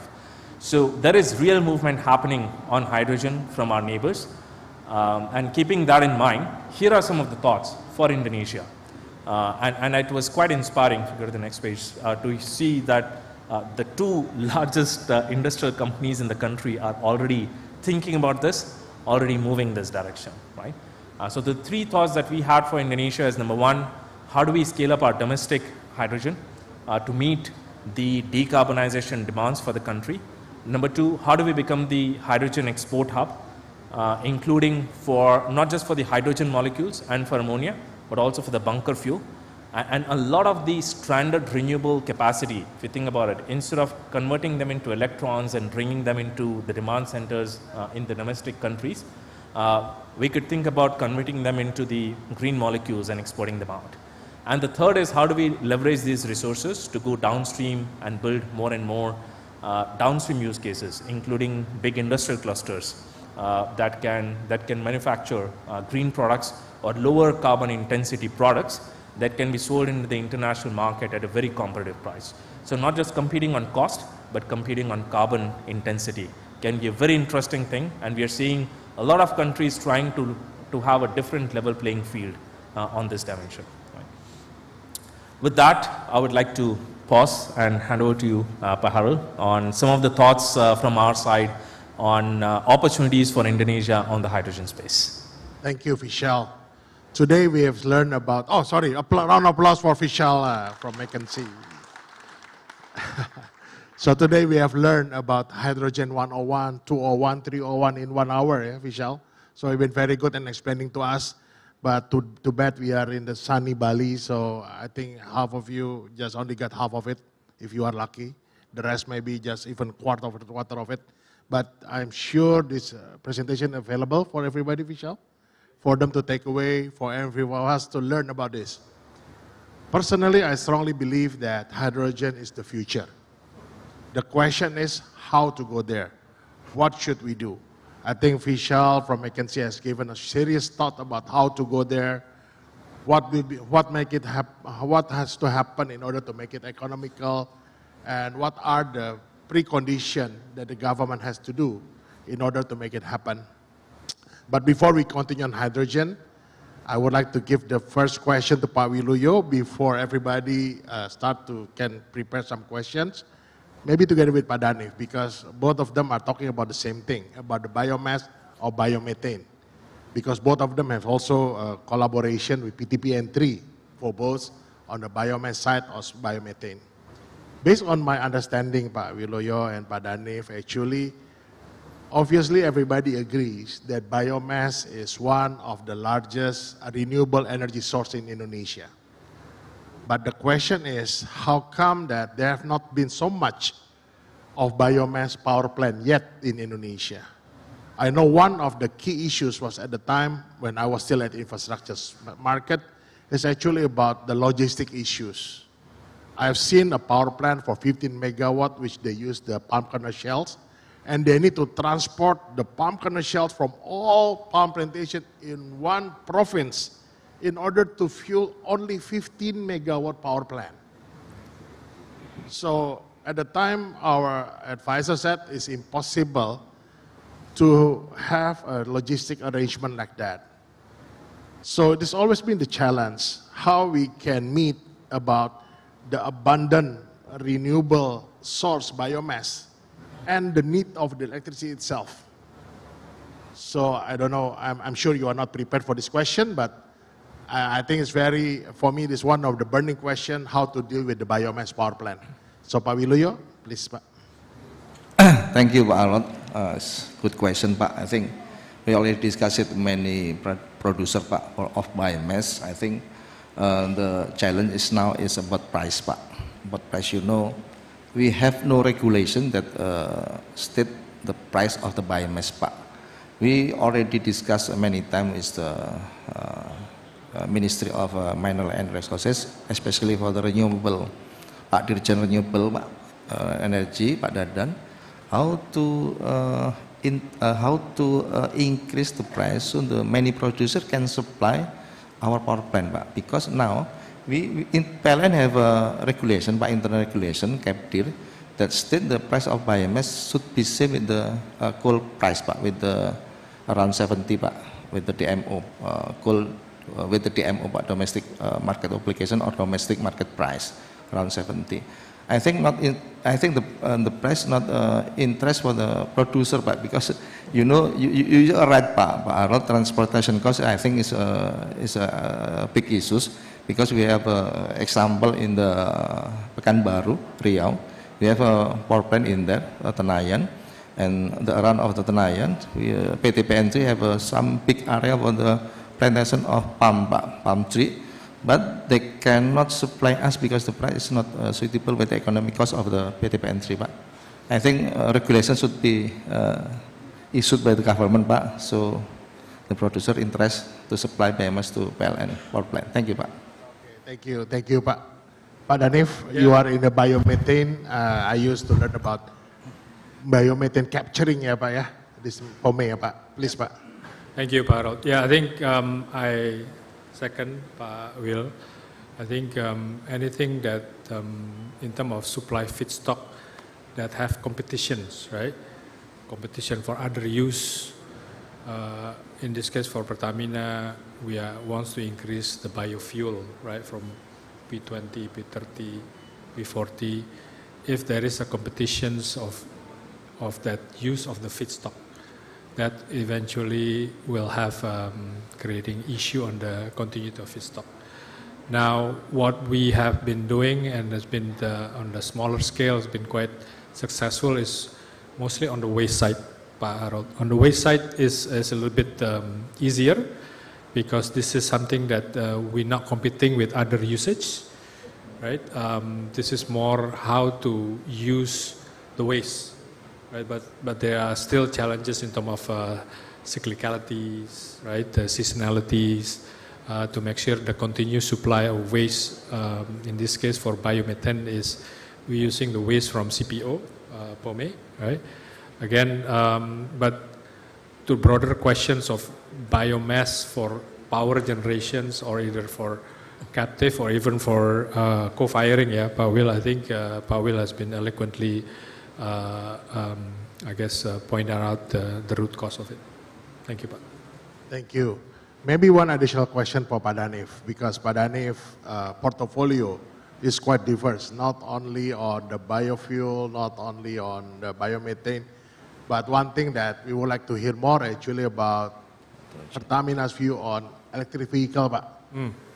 I think it's very important. Pak Danif has highlighted that it's not only about power. The other contributor of the CO2 is also the transportation. So what will be Pertamina strategy in tackling this issue? Please, Pak. Thank you for the questions, Parol. I'm always very enthusiastic to address this sector. Yeah? I think transportation sector is one of the sector that contribute to carbon emissions.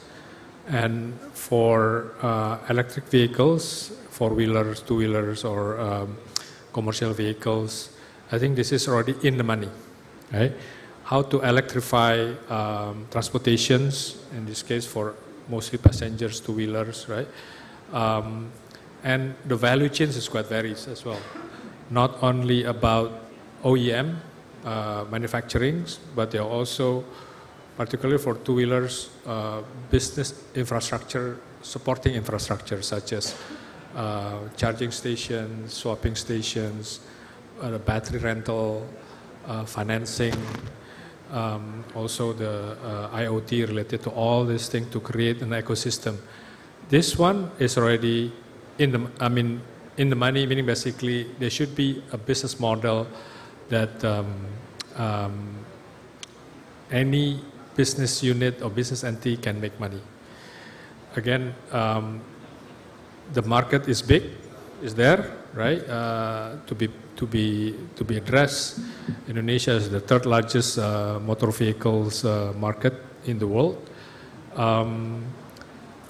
The challenge again is, we need, this is when PLN and Pertamina need to work together with the stakeholder, some from the government as well, related to regulations, incentive policies, whether or not, at the end, what I'm trying to say is scale will create business economical, right?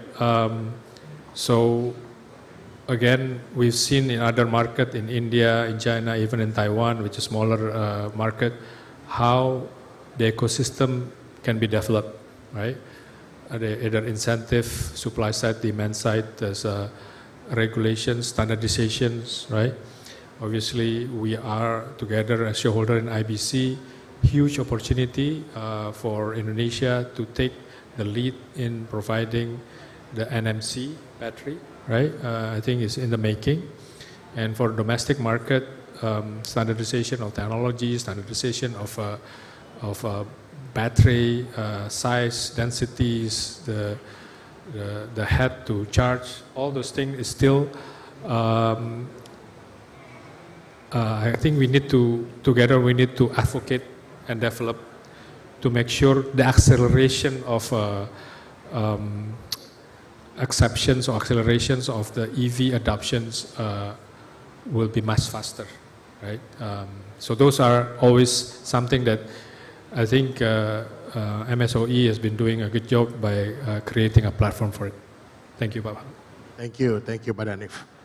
Before we have another question on hydrogen, I see many of energy experts among you guys. So I'll open up a question if there's any question from the audience. Once, going twice. Normally people will ask if there's any door prize, but unfortunately I don't have any door prize today, unless your return ticket to Jakarta and to your home country. Yes, before sunset, Pak. Any question? Biar too shy, maaf ya Bapak-Bapak. So let's move to Vishal. I think it's always been interesting. For me personally, indeed, I would like to learn more about hydrogen. I've been trying to see where I can learn about that, but today I get it for free from Vishal.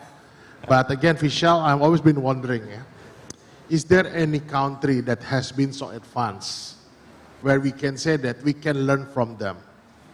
Because for us, it's always like to see people. I always said that a wise guy learn from his own mistakes. Oh, sorry, that's a smart guy. The wise guy learn from somebody else's mistake. So we all like to be wise. So Vishal, in your knowledge, who are the best, the most advanced country in hydrogen? And what kind of hell that they have been through? What are the things that we have to do that we don't have to go through that hell? So please enlighten us in the very bright Bali today. Good. So we want to be both wise and smart. Look, the short answer is this is such a new and evolving space. I don't think any country has gotten it fully right. Now, having said that, there are many countries that I was talking about. Australia is investing very heavily in this space. So is Saudi Arabia. Even country that you would not be expecting, like Chile, has been investing very significantly, right, in this space. To the point that US almost realized they are losing out on this new energy. And that's where this whole, almost think of the IRA as their attempt to reindustrialize and bring a lot of manufacturing into the country. We hear Vietnam has been talking about, creating green industrial clusters. So anyway, so there are a lot of countries trying to do quite a few things. If I were to distill out a few learnings for us to take away, is number one, focusing on cost of power is super important, or the cost of CCS in the case of blue hydrogen. We need to be competitive on the generation side. 60 to 70% of the delivered hydrogen cost is going to be power related. So getting that right is super important, which means that finding the right projects, finding the right LCOEs on power, finding the right efficiency on the large scale power plants is going to be the first learning that we need to do. Any subscale projects, any projects that has been not competitive on power has not been successful. The second learning in our experience is to think of these projects as integrated projects. And what I mean by this is if you take only solar project, half of the time your electrolyzers will not be working. And you're sinking a lot of capex where half of the time that capex is not working for you. So almost think of these as largely integrated projects. And this is where building in either offshore wind plus solar or batteries plus solar is super important, right? So always think of these projects as integrated projects rather than building a solar farm is hydrogen. That is not true. Hydrogen is a bit more than that, right? The third is think of hydrogen as gas about 20 years back, right? So almost all the projects need to be integrated in terms of the ecosystem partners. Because there is no liquid hydrogen market as such, wherever we have seen these successful projects get to FID is usually with the off-takers who are committing to take volumes, who are committing to bring in equity. Take Saudi Arabia, take Chile, take even US for example, is always bringing the right technology partner, right off-take partner, and the right supplier to make this work. The fourth learning is try not to have it on your balance sheet and do project financing on this one. Ring fence it in such a way that this can be project financed, and you can do many structures on this, right? There are funds, blended funds. You can structure a carbon credit out of it. So there's a lot of financial engineering that can go into some of these things to make these projects a bit more economical and get you that kicker. And the last learning is don't do subscale. In the past, we have seen a lot of people trying to do, let us do whatever, 1,000 ton, 5,000 ton, let's see if this works or not. It doesn't, exactly for the reasons that I talked about. And if you have to make these four things work, you will need substantial scale to make this work, right? So anyway, so these are some of the learnings. No country has gotten this fully right, but therein lies our opportunity to be both smart and wise, as you said, Pak Harold. Thank you, Pak Vishal. The question is, can we become the pioneer? Is there an opportunity for Indonesia to become the pioneer in hydrogen? Yeah, I think so. We should have that aspiration. I was very inspired by what, Padani, if you read out in terms of where PPI wants to be, the numbers that you talked about, that is something that will definitely put us at the forefront of hydrogen production. As I said, we don't have the least cost compared to, say, Saudi Arabia or Western Australia, but we have many more things going for us. And we need to get all of these things to work in conjunction for us to be one of the top quartile producers, for hydrogen, and it's absolutely possible, I think. Pak Wiluyo, you want to add something on hydrogen? Perhaps? Okay. I see some of his thoughts on hydrogen. Okay, thank you, Harold. Sorry, Pak Danif. Because Pak Harold asked me, Pak Danif. Actually, Pak Harold, PLN already cooperate with some company from Japan to develop how to co-firing with the hydrogen or ammonia in our power plant. We already studied in our power plant in South Sumatra, and then we also make a cooperation with some company from Japan also to how to co-firing with the ammonia in our power plant in Gresik, gas power plant in Gresik. And last week I had the information that they already succeed to co-firing our gas power plant with ammonia, but the percentage is small, only around 0.3% of totally. So we will make a study again to increase minimum 5%, Pak, how to co-firing with the ammonia. And also one thing, Pak, we already discussed with the ITP on the conduct the co-firing for our power plant in Pesanggaran, Pak, PLTD, Pak, Market Listrik Tenaga Diesel Power Plant, to co-firing with the hydrogen. And AHAD is already succeed. It's around 3 months ago, and then the percentage more than in the Gresik is around 3%, Pak, with the hydrogen. This is only for information, Pak. Thank you, Pak. Thank you, Pak Waluyo. I think it's a very good start. Again, I don't know, somehow in me, Indonesia has the opportunity to become the leader in hydrogen. If we all believe that it is something that we can achieve together, BLN, Pertamina, with the support of the consultant like McKinsey, I guess we can make it happen. Because I think it's very important that we all work together. The collaboration has always been the issue. Yeah. That every time that we face a new challenge, the only way how to tackle the challenge if we work together. So I guess we will have evidence today. We will witness the signing of many of the joint studies today within PLN and counterparties, Pertamina and any other things, PPI and any other parties. So we would like to welcome this opportunity, and I challenge every one of you to think about what will be our opportunity, what will be your opportunity to take this challenge. Because I always believe hydrogen is one of the future. So I would like to end this, and let me give a round of applause to all the speakers. And I would like to give the word back to the MC. Thank you, gentlemen. Thank you.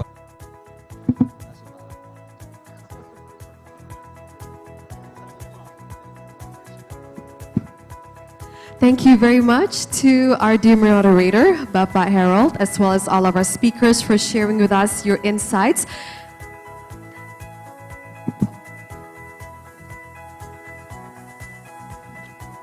And ladies and gentlemen, without further ado,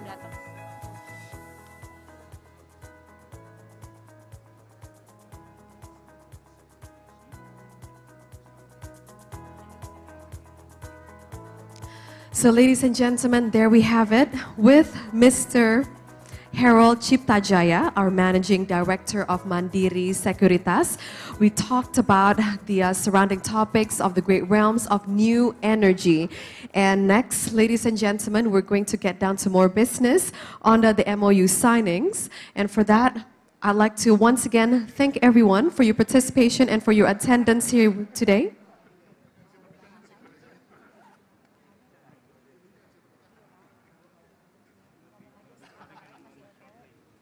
Ya, Bapak Ibu sekalian, selagi kita menunggu Bapak Pahala untuk hadir bersama kami, ladies and gentlemen, right now, as we wait for His Excellency, Mr. Pahala, the Vice Minister of the State-Owned Enterprises of the Republic of Indonesia, to enter our venue from the exhibition area. I'd like to once again thank everyone for your participation and attendance here today. And I see that our photographers have already taken space to capture the great moments of our next agenda, and that is the MOU signings.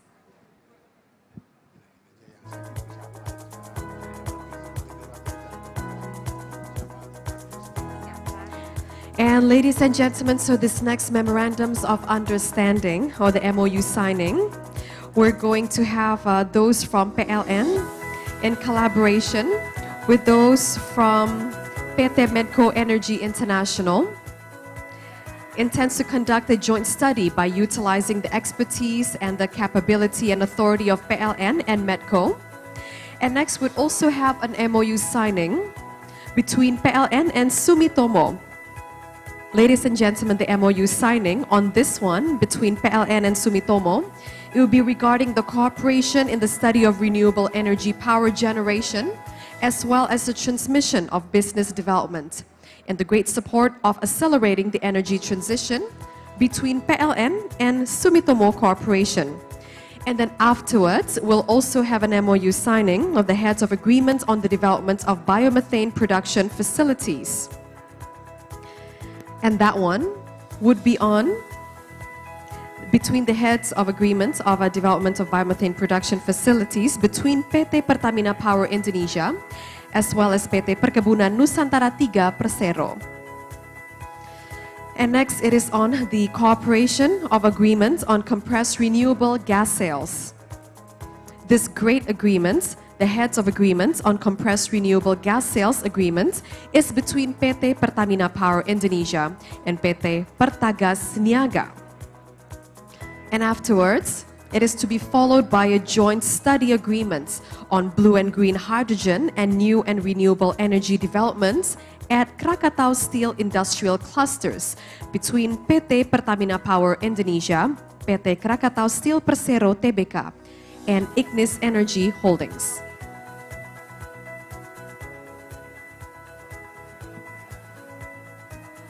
Welcome back, Your Excellency Bapak Pahala, the Vice Minister of State-Owned Enterprises of the Republic of Indonesia.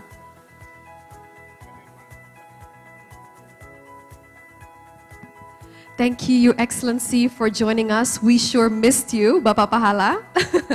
So now, ladies and gentlemen, let us continue with our next session, and that is the signing of the session of the Memorandum of Understanding. It is a joint study to support the governments of the Republic of Indonesia in achieving the nationally determined contribution target by year 2030 and net zero emissions by year 2060 between PLN and MEDCO Energy Indonesia. Without further ado, allow me to invite to the stage the Director of Corporate Planning and Business Development of PLN, Bapak Hartanto Wibowo, and the Chief Administrative Officer of PT MEDCO Energy Internasional Tbk, Bapak Amri Siahaan, to sign the documents. And as witnesses, please allow me to invite to the stage His Excellency Bapak Pahala Nugraha Mansuri, along with the President Director of PT MEDCO Energy Internasional Tbk, Bapak Hilmi Panigoro.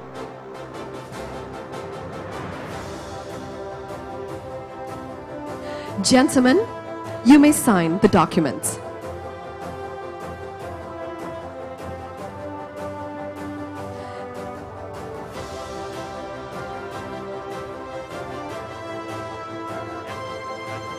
You may switch and exchange the documents. So, ladies and gentlemen, the MOU intends to conduct a joint study by utilizing the expertise, capability, and authority of PLN and MEDCO on the development of hydrogen and ammonia as energy source, carbon captured utilization and storage, carbon captured storage, new and renewable energy, and the utilization of wellhead gas to power for power plants. And next, gentlemen, we'd like to ask you to please hold up the documents. To hold up the documents, Bapak, terima kasih, for a group photo session together.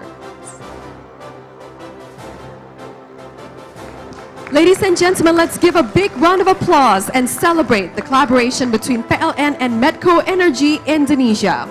Congratulations on the MOU. Terima kasih. Thank you, gentlemen. And next on our agenda, you may now return to your seats, and Bapak Pahala, we ask you to please remain on stage. Next is the MOU on the cooperation in the study of renewable energy power generation and transmission business development in support of accelerating the energy transition between PLN and Sumitomo Corporation. Please allow us to welcome the Director of Corporate Planning and Business Development of PLN, Bapak Hartanto Wibowo, and the General Manager of Power Infrastructure Department, Sumitomo Corporation, Mr. Takeshi Noguchi, to sign the documents. As witnesses, we have Bapak Pahala along with the President Director of Summit Niaga, Mr. Satoshi Matsui, to witness the signing. Gentlemen, you may sign the document.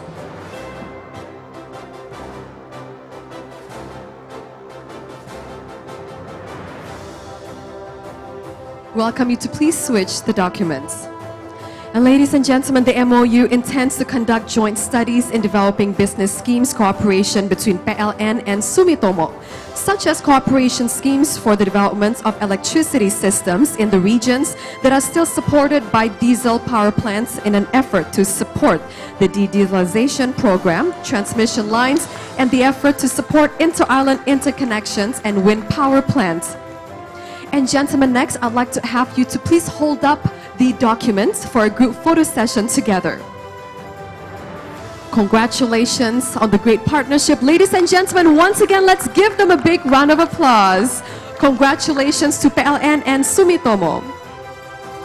Thank you very much, everyone. You may return to your seats. And Your Excellency, Mr. Pahala, we ask you to please remain on stage. And next is the heads of agreements on the development of biomethane production facilities between PT Pertamina Power Indonesia and PT Perkebunan Nusantara III Persero. We'd like to welcome Mr. A. Salyadi Saputra, Director of Strategy and Portfolio and New Ventures of PT Pertamina Persero. And would also like to invite Mr. Muhammad Abdul Ghani, the President Director of PT Perkebunan Nusantara III Persero, and Mr. Danif Danu Saputro, the CEO of PT Pertamina Power Indonesia. Gentlemen, thank you very much, and you may now sign the document.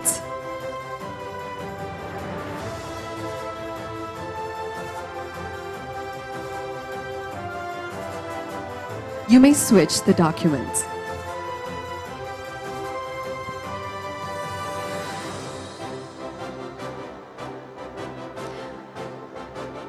Ladies and gentlemen, let us give them a big round of applause.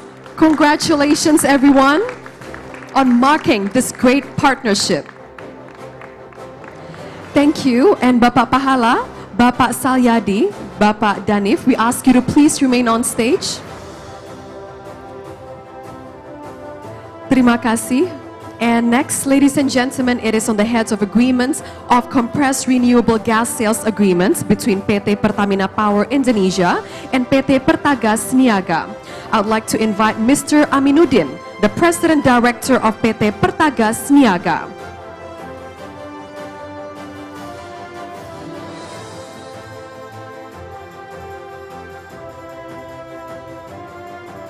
To mark this exciting moment, gentlemen, you may sign the document.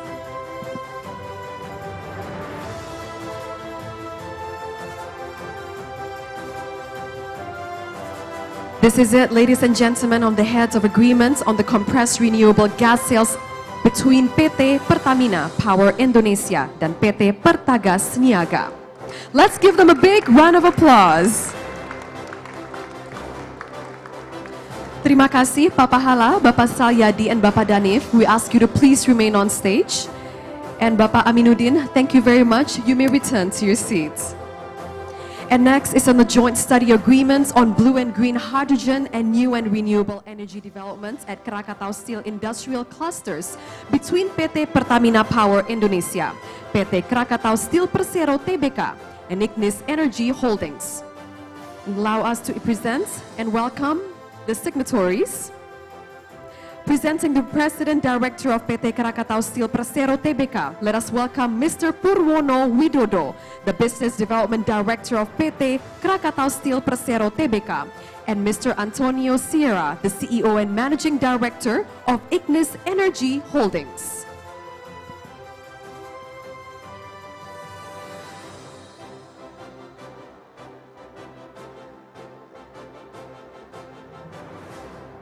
Thank you very much, gentlemen, and you may now sign the document.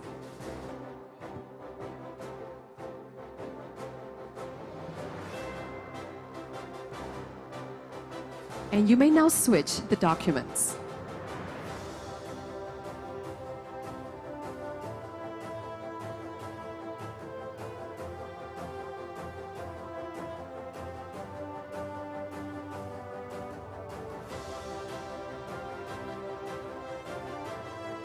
This is it, ladies and gentlemen, the joint study agreements on blue and green hydrogen and UN renewable energy developments of Krakatau Steel Industrial Clusters between PT Pertamina Power Indonesia, PT Krakatau Steel, Persero, TBK, and P Ignis Energy Holdings. Thank you so much, everyone. To Bapak Pahala, Bapak Salyadi, Mr. Antonio, and Mr. Danif, we ask you to please remain on stage.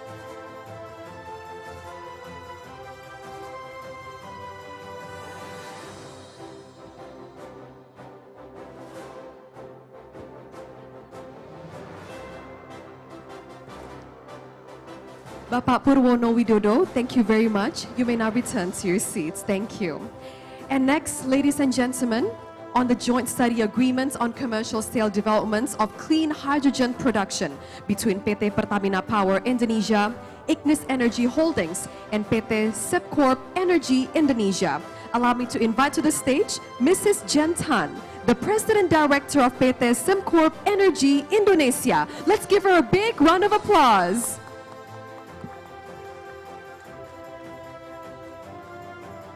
Ms. Jen Tan and gentlemen, please sign the documents. Thank you very much.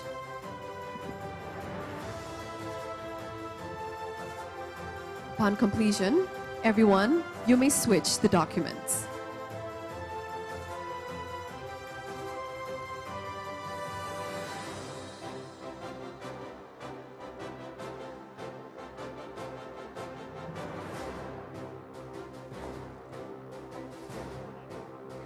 This joint study agreements on commercial scale developments of clean hydrogen production is between PT Pertamina Power Indonesia, Ignis Energy Holdings, and PT Sepcorp Energy Indonesia.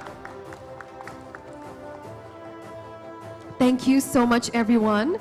And Bapak Pahala, Bapak Salyadi, and Bapak Danif, you would like please remain on stage. And Ms. Jen and Mr. Antonio, you may return to your seats. Thank you so much. And ladies and gentlemen, next it is a joint study agreement on pilot scale developments of green hydrogen and green ammonia. And this next one is between PT Pertamina Power Indonesia and Tokyo Electric Power Company. Allow me to invite to the stage Mr. Chikara Kojima, the Executive Vice President and Chief Innovation Officer of Tokyo Electric Power Company. And gentlemen, you may sign the document.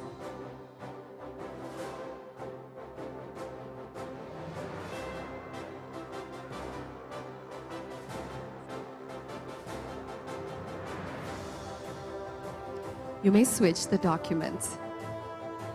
And next is a group photo session. And this is it, ladies and gentlemen, the joint study agreement on pilot scale developments of green hydrogen and green ammonia between PT Pertamina Power Indonesia and Tokyo Electric Power Company. Let's give them a big round of applause. Thank you very much. Bapak Pahala, Bapak Salyadi, we ask you to please remain on stage. And to everyone else, you may return to your seats. Thank you very much.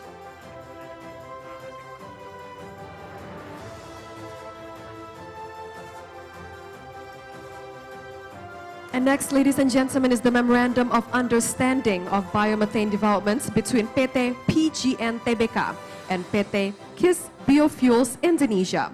We'd like to invite to the stage Mr. M. Haryo Yunianto, the CEO of PT PGN TBK, Mr. Ragu, the President Director of PT KIS Biofuels Indonesia.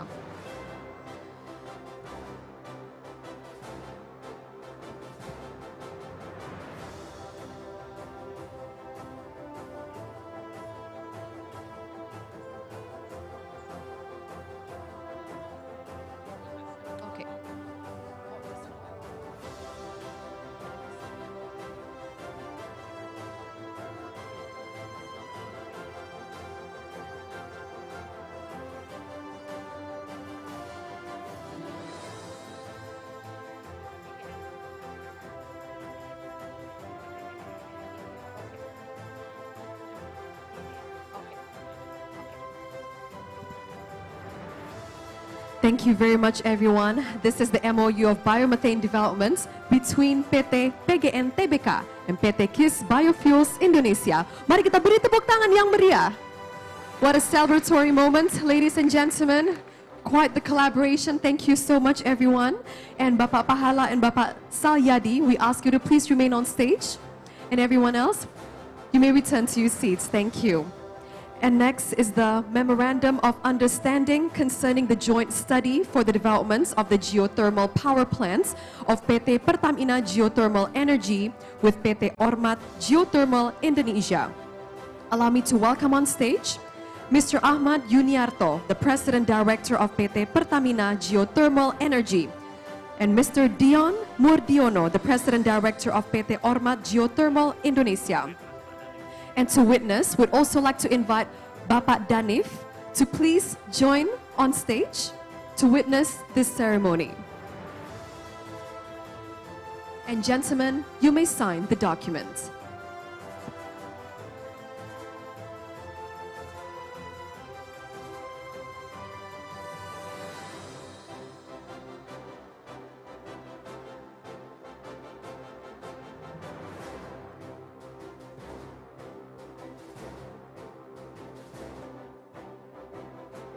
And there you have it, ladies and gentlemen, the MOU concerning the joint study for the development of the geothermal power plants of PT Pertamina Geothermal Energy with PT Ormat Geothermal Indonesia.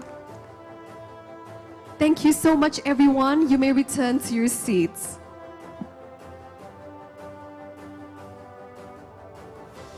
So ladies and gentlemen, there we have it. We took part in a number of activities to assist the realization of NZE on great sustainabilities and energy transition as we near the end of our, nearing the conclusion of our event today.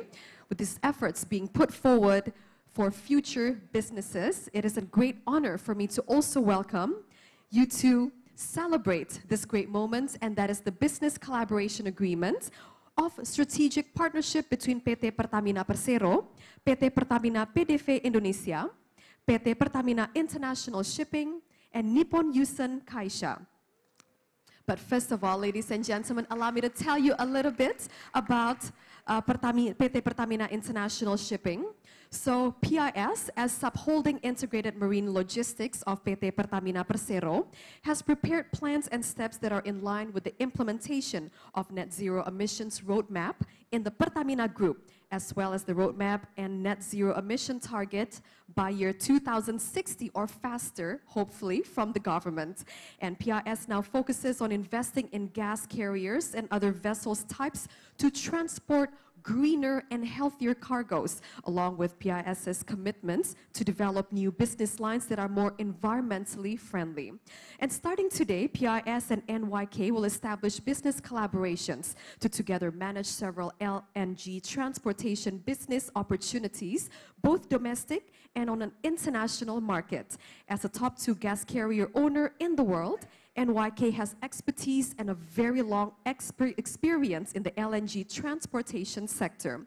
And this collaboration will undoubtedly give positive vibes for the PIS business, especially in LNG transportation, to support the PIS roadmap towards a greener, integrated marine logistics company to together accelerate the implementation of NZE roadmaps. So this is it. Without further ado, ladies and gentlemen, it is time for us to witness the signing ceremony of the business collaboration agreements of the strategic partnership between PT Pertamina Persero, PT Pertamina PDV Indonesia, PT Pertamina International Shipping, and Nippon Yusen Kaisha.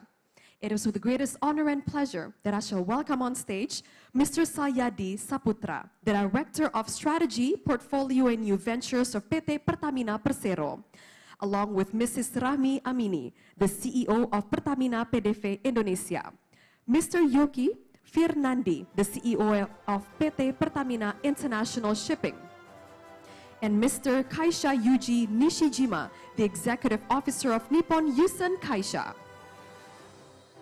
To witness this great moment of the signing ceremony, I'd like to once again welcome on stage His Excellency Mr. Pahala Nugraha Mansuri, the Vice Minister of the State-Owned Enterprises Ministry of the Republic of Indonesia, with Mr. Asayadi Saputra, the Director of Strategy, Portfolio and New Ventures of PT Pertamina Persero.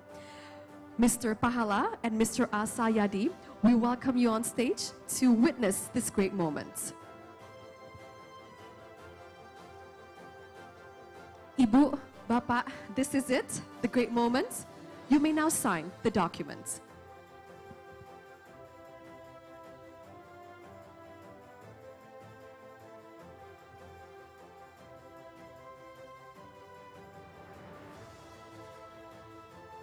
And now you may switch the documents.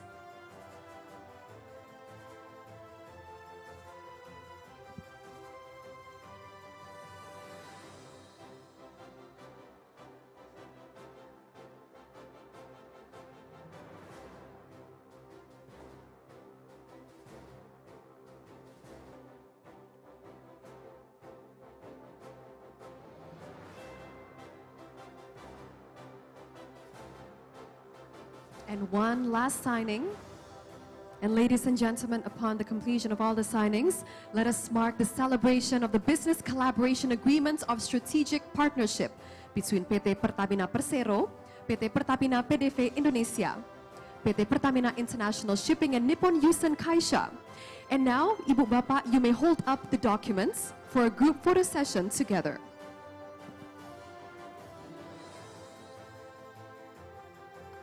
Ladies and gentlemen, let us mark this celebration with a great applause. Congratulations, everyone. Thank you so much. Terima kasih, Ibu. Terima kasih, Bapak. You may return to your seats. And ladies and gentlemen, what a great productive day that we've all had.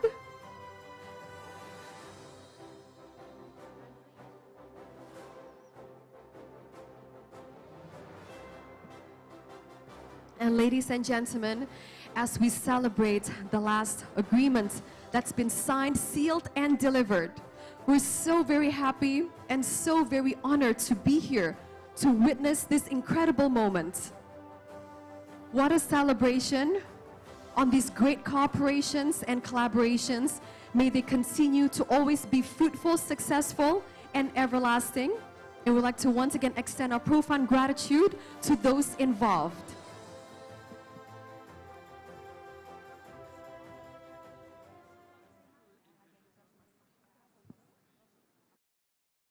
Well, distinguished guests, ladies and gentlemen, what a great 2 days we've all had. Very productive first day and an even more productive second day. Ladies and gentlemen, I'm going to wrap it up by saying how there is a saying that says, so coming together truly is the beginning, but staying together is progress, but it is when we work together that is a celebration, and it truly marks the success. And ladies and gentlemen, of course, when one person dreams, it just becomes someone that dreams. But when it's a collaboration, when we dream together, that's when it becomes a reality. And for that, I'd like to say thank you to all of our speakers and those involved in today's MOU signings and letter of intent. Thank you so much for showing us the meaning of collaboration and partnerships. Let's give them a big round of applause, everyone. And as we wrap this up, on behalf of our dear organizers, we'd like to extend our profound gratitude and sincere thanks to everyone for your participation and for your attendance here today. And we hope to see you on our next event. Wassalamualaikum warahmatullahi wabarakatuh. Thank you so much.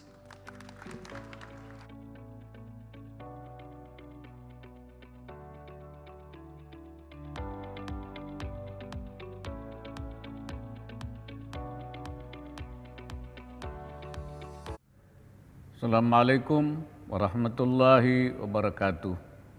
Salam sejahtera bagi kita semua. Om Swastiastu. Bismillahirrahmanirrahim.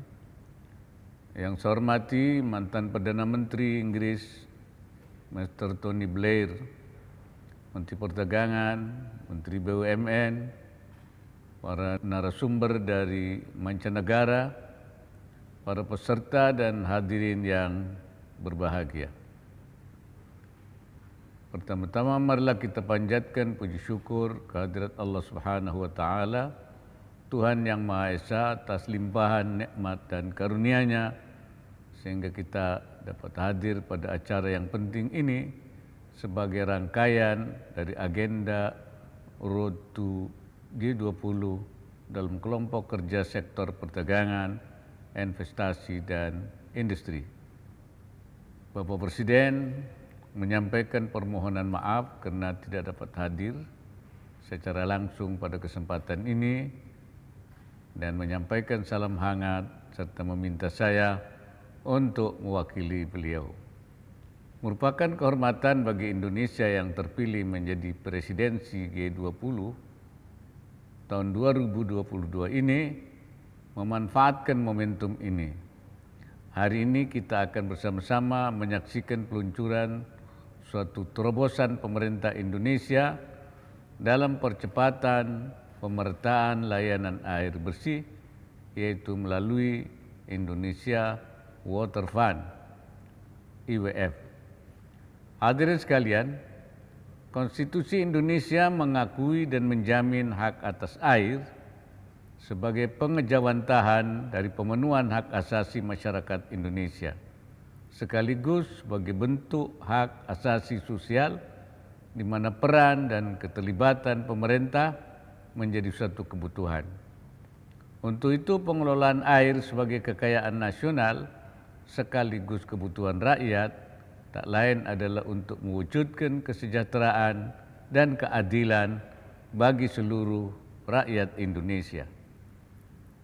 Keberadaan air tidak saja fundamental untuk menunjang kehidupan manusia, tapi juga esensial untuk menjaga keseimbangan suhu demi keberlangsungan hidup seluruh makhluk di bumi. Secara global saat ini sekitar 2 miliar manusia atau 26% populasi dunia tidak mempunyai akses yang baik terhadap air minum aman. Sidang Umum PBB pada tahun 2010 telah mengakui bahwa akses terhadap air minum aman merupakan hak asasi setiap manusia. Oleh karena itu, peningkatan akses terhadap air minum aman juga tercakup